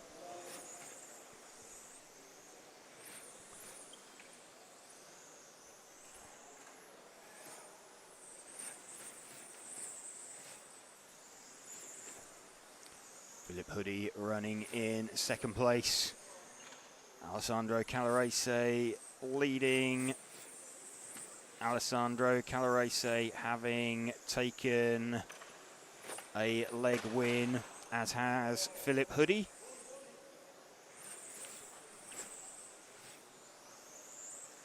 So if Calarese wins it, he wins this leg overall. If Hudi wins it, he wins the final overall.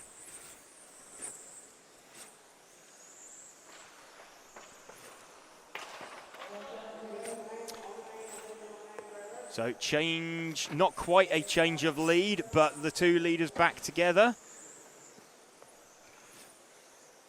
Think, no, that is not the, sorry, it was a different pink car out there. It looked suspiciously like the lead car. Calarese still leading this one then by 3.3 seconds from this car we are running with of Philippe Hudi. Calarese sprinting into the distance.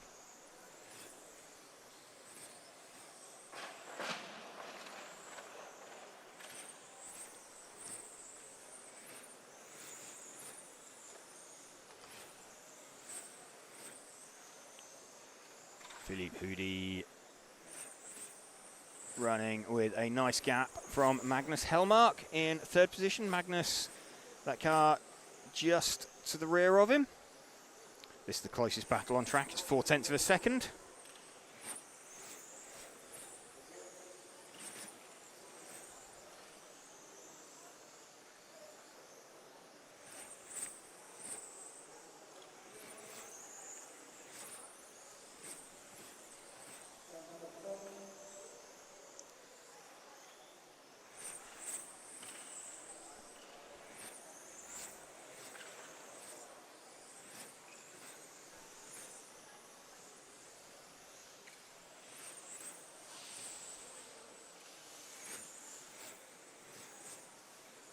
Calarese still leading this one.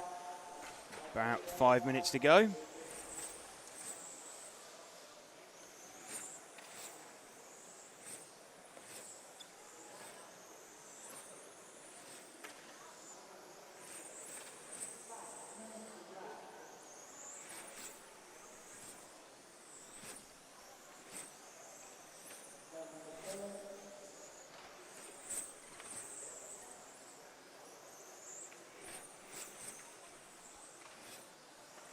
Philippe Hudi still running in second, holding off Magnus Hellmark in third position.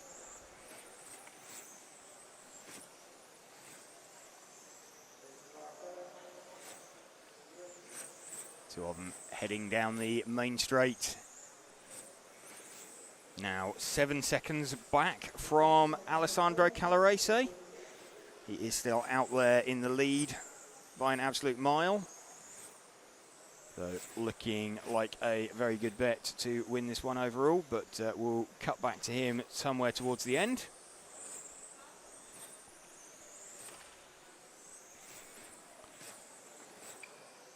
Tony's Raw RC. Philip is another champion in the making. It does look that way. Driving incredibly well. At the opposite end of the experience scale is Mark Payne, who he has just put a lap into.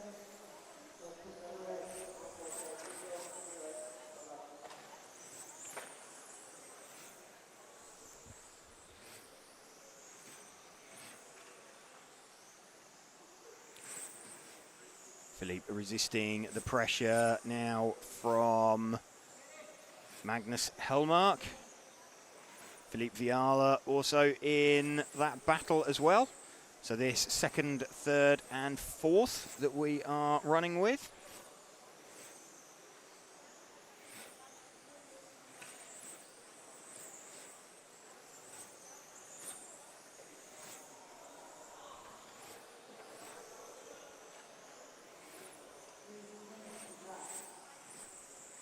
Alessandro Calarese with 3 minutes left, still running way out in front. His best lap, some 0.4 quicker, 3.5 quicker than anybody else.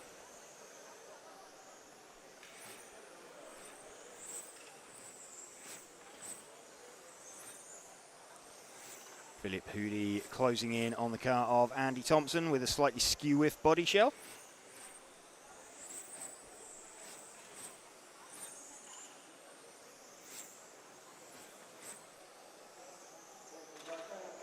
So Andy demonstrating how you get out of the way of cars that are lapping you. Maybe something for some of the A finalists to take a look at.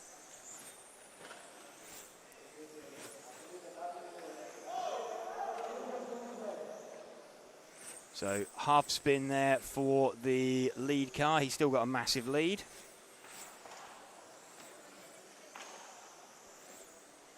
So the just having a look, lead has been collected. It's that pink coloured car of Calarese.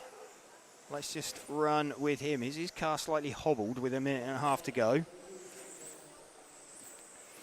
Let's have a look what the gap's down to now. It's little over 1 second.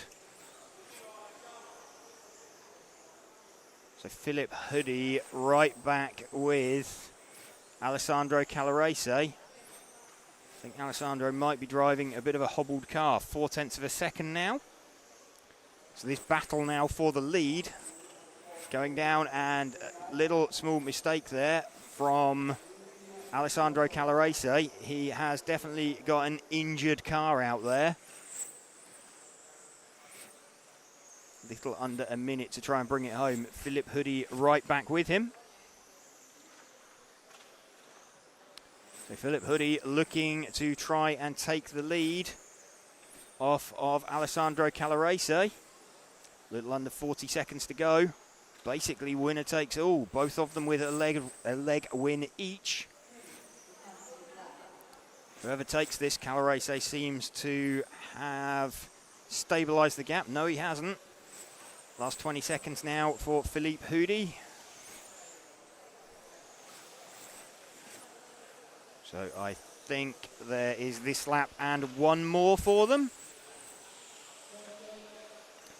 So final lap. So some traffic there, and oh, they get sort of slightly punted out the way, but crosses the finish line. And Calarese just takes that one right at the end there from Hoodie. So again, we see traffic not helping the leader. It's pretty close there at the end. Alessandro Calarese taking that one and taking it overall from Philippe Hoodie.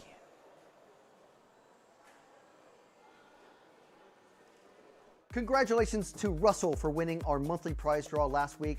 He chose the S-Works buggy, and now that is gone and on his way to him right now, replaced by this awesome car provided by Team Associated and CML. And we also have these awesome prizes from Meshler. So that's our pal Max. Don't forget, supporters get 1 entry every month, heroes get 5 entries per month, and superheroes get an amazing 10 entries per month. So make sure and hit that join button down below.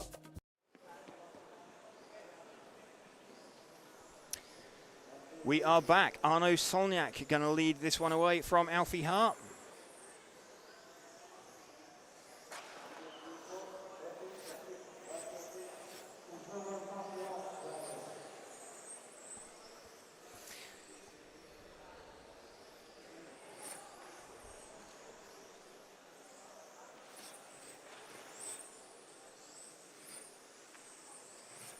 So I think we're going to have Arnaud Solniak not taking the start. He's already won the first 2 legs. He is super chilled. He's up there. He's taken his position up on the rostrum, but he's forgotten his transmitter. So I don't think he's... I believe he's not going to be taking the start. Yeah, there we go. Arnaud Solniak. Knew he forgot something.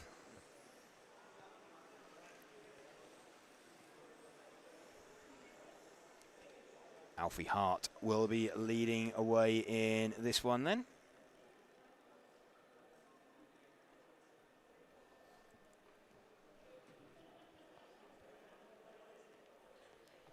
Alfie Hart, the all yellow coloured car, having had some good pace.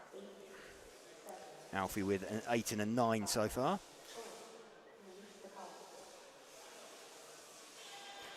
Alfie Hart leads this one away then from Alex Zaita.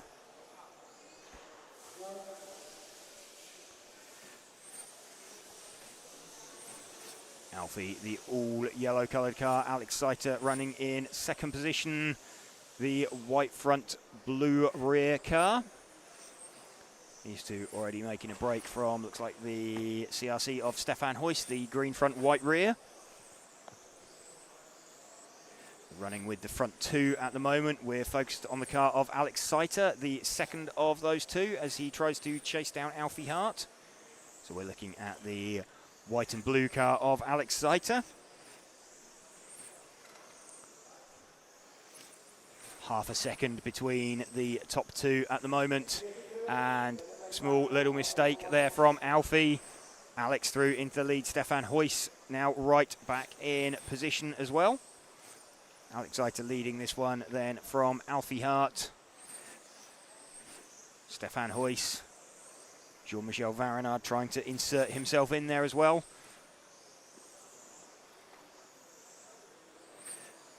Alfie now trying to find his way through on Alex Seiter. And Alfie runs up the back of Alex Seiter, puts it into the barriers.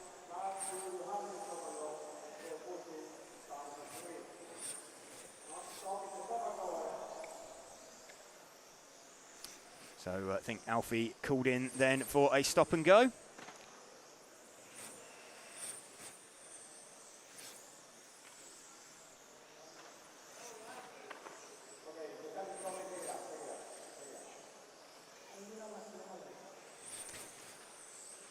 Alfie back up and running, but out in front we've got Stefan Huyst leading from Jean-Michel Varinard.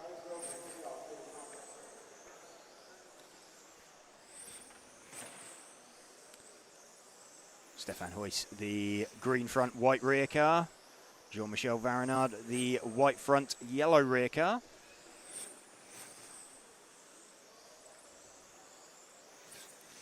And Varinard had a little bit of a dive there. We've got Mika Mobers also, he is a little way off in third position. He's about 6 seconds back actually.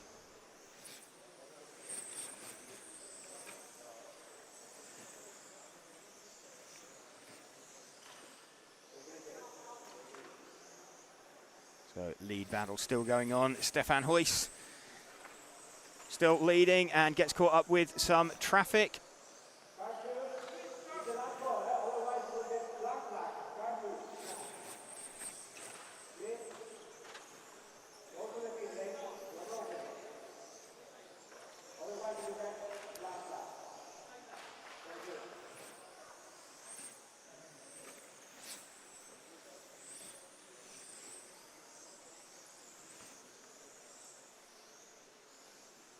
So looks like we've had Alfie being black flagged in that one and called in by the referee to stop. Still out in front, Stefan Huyst leading. Jean-Michel Varinard running in second. Gap between them now 2.6 seconds.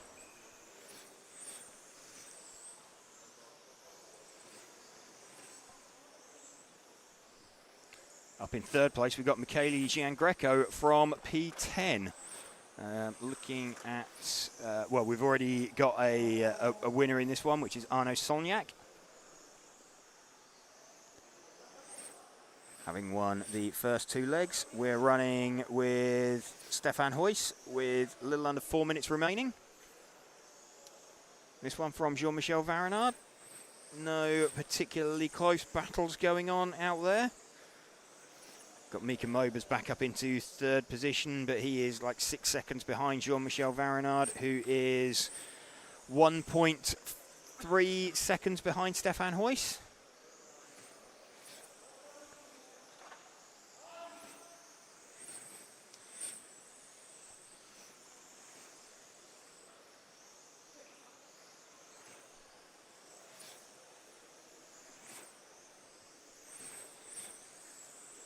So Varinard closing in on Stefan Huyst right at the end of this one.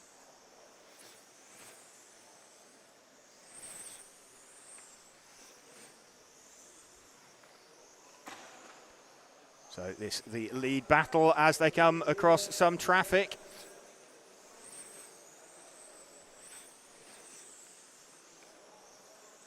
Two leaders. We've had a change lead. Jean-Michel Varinard now in front of Stefan Huys.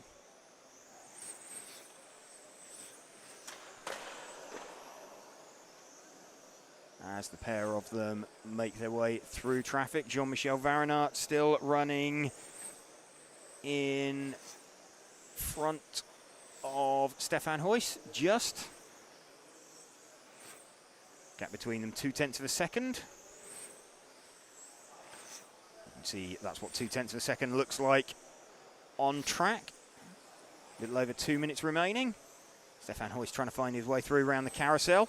No gap there.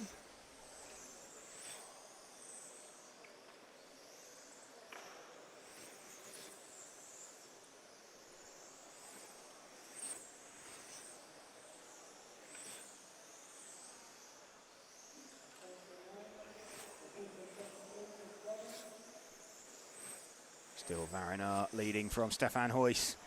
Around 90 seconds to go.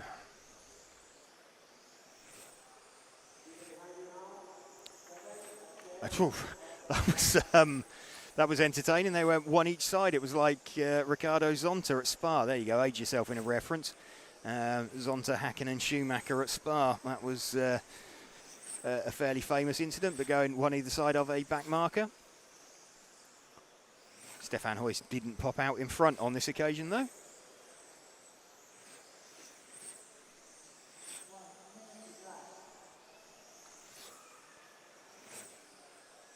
One minute remaining. Jean-Michel Varinard leading this one from Stefan Huys.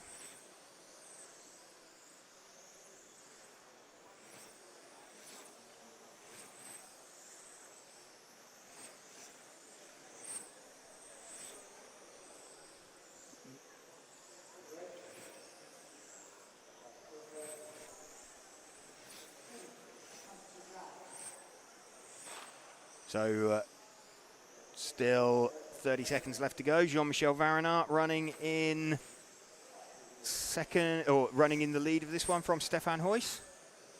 Arnaud Sognac already having taken the leg win and using the opportunity to have a great vantage point of this race from the driver's rostrum without actually running.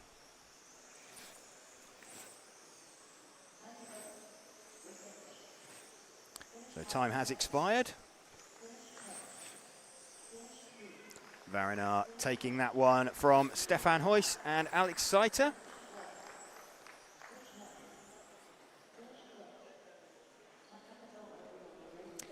Time has expired. Jean-Michel Varinard taking that one.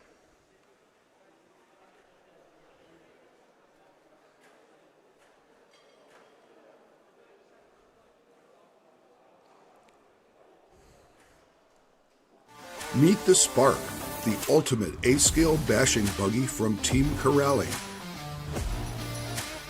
From skate park ramps to dirt track doubles, conquering every challenge in between. Experience unstoppable performance and durability with Spark. Wherever you go, whatever you face, the answer is Spark, a bashing revolution.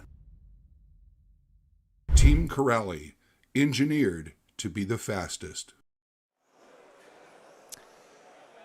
Leg number 3 of the Spec B coming up now. And what have we got? We've got Oliver Havranek with a 1 and a 4. Lewis Mobers with a 2 and a 3. Ollie Bultink with a 1 and a 10. So if Ollie Havranek or Ollie Bultink win this, they take it overall.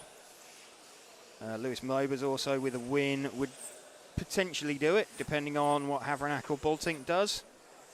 We'll figure this one out when we get there. I've figured it out, kind of figured it out for the A mains coming up later, but there's plenty of potential tie breaks all down through the field.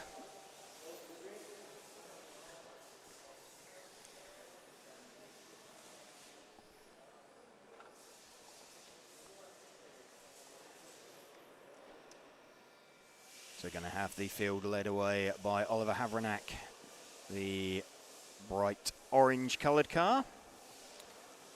Bottom right of your screen. Andreas Bryn, the white and red coloured car. Then Lewis Mobers, the yellow and green coloured car.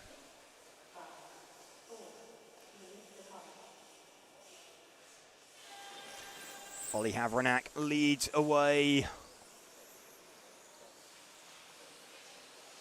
And Lewis Mobers straight through on Andreas Bryn up into second position. So great move there from Lewis Mobers up into second position. He is wanting to start winding the pressure onto Oliver Havranek. Lewis Mobers with some storming pace at this stage of the run. He has got within 1.5 tenths.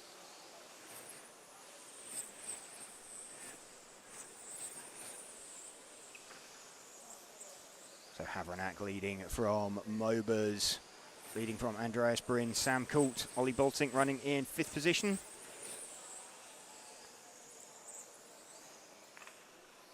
Havranek's car looks a little bit boat-like and is pushing quite hard. Lewis Mobers with some great racecraft there. Driving super clean, super tight. Trying to find his way past Ollie Havranek. Getting good drive through the S's, through the carousel, out onto the main straight once more. His car looks like it's able to drive much, much tighter than Ollie Havranek's car. And best time from Lewis Mobers, 10.2, 10.338 for Ollie Havranek. So Mobers definitely faster.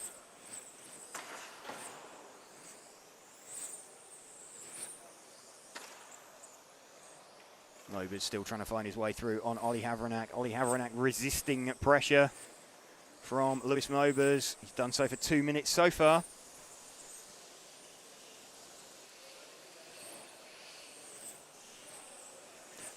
Lewis Mobers looks to the outside, then looks to the inside.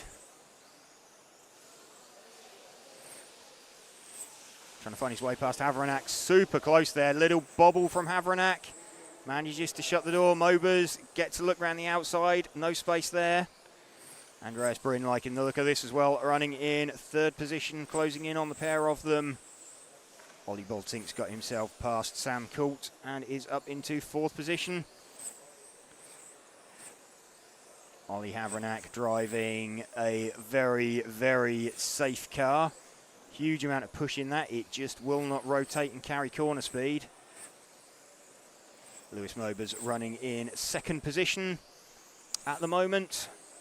Andreas Bryn closing in to make this a battle for it between the top 3.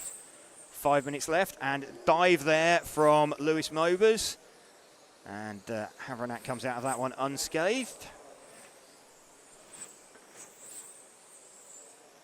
I think Lewis now aware that Andreas Bryn is right with them as well. So if he's going to make a move, he needs to make it clean and he needs to make it quick.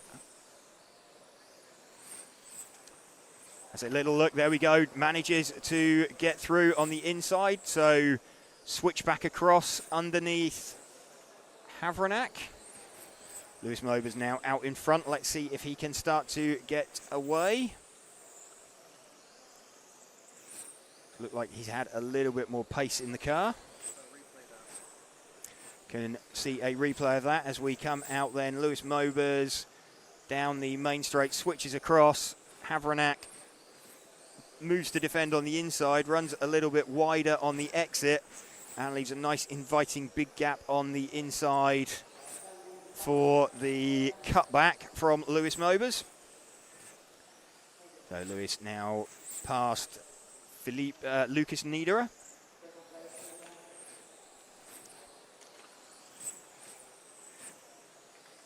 Lewis Mobers having turned Ollie Havranek inside out. now leading him by, let's have a look at how much that is, about 1.1 seconds.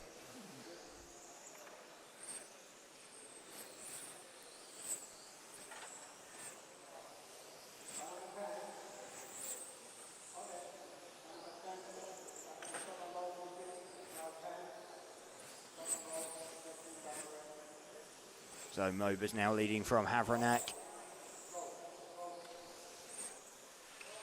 Let's see where the closest battle is. I think it's Ollie Boltink from, or Andreas Bryn and Ollie Boltink. So running with Boltink briefly, as he tries to chase down Andreas Bryn. So this is the closest action on track at the moment. About 0.7 of a second between them. Lewis Mobers, now he's got past Ollie Havranek, is starting to go away. That's going to leave them with a 1 and a 2 each, I think.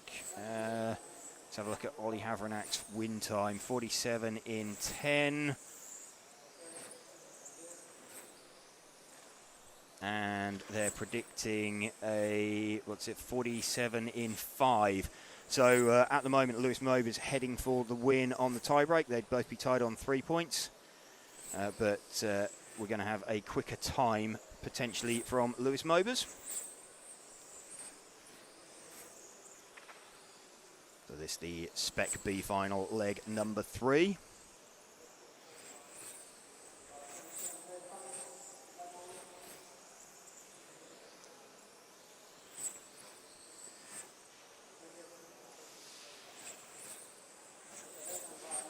One and a half minutes left. That gap seems to have stabilised. Let's see if we can find Lewis Mobers then. There we go. We've got him on stream. Lewis Mobers leading this one once he'd done a good move on Ollie Havranek. 1 minute to drive. Predicting 47.804. So this will be a new fastest time, so his 1 and 2 would beat the 1 and 2 of Ollie Havranek. Oh, mistake there from Lewis.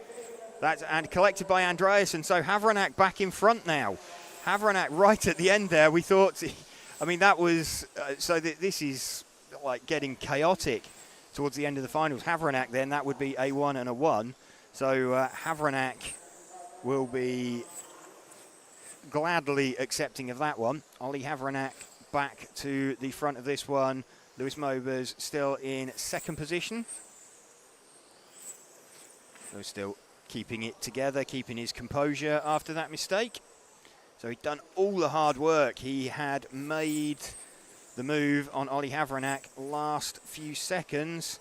They're both on the last lap. Only the top 2 make it onto the extra lap. But Ollie Havranek going to come through across the line to take that one. So Ollie Havranek takes the overall B final.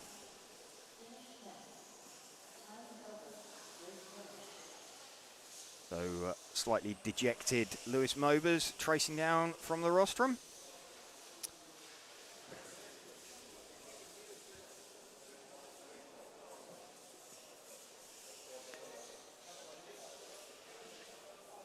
Havranek then, with a 1 and a 1. Lewis Mobers with a 2 and a 2. Ollie Boltink completes the B final podium with a 1 and a 4.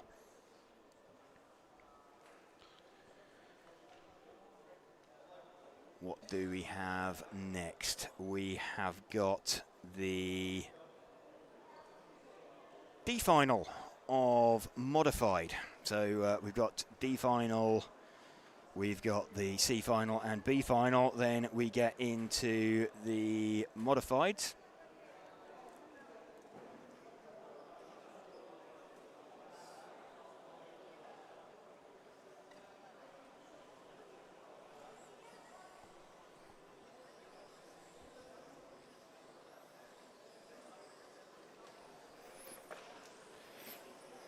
Frederic Santos, Marcello Galli, Mario Neri, Felipe Viala and Marco Mazzini going to be taking the start in this one.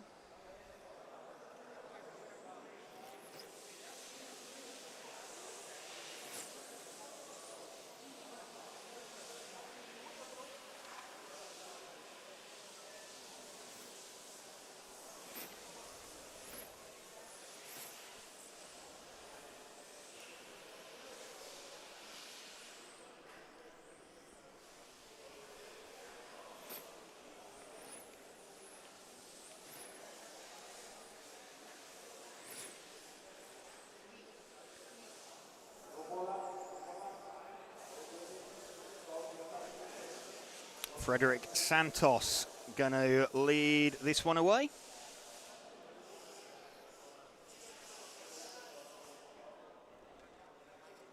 From Marcello Galli.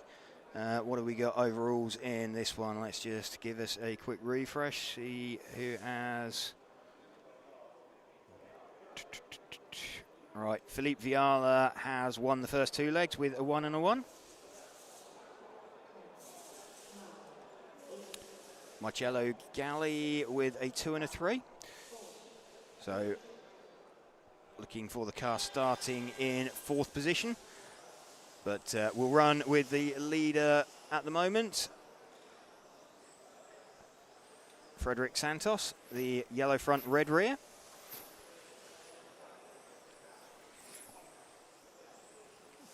Felipe Viala taking the first 2 legs from P4. He's already got himself up to P3 at the moment off the grid.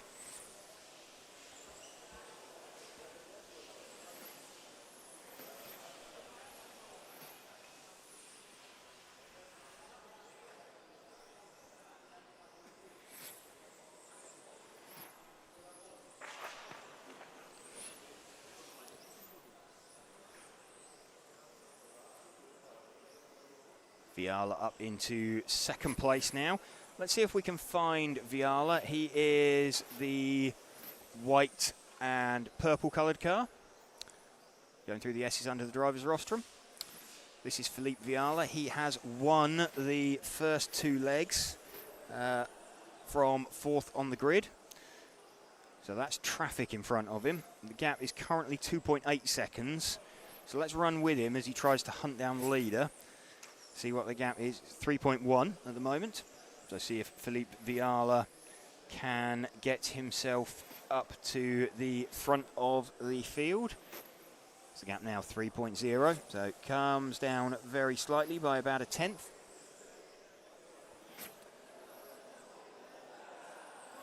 And we'll watch as Felipe Viala tries to hunt down Frederic Santos in the front of this field.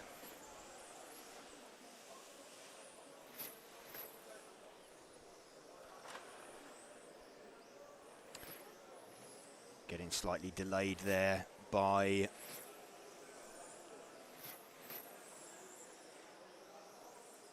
some traffic in front of him.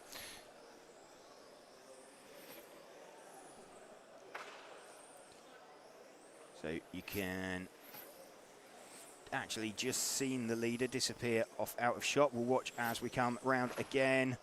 There we go, so the leader just under the driver's rostrum just as we come off the hairpin at the end of the main straight. The leader, though, has made a mistake, so we've had a change of lead there. Felipe Viala now taking the lead from Frederic Santos. So gap came down fairly quickly, helped by a mistake from Frederic Santos. Felipe Viala now leading this one by 2.5 seconds from Frederic Santos.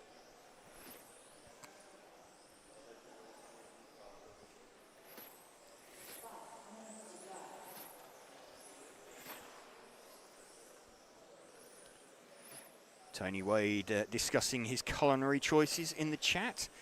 Thinking he fancies a side of chicken wings. Probably won't be quite as good as the lasagna we had at lunchtime, Tony. It was exemplary. Oh, fantastic catering here at the Paradise RC Arena in Messina, Sicily. Welcome to you if you are just joining us here for the remainder of this Sunday afternoon. We're RC Racing TV and we're bringing you live coverage of the EFRA 112th European Championships with Tonisport. Also like to say thank you to Hobbywing, Automatics, Montec, Corrali, Zen Racing and Hot Race Tyres for helping us to bring you this coverage.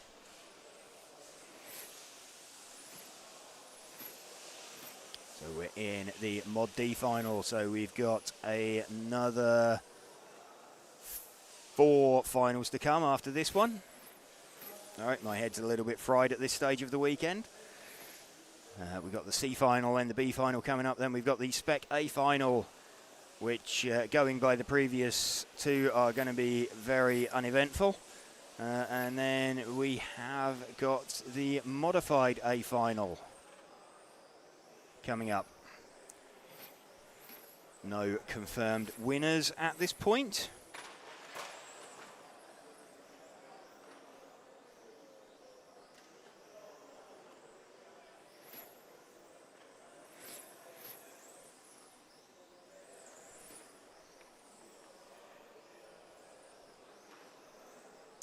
Philippe Viala still leading this one. We're running with him, less than 3 minutes to go.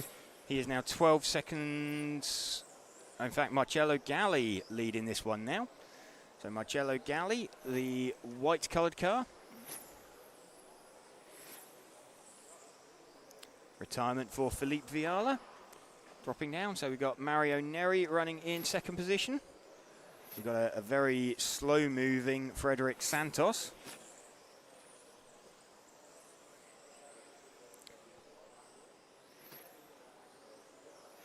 Philippe Viala back up and running again. To Marcello Galli with this white car leading. A little over 2 minutes to go. Last time on track for these guys this weekend.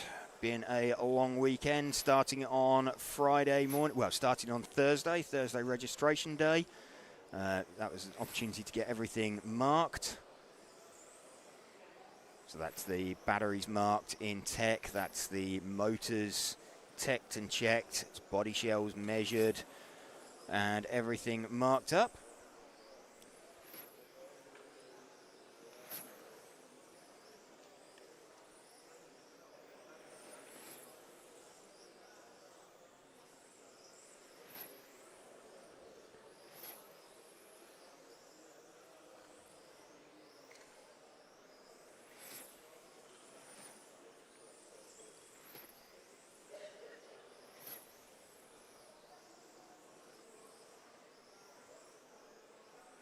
Still Marcello Galli leading the way in this one from Mario Neri. Small half spin there for Galli. 1 minute to go. You can see just out the back of shot is Mario Neri. If we move back one car, that is Mario Neri. Running in second position currently. Trying to chase down that white car in front of him. Gap between them, 9/10 of a second.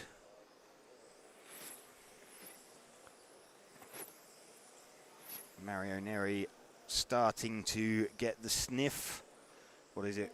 1 second now, the lead.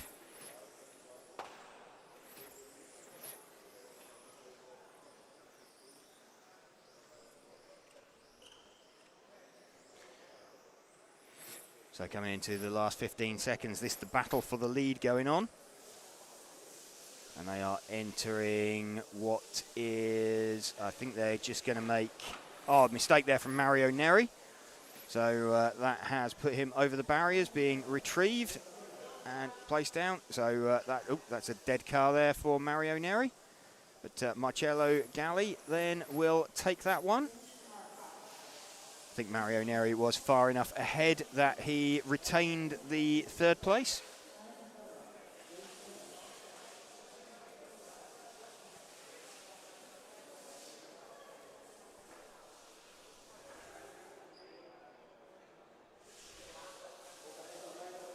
Marcello Galli taking that one then from Mario Neri, Frederic Santos and Marco Mazzini.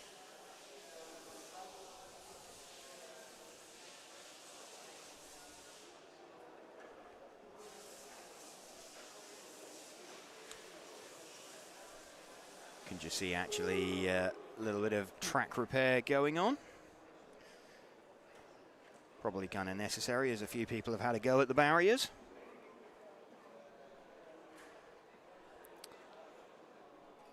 Coming up next, the modified C final.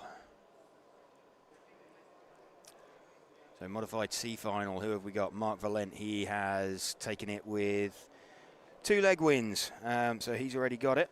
Don't know if he'll be out on track. Track is open. Yeah, it does look like Marc Valent is taking to the track. So Marc Valent will be out there with us on circuit.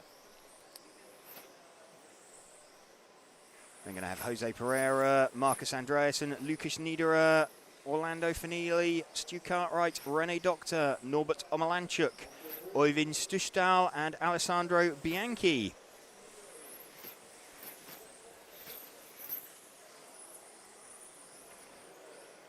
Marc Valent already having taken the win with wins in leg 1 and leg number 2. So just going out there for the hell of it in this last run.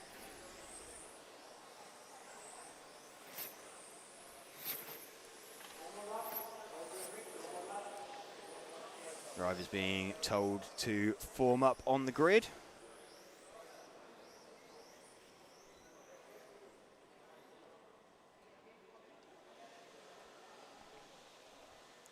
Marc Valent, the pink coloured car on pole position. Jose Pereira, the white and purple coloured car second.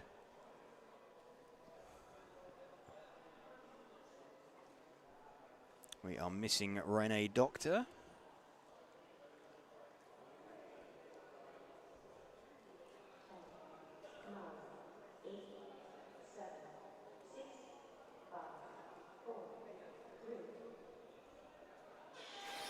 Marc Valent leads away from Jose Pereira. Marcus Andreasen in 3rd position.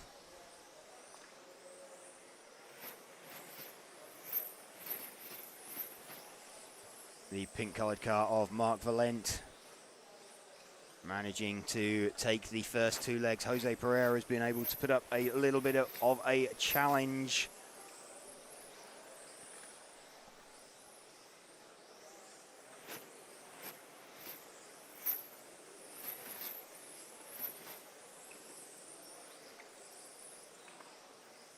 Marc Valent, though, going away at the front of this. 40 seconds in, we are 5 laps down.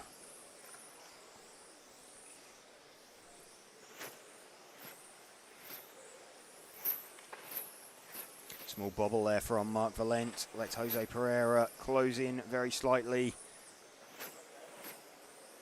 No massively close battles going on out there.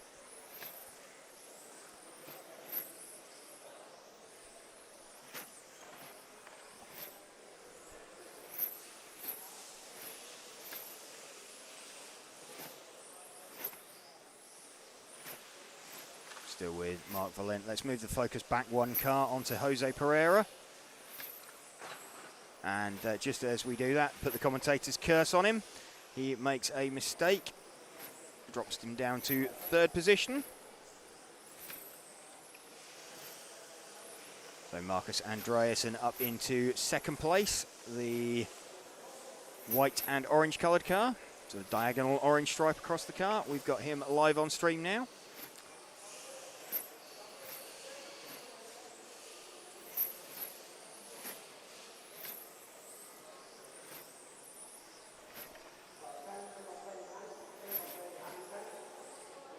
So stays out of the way of the traffic.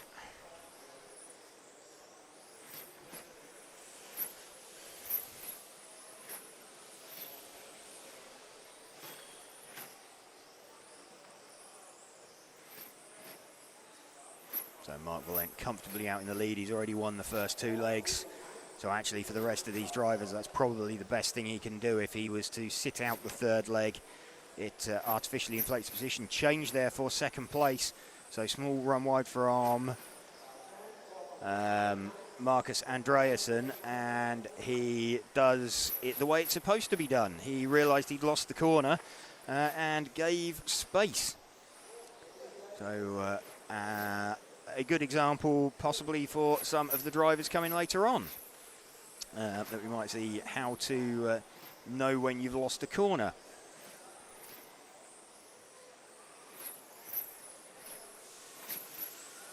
Still running with Marcus Andreasen in 3rd position. He's just made a mistake and parked it against the barrier. So that's going to drop him right down the field.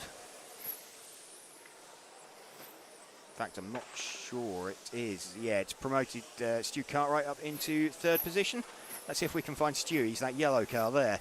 So right on cue, he appears on scene and gets tangled up with Andreasen. So looking a little bit chaotic towards the back end of that. Mark Valent, meanwhile, has... Mark Valent is now a lap clear of the field after that contretemps.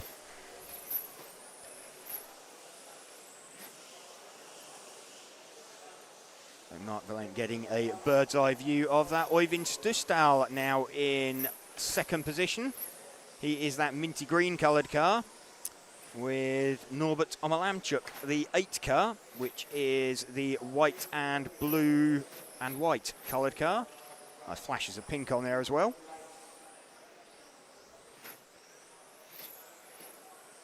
Kind of looks like someone's described Mark Reinhardt's body shell to someone down the telephone. And they've tried to paint it with no pictures. But Norbert Omalamchuk running in 3rd position.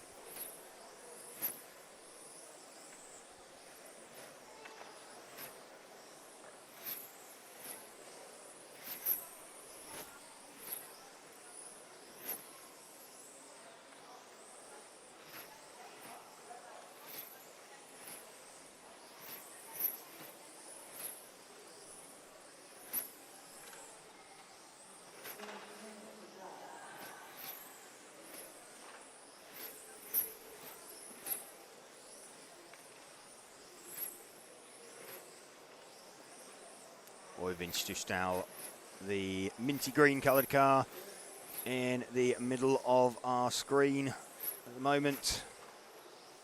Running in 2nd place, Mark Valent over a lap down the road now.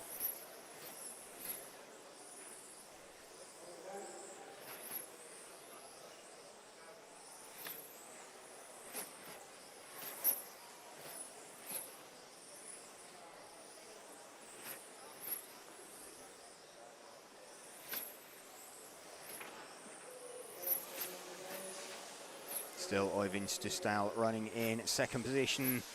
Got a bit of a gap now over Norbert Omalamchuk.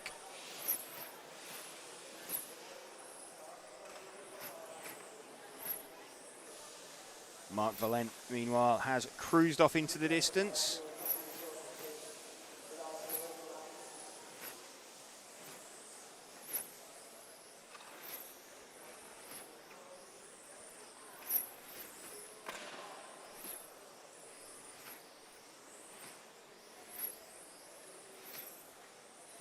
Running with 2nd place man Øyvind Støsdal.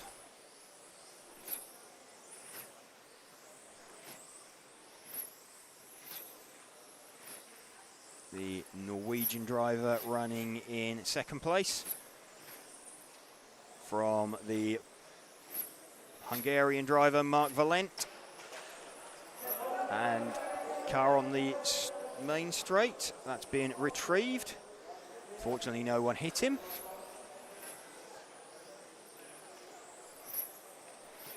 We've got a little over a minute left. So let's see if we can find our leader, Mark Valent, the pink-coloured car. Here we go. He is circulating just in front of Stu Cartwright at the moment.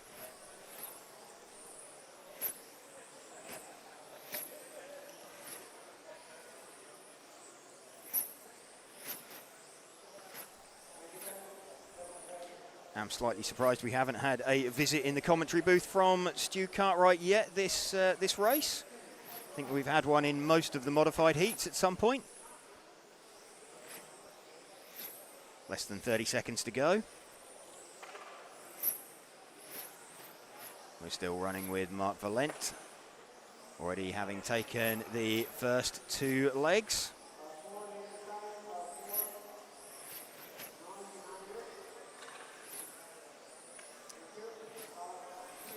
So managing to make his way through the leaders. Time has expired.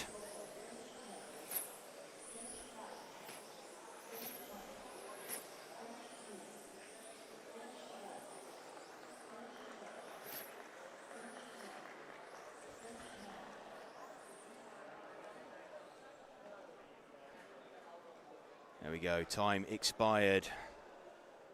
Mark Valent taking that one.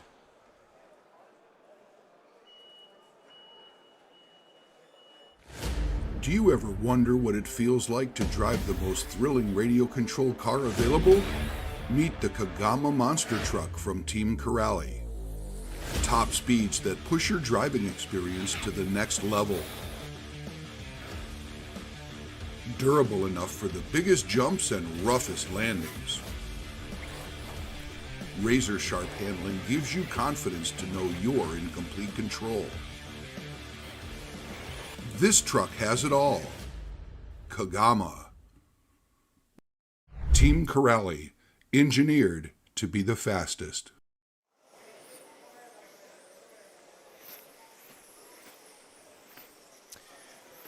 All set then for the Mod B final. So 3 finals left. We've got this one, the Modified B final. We then have the Spec A final coming up.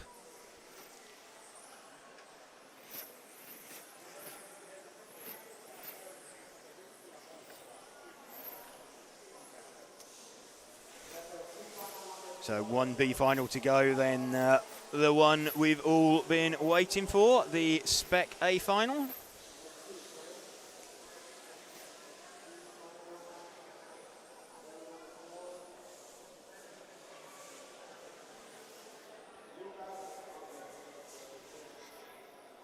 So Nico Saarinen having, he is going out there, but he's already taken the first 2 legs.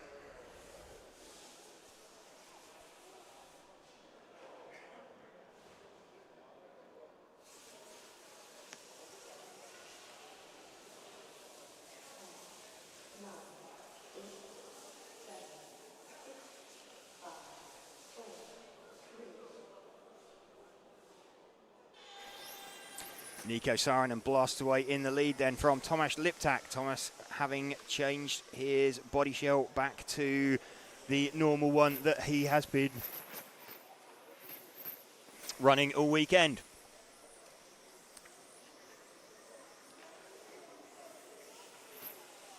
Nico Saarinen leading from Tomasz Liptak. Nico Saarinen having taken the first 2 leg wins. Let's move our focus back 1 car onto Tomasz Liptak.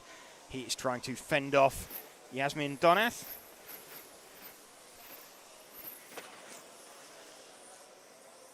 So this the battle for 2nd and 3rd position. The slightly brighter green coloured car, the car of Tomasz Liptak. The minty green coloured car, the car of Yasmin Donath. And here Tobias Sutrik pulling into retirement with a dodgy spur gear. There we go, just rolling into the feet of the Marshal. So we have got on screen at the moment the minty green coloured car of Yasmin Donath running in 3rd position. She's trying to chase down Tomasz Liptak, who is trying to chase down Nico Saarinen.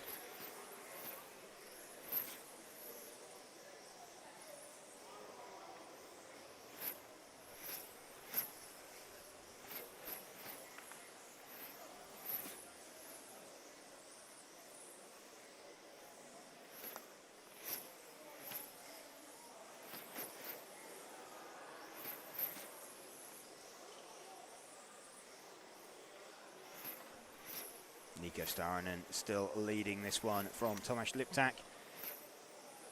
as they go through out onto the main straight. Nico Saarinen leading with the white front, green rear on his car. Just out of the back of shot, you can see in second position Thomas Liptak, the more solid green coloured car. They go through the carousel, out down the main straight one more time. Sub 10-second laps here at the Paradise RC Arena in Messina, Sicily. We're bringing you this coverage on RC Racing TV in conjunction with Tonisport, our title sponsor. Also Hobbywing, Automatics, Montec, Corrali, Zen Racing and Hot Race.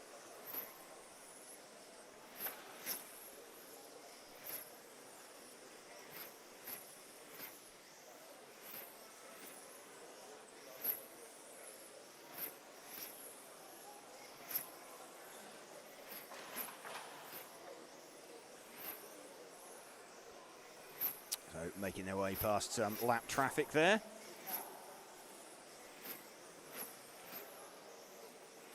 Still this lead battle going on. Front two have made a bit of a break for it.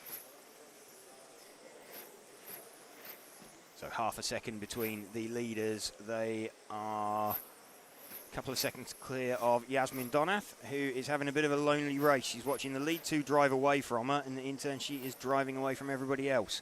So nice quiet Sunday afternoon.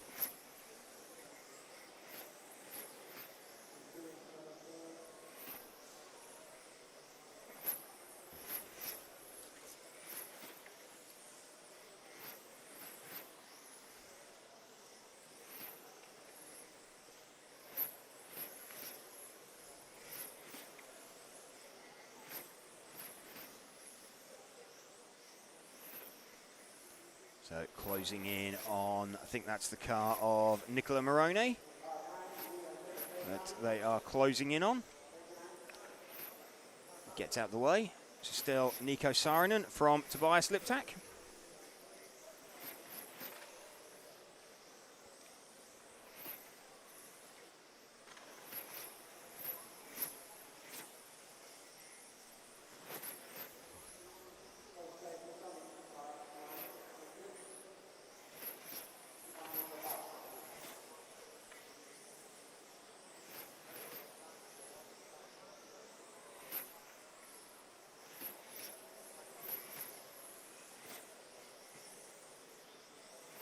Still Saarinen leading with a little over 3 minutes to go from Tomasz Liptak.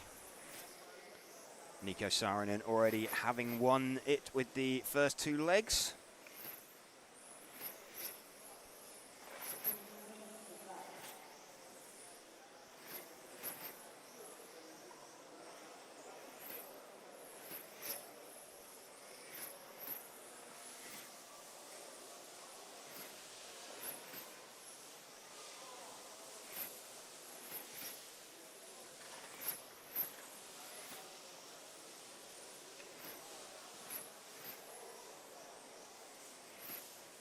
Still Saarinen from Liptak. Saarinen, the white front, green rear car.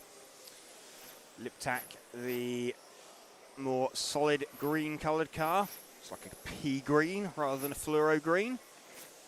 And a small mistake from Saarinen there with a little over 2 minutes left. They're closing in on Marcus Mobers. Marcus sees them coming and gets right out the way.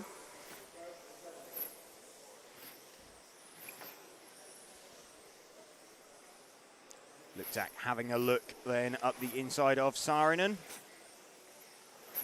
Trying to cut back. Can't quite make that happen.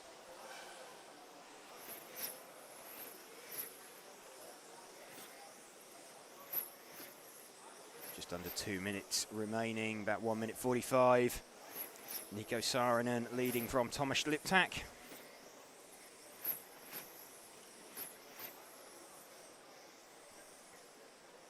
Yasmin Donath still running in third position. She's a couple of seconds back from this. She's a few seconds ahead of everybody else, so a lonely run in isolation for her.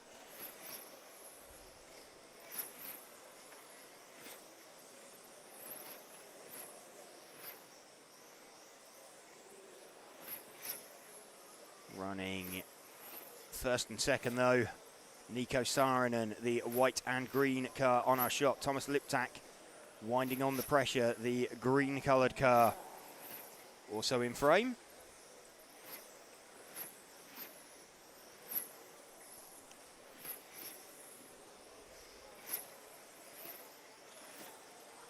Into the final minute now for these guys.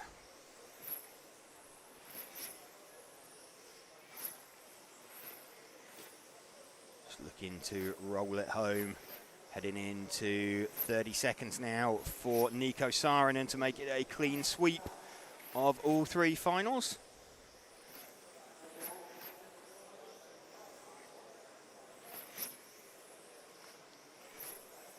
What do we got? I think this lap and maybe two more. Yep, oh no, this is probably going to be the final lap looking at their split times. It will be. So final lap then as they cross the line. And oh, Saarinen right at the end throws it off the track. Liptak takes that. So having led that right since the beginning, Nico Saarinen having led that and had one corner to go and just fired it off straight into RCTV Towers. And yeah, that's a win there for Thomas Liptak, taking that leg win.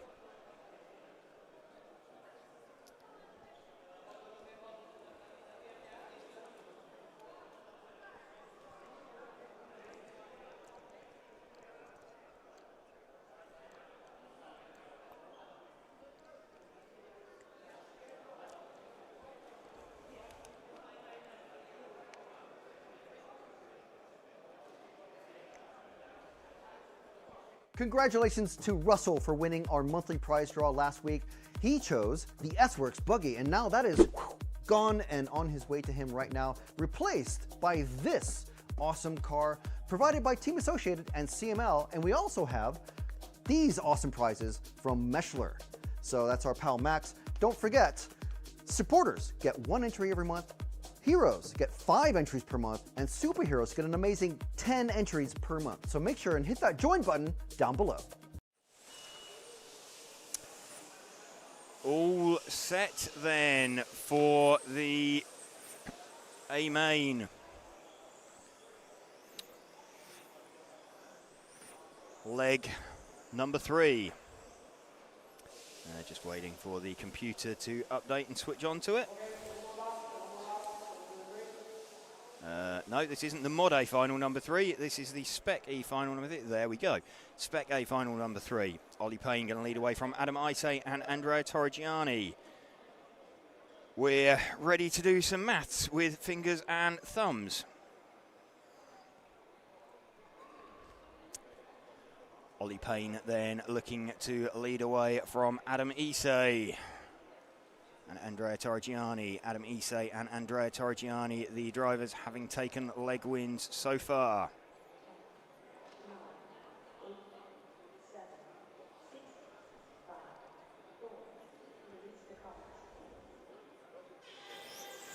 So slightly slow start off the line there for Ollie Payne. Holds on to the lead from Adam Isay. Andrea Torrigiani away in third. Any one of these three could win it. If Ollie Payne wins the leg with Adam Isay second, it comes down to times on the tie-break, their predicted time. So because the start line is so close to the loop, it does take a little while for their predicted time to settle down. At the moment, they're predicting like 59 lap runs. Which would mean them having gone some 11 laps faster than they did earlier in the day. So it's going to make it a little bit harder to identify. At the moment, though, Ollie Payne running away. Basically, Ollie Payne needs to win this leg to go with his second that he did earlier, and he needs to do a faster time than Adam Isay managed for his leg win in round number 1, provided Adam Isay finishes second. So if it runs as it is, then Ollie Payne needs to beat Adams 48 in 8:09.130. we're only going to get an idea really in the last minute, because their first lap was very slow. Very fast, because they just crossed the loop straight away. Then their average time starts dropping all the way through it. At the moment, though, we have got Adam Ise winding on the pressure to Ollie Payne. Those two have made a break for it. Andrea Torrigiani still running in third position, but falling away. The battle for the European title. Ollie Payne, the defending champion. Ollie's time already dropping off to a 48 in 8.240. So it may be that Adam Ise does not need to pass Ollie Payne. So Adam can finish second with Ollie winning, provided the time is slower than a 48.809. Well, at the moment, they are predicting a 48 in 8.09.657. So already they are behind that predicted time. As it stands, Adam Ise doesn't need to do anything, he just needs to sit there. However, he won't know that. He knows that he can finish second with a slower time. What he won't know is the time that he is predicting. They'll have an idea that the time may well be slower based off of yesterday, but it's not definite. Adam Ise, though, trying to find his way past Ollie Payne. Ollie Payne, the white, black and red coloured car. Adam Ise, the pink coloured car. Adam pressuring Ollie all the way here. Ollie having won this title twice. He won it in 2018 with Roche. He won it in 2025 with CRC. Little bobble there through the chicane. And we have got Max Mackler getting out the way of the pair of them. So Max knows how to be lapped by traffic. Adam Ise now trying to get back on terms with Ollie Payne. Ollie Payne's predicted at the moment is a 48 in 8. So at the moment, Ollie Payne is doing enough. We're going to have to wait and see, though, later on. We're coming in towards half distance. We'll get a better idea at sort of half distance what that might be. Adam Ise, though, closing in. He's got the gap back down to just over 0.4 of a second. Adam Ise 2/1000ths of a second quicker last time out.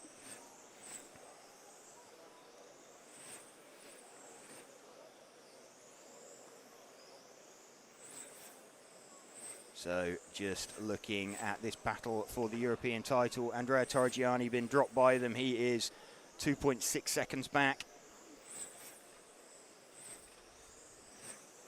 So small bobble there from Ollie. Lets Adam Ise right back into it. So, of course, this is the last thing that Ollie wants. He doesn't want to be having to defend because he needs a faster time. Even if he wins, he needs to have a faster time than Adam did in leg number 1. Remember, that was a 48 in 8.09.130. We're now predicting 48 in 8.10 for Ollie. So, as it stands, it's gone back in Adam's favour with it. So nothing could actually change on the track, but if they speed up slightly, it could swing the other way and into Ollie. They will both have a win and a second. If it follows as it is, it then comes down to finishing time.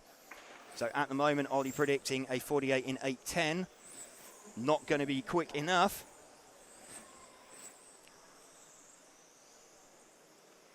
(809.687) now predicted for Ollie. 809.923. What have we got? Just under 3 minutes left. So fantastic display of driving from these two class drivers. European champions both. Adam Ise winning the touring car title last year.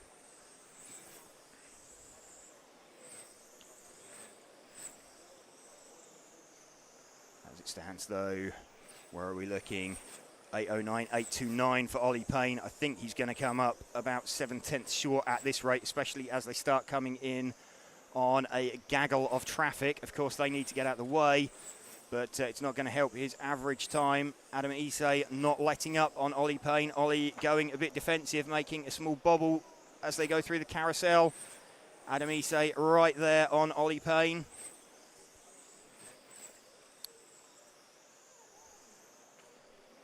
(8:10) now the predicted time from Ollie. Another small mistake there. Nearly coming together. Ollie driving tight, driving defensive. He needs this leg win. Adam Isay doesn't need the leg win. He just needs Ollie to be slower. So all the time Ollie's having to defend. That is playing in his favour. They're on to 47 lap predicted now. So even if Adam doesn't find his way through, Adam looking everywhere. Ollie looking like he is struggling. He is resisting the pressure fantastically. Little over a minute left. Still on 47.801. It's dropping away now though. So at the moment, Adam Isay does not need to pass to win this European title. They would have a win and a second each, but Adam Isay with the faster time would take it.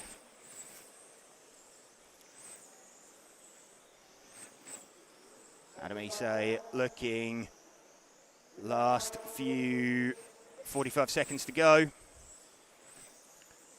Defending hard as they come through some traffic.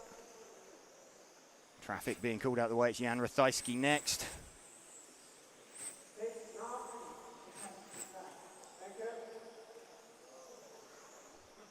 (47.809.53).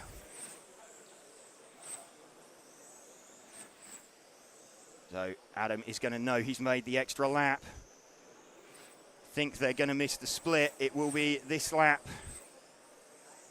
I believe they're going to miss the split. So this should be their final lap now that they are on. Ollie Payne going to win the leg as the time expires. Ollie Payne wins the leg with a 47, but I believe Adam Isay is your European champion for 2026. We're just waiting for confirmation of that. Pretty sure it's going to be Adam Isay, if my maths are correct. We're just waiting for the overall. Indeed, Adam Isay is the European champion with a 1 and a 2. Ollie Payne ties him, but loses out by dint of a slower time. So Adam Isay taking that from Ollie Payne and Andrea Torrigiani. And Ollie congratulating Adam as he steps down from the rostrum.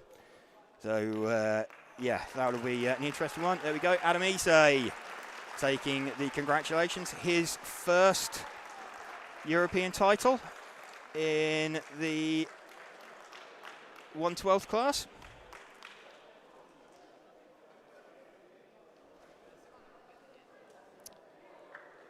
So that's that one done. Adam Isay receiving congratulations of all the drivers at the foot of the rostrum.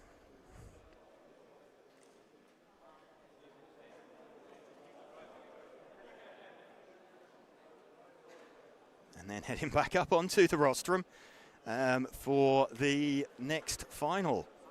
It's going to be the Mod A final, the last final of the weekend. Just hear a word from one of our sponsors. Meet the Spark, the ultimate A-scale bashing buggy from Team Corrali. From skate park ramps to dirt track doubles, conquering every challenge in between. Experience unstoppable performance and durability with Spark. Wherever you go, whatever you face, the answer is Spark, a bashing revolution. Team Corrali, engineered to be the fastest.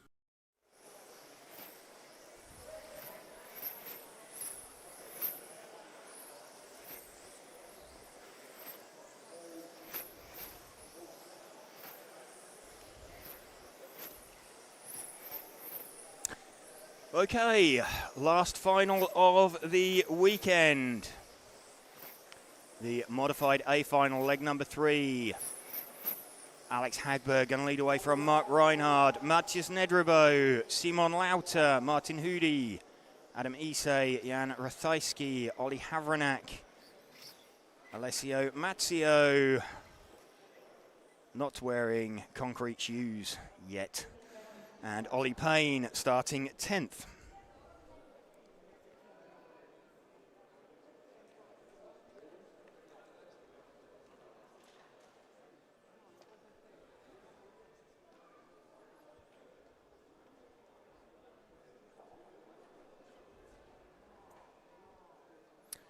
All set then. Final 8 minutes of the weekend.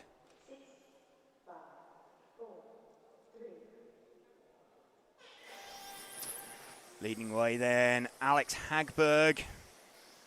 Again, 8 minutes from potentially becoming slightly immortal and being the standalone driver on 9 European titles. Currently tied with David Spashit for that honour. He already has a leg win, so if he takes this one, that is it. And it certainly looked like he has had the pace to do so.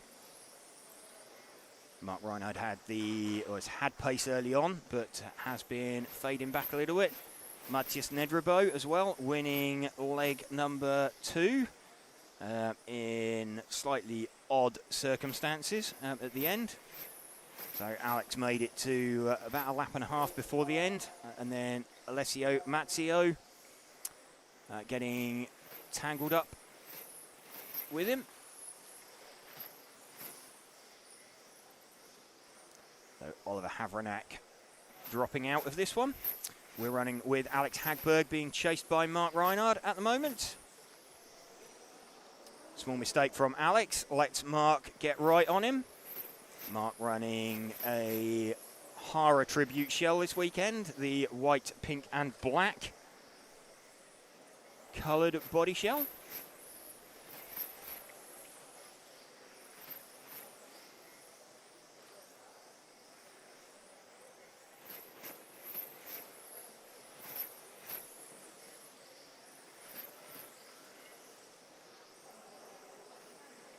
Still, Alex Hagberg leading from Mark Reinhardt.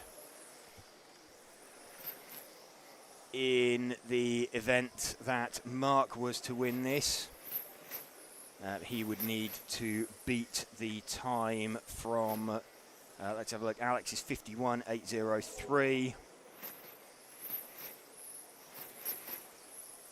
And it was an 8:08 from Nedrebo. So Mark would need to do this. They're predicting 50 lap runs at the moment, so even if Mark can make his way past, provided Alex finishes second, it would still be enough for Alex, because the predicted time not fast enough at the moment. What he doesn't want to do is have a coming together with Alex and let Matthias Nedrebo into position. If Nedrebo moves in to the lead and takes the leg win, he would take it overall. So 2 drivers that are definite wins with a leg win. Mark Reinhardt potentially, depending on other people's finishing positions and the time remaining.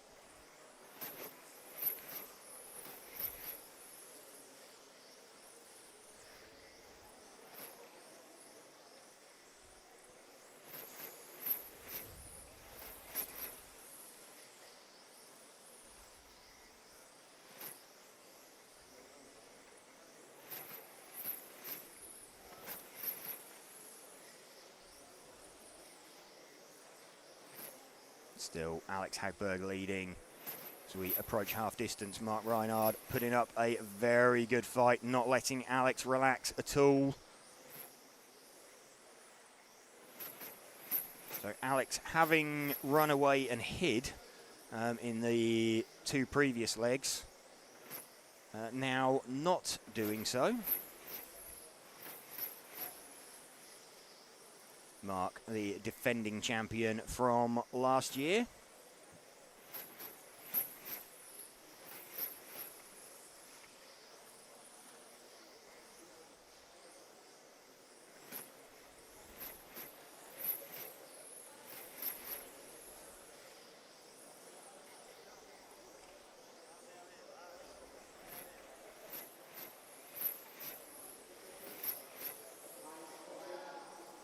So Alessio Mazzio getting well out of the way there as traffic approached him.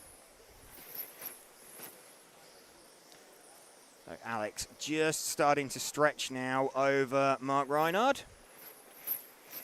A little over 3 minutes left. Gap is now 0.8 of a second. See, Mark looks a tiny amount closer by a couple of hundredths.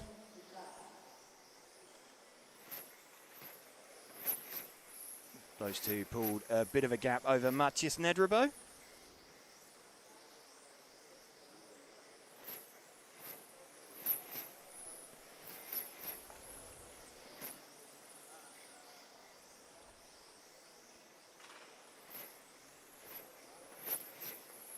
Alex Hagberg, though, couple of minutes away now.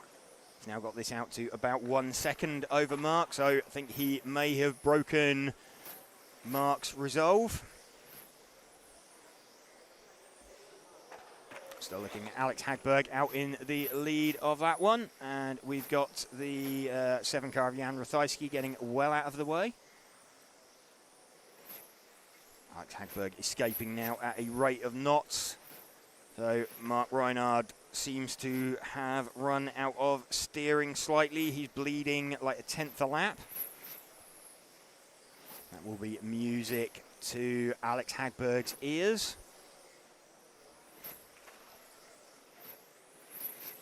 One and a half minutes to go. Relatively clear track in front of Alex Hagberg. I think the only car he would have to deal with before the end of the run is Alessio Mazzio. Oh.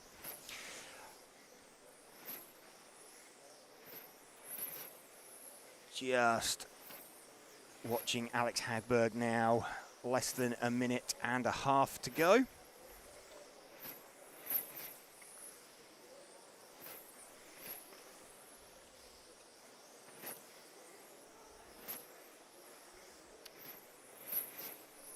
Alex's lead now over Mark Reinhard up to 1.8 seconds.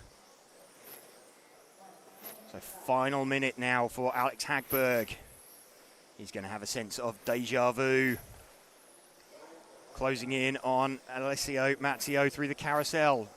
Alessio has a mysterious electrical glitch and his car comes to a halt briefly. That gives Alex a very wide berth.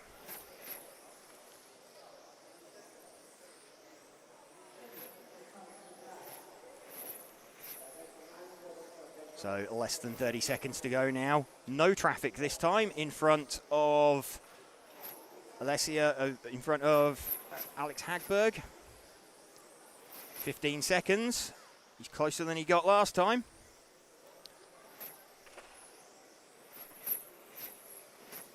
So here we go, final lap now for Alex Hagberg. Coming down the main straight across the line, Alex Hagberg, European champion for 2026. You can see quite animated there on the rostrum. And Alessio, all is forgiven, I think there, with Alessio Mazzio. So taking that one. And yes, Alex is clearly quite emotional on that one. But fantastic effort from him.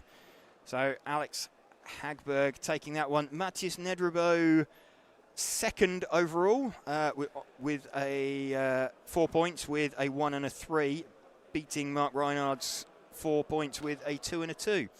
So there we go. That is our European champion, Alex Hagberg, picking up the trophy from Christ Bultink. So there you go, Alex, clearly quite emotional at that one. I know he's been playing it down, but I think that one means quite a lot to him. And there we go, his 9th title. Not sure if David Spashit is watching anywhere. If David's watching, if he's got any words, anything he would like to say, to drop us in the feed.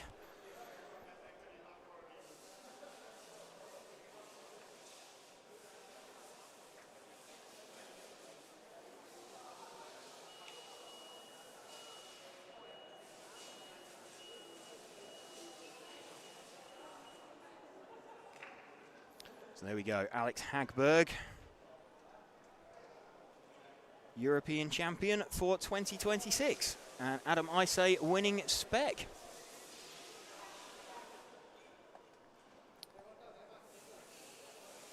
And that's the track action.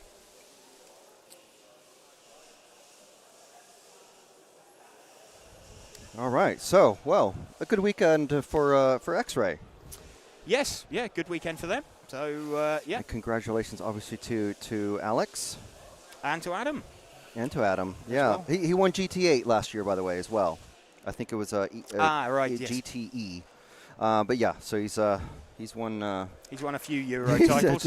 Completely different classes as well. Yeah, so that is our production of the EFRA 1/12 Euros for 2026. Thank you very much for everyone who's joined us, everyone in the live chat, all of our brand new heroes. Thank you very much for joining us. Don't forget you can just smash that join button and read up on all the great benefits that you get for being a hero, including prize draws, merch discounts, and plenty of other things on the YouTube chat and live chat. Yeah, so nearly 500 people watching that live, and obviously going to be a few thousand more watching it over the coming days. So thank you again very much to everyone who's joined us. Thank you especially to EFRA, who we are the EFRA official media partner. We're proud to bring you. This is just the first of many European Championships that we're going to be presenting you this spring, summer, and autumn. So do join us. Make sure you subscribe to either the EFRA YouTube channel or RC Racing TV. Thank you to Tonisport for being our title sponsor for this weekend.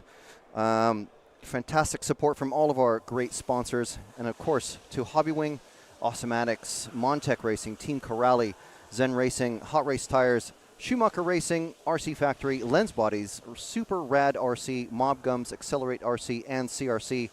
And thanks to all the fantastic racers who've made this such a great event, bringing it to, not through any fault of our own or anything, but to some exciting A3 finals for this racing. So, any final words, James?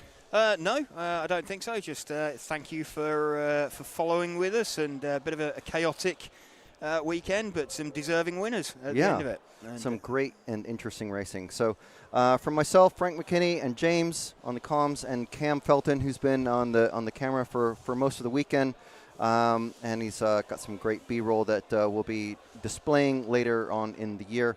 So, thank you very much from RC Racing TV and EFRA. We will catch you at the next EFRA Euros or ETS or whatever event that you're following. So BRCA 110th Off-Road Nationals, where Tom and Cam will be holding court. So yeah, we will catch you at the next one. Thank you.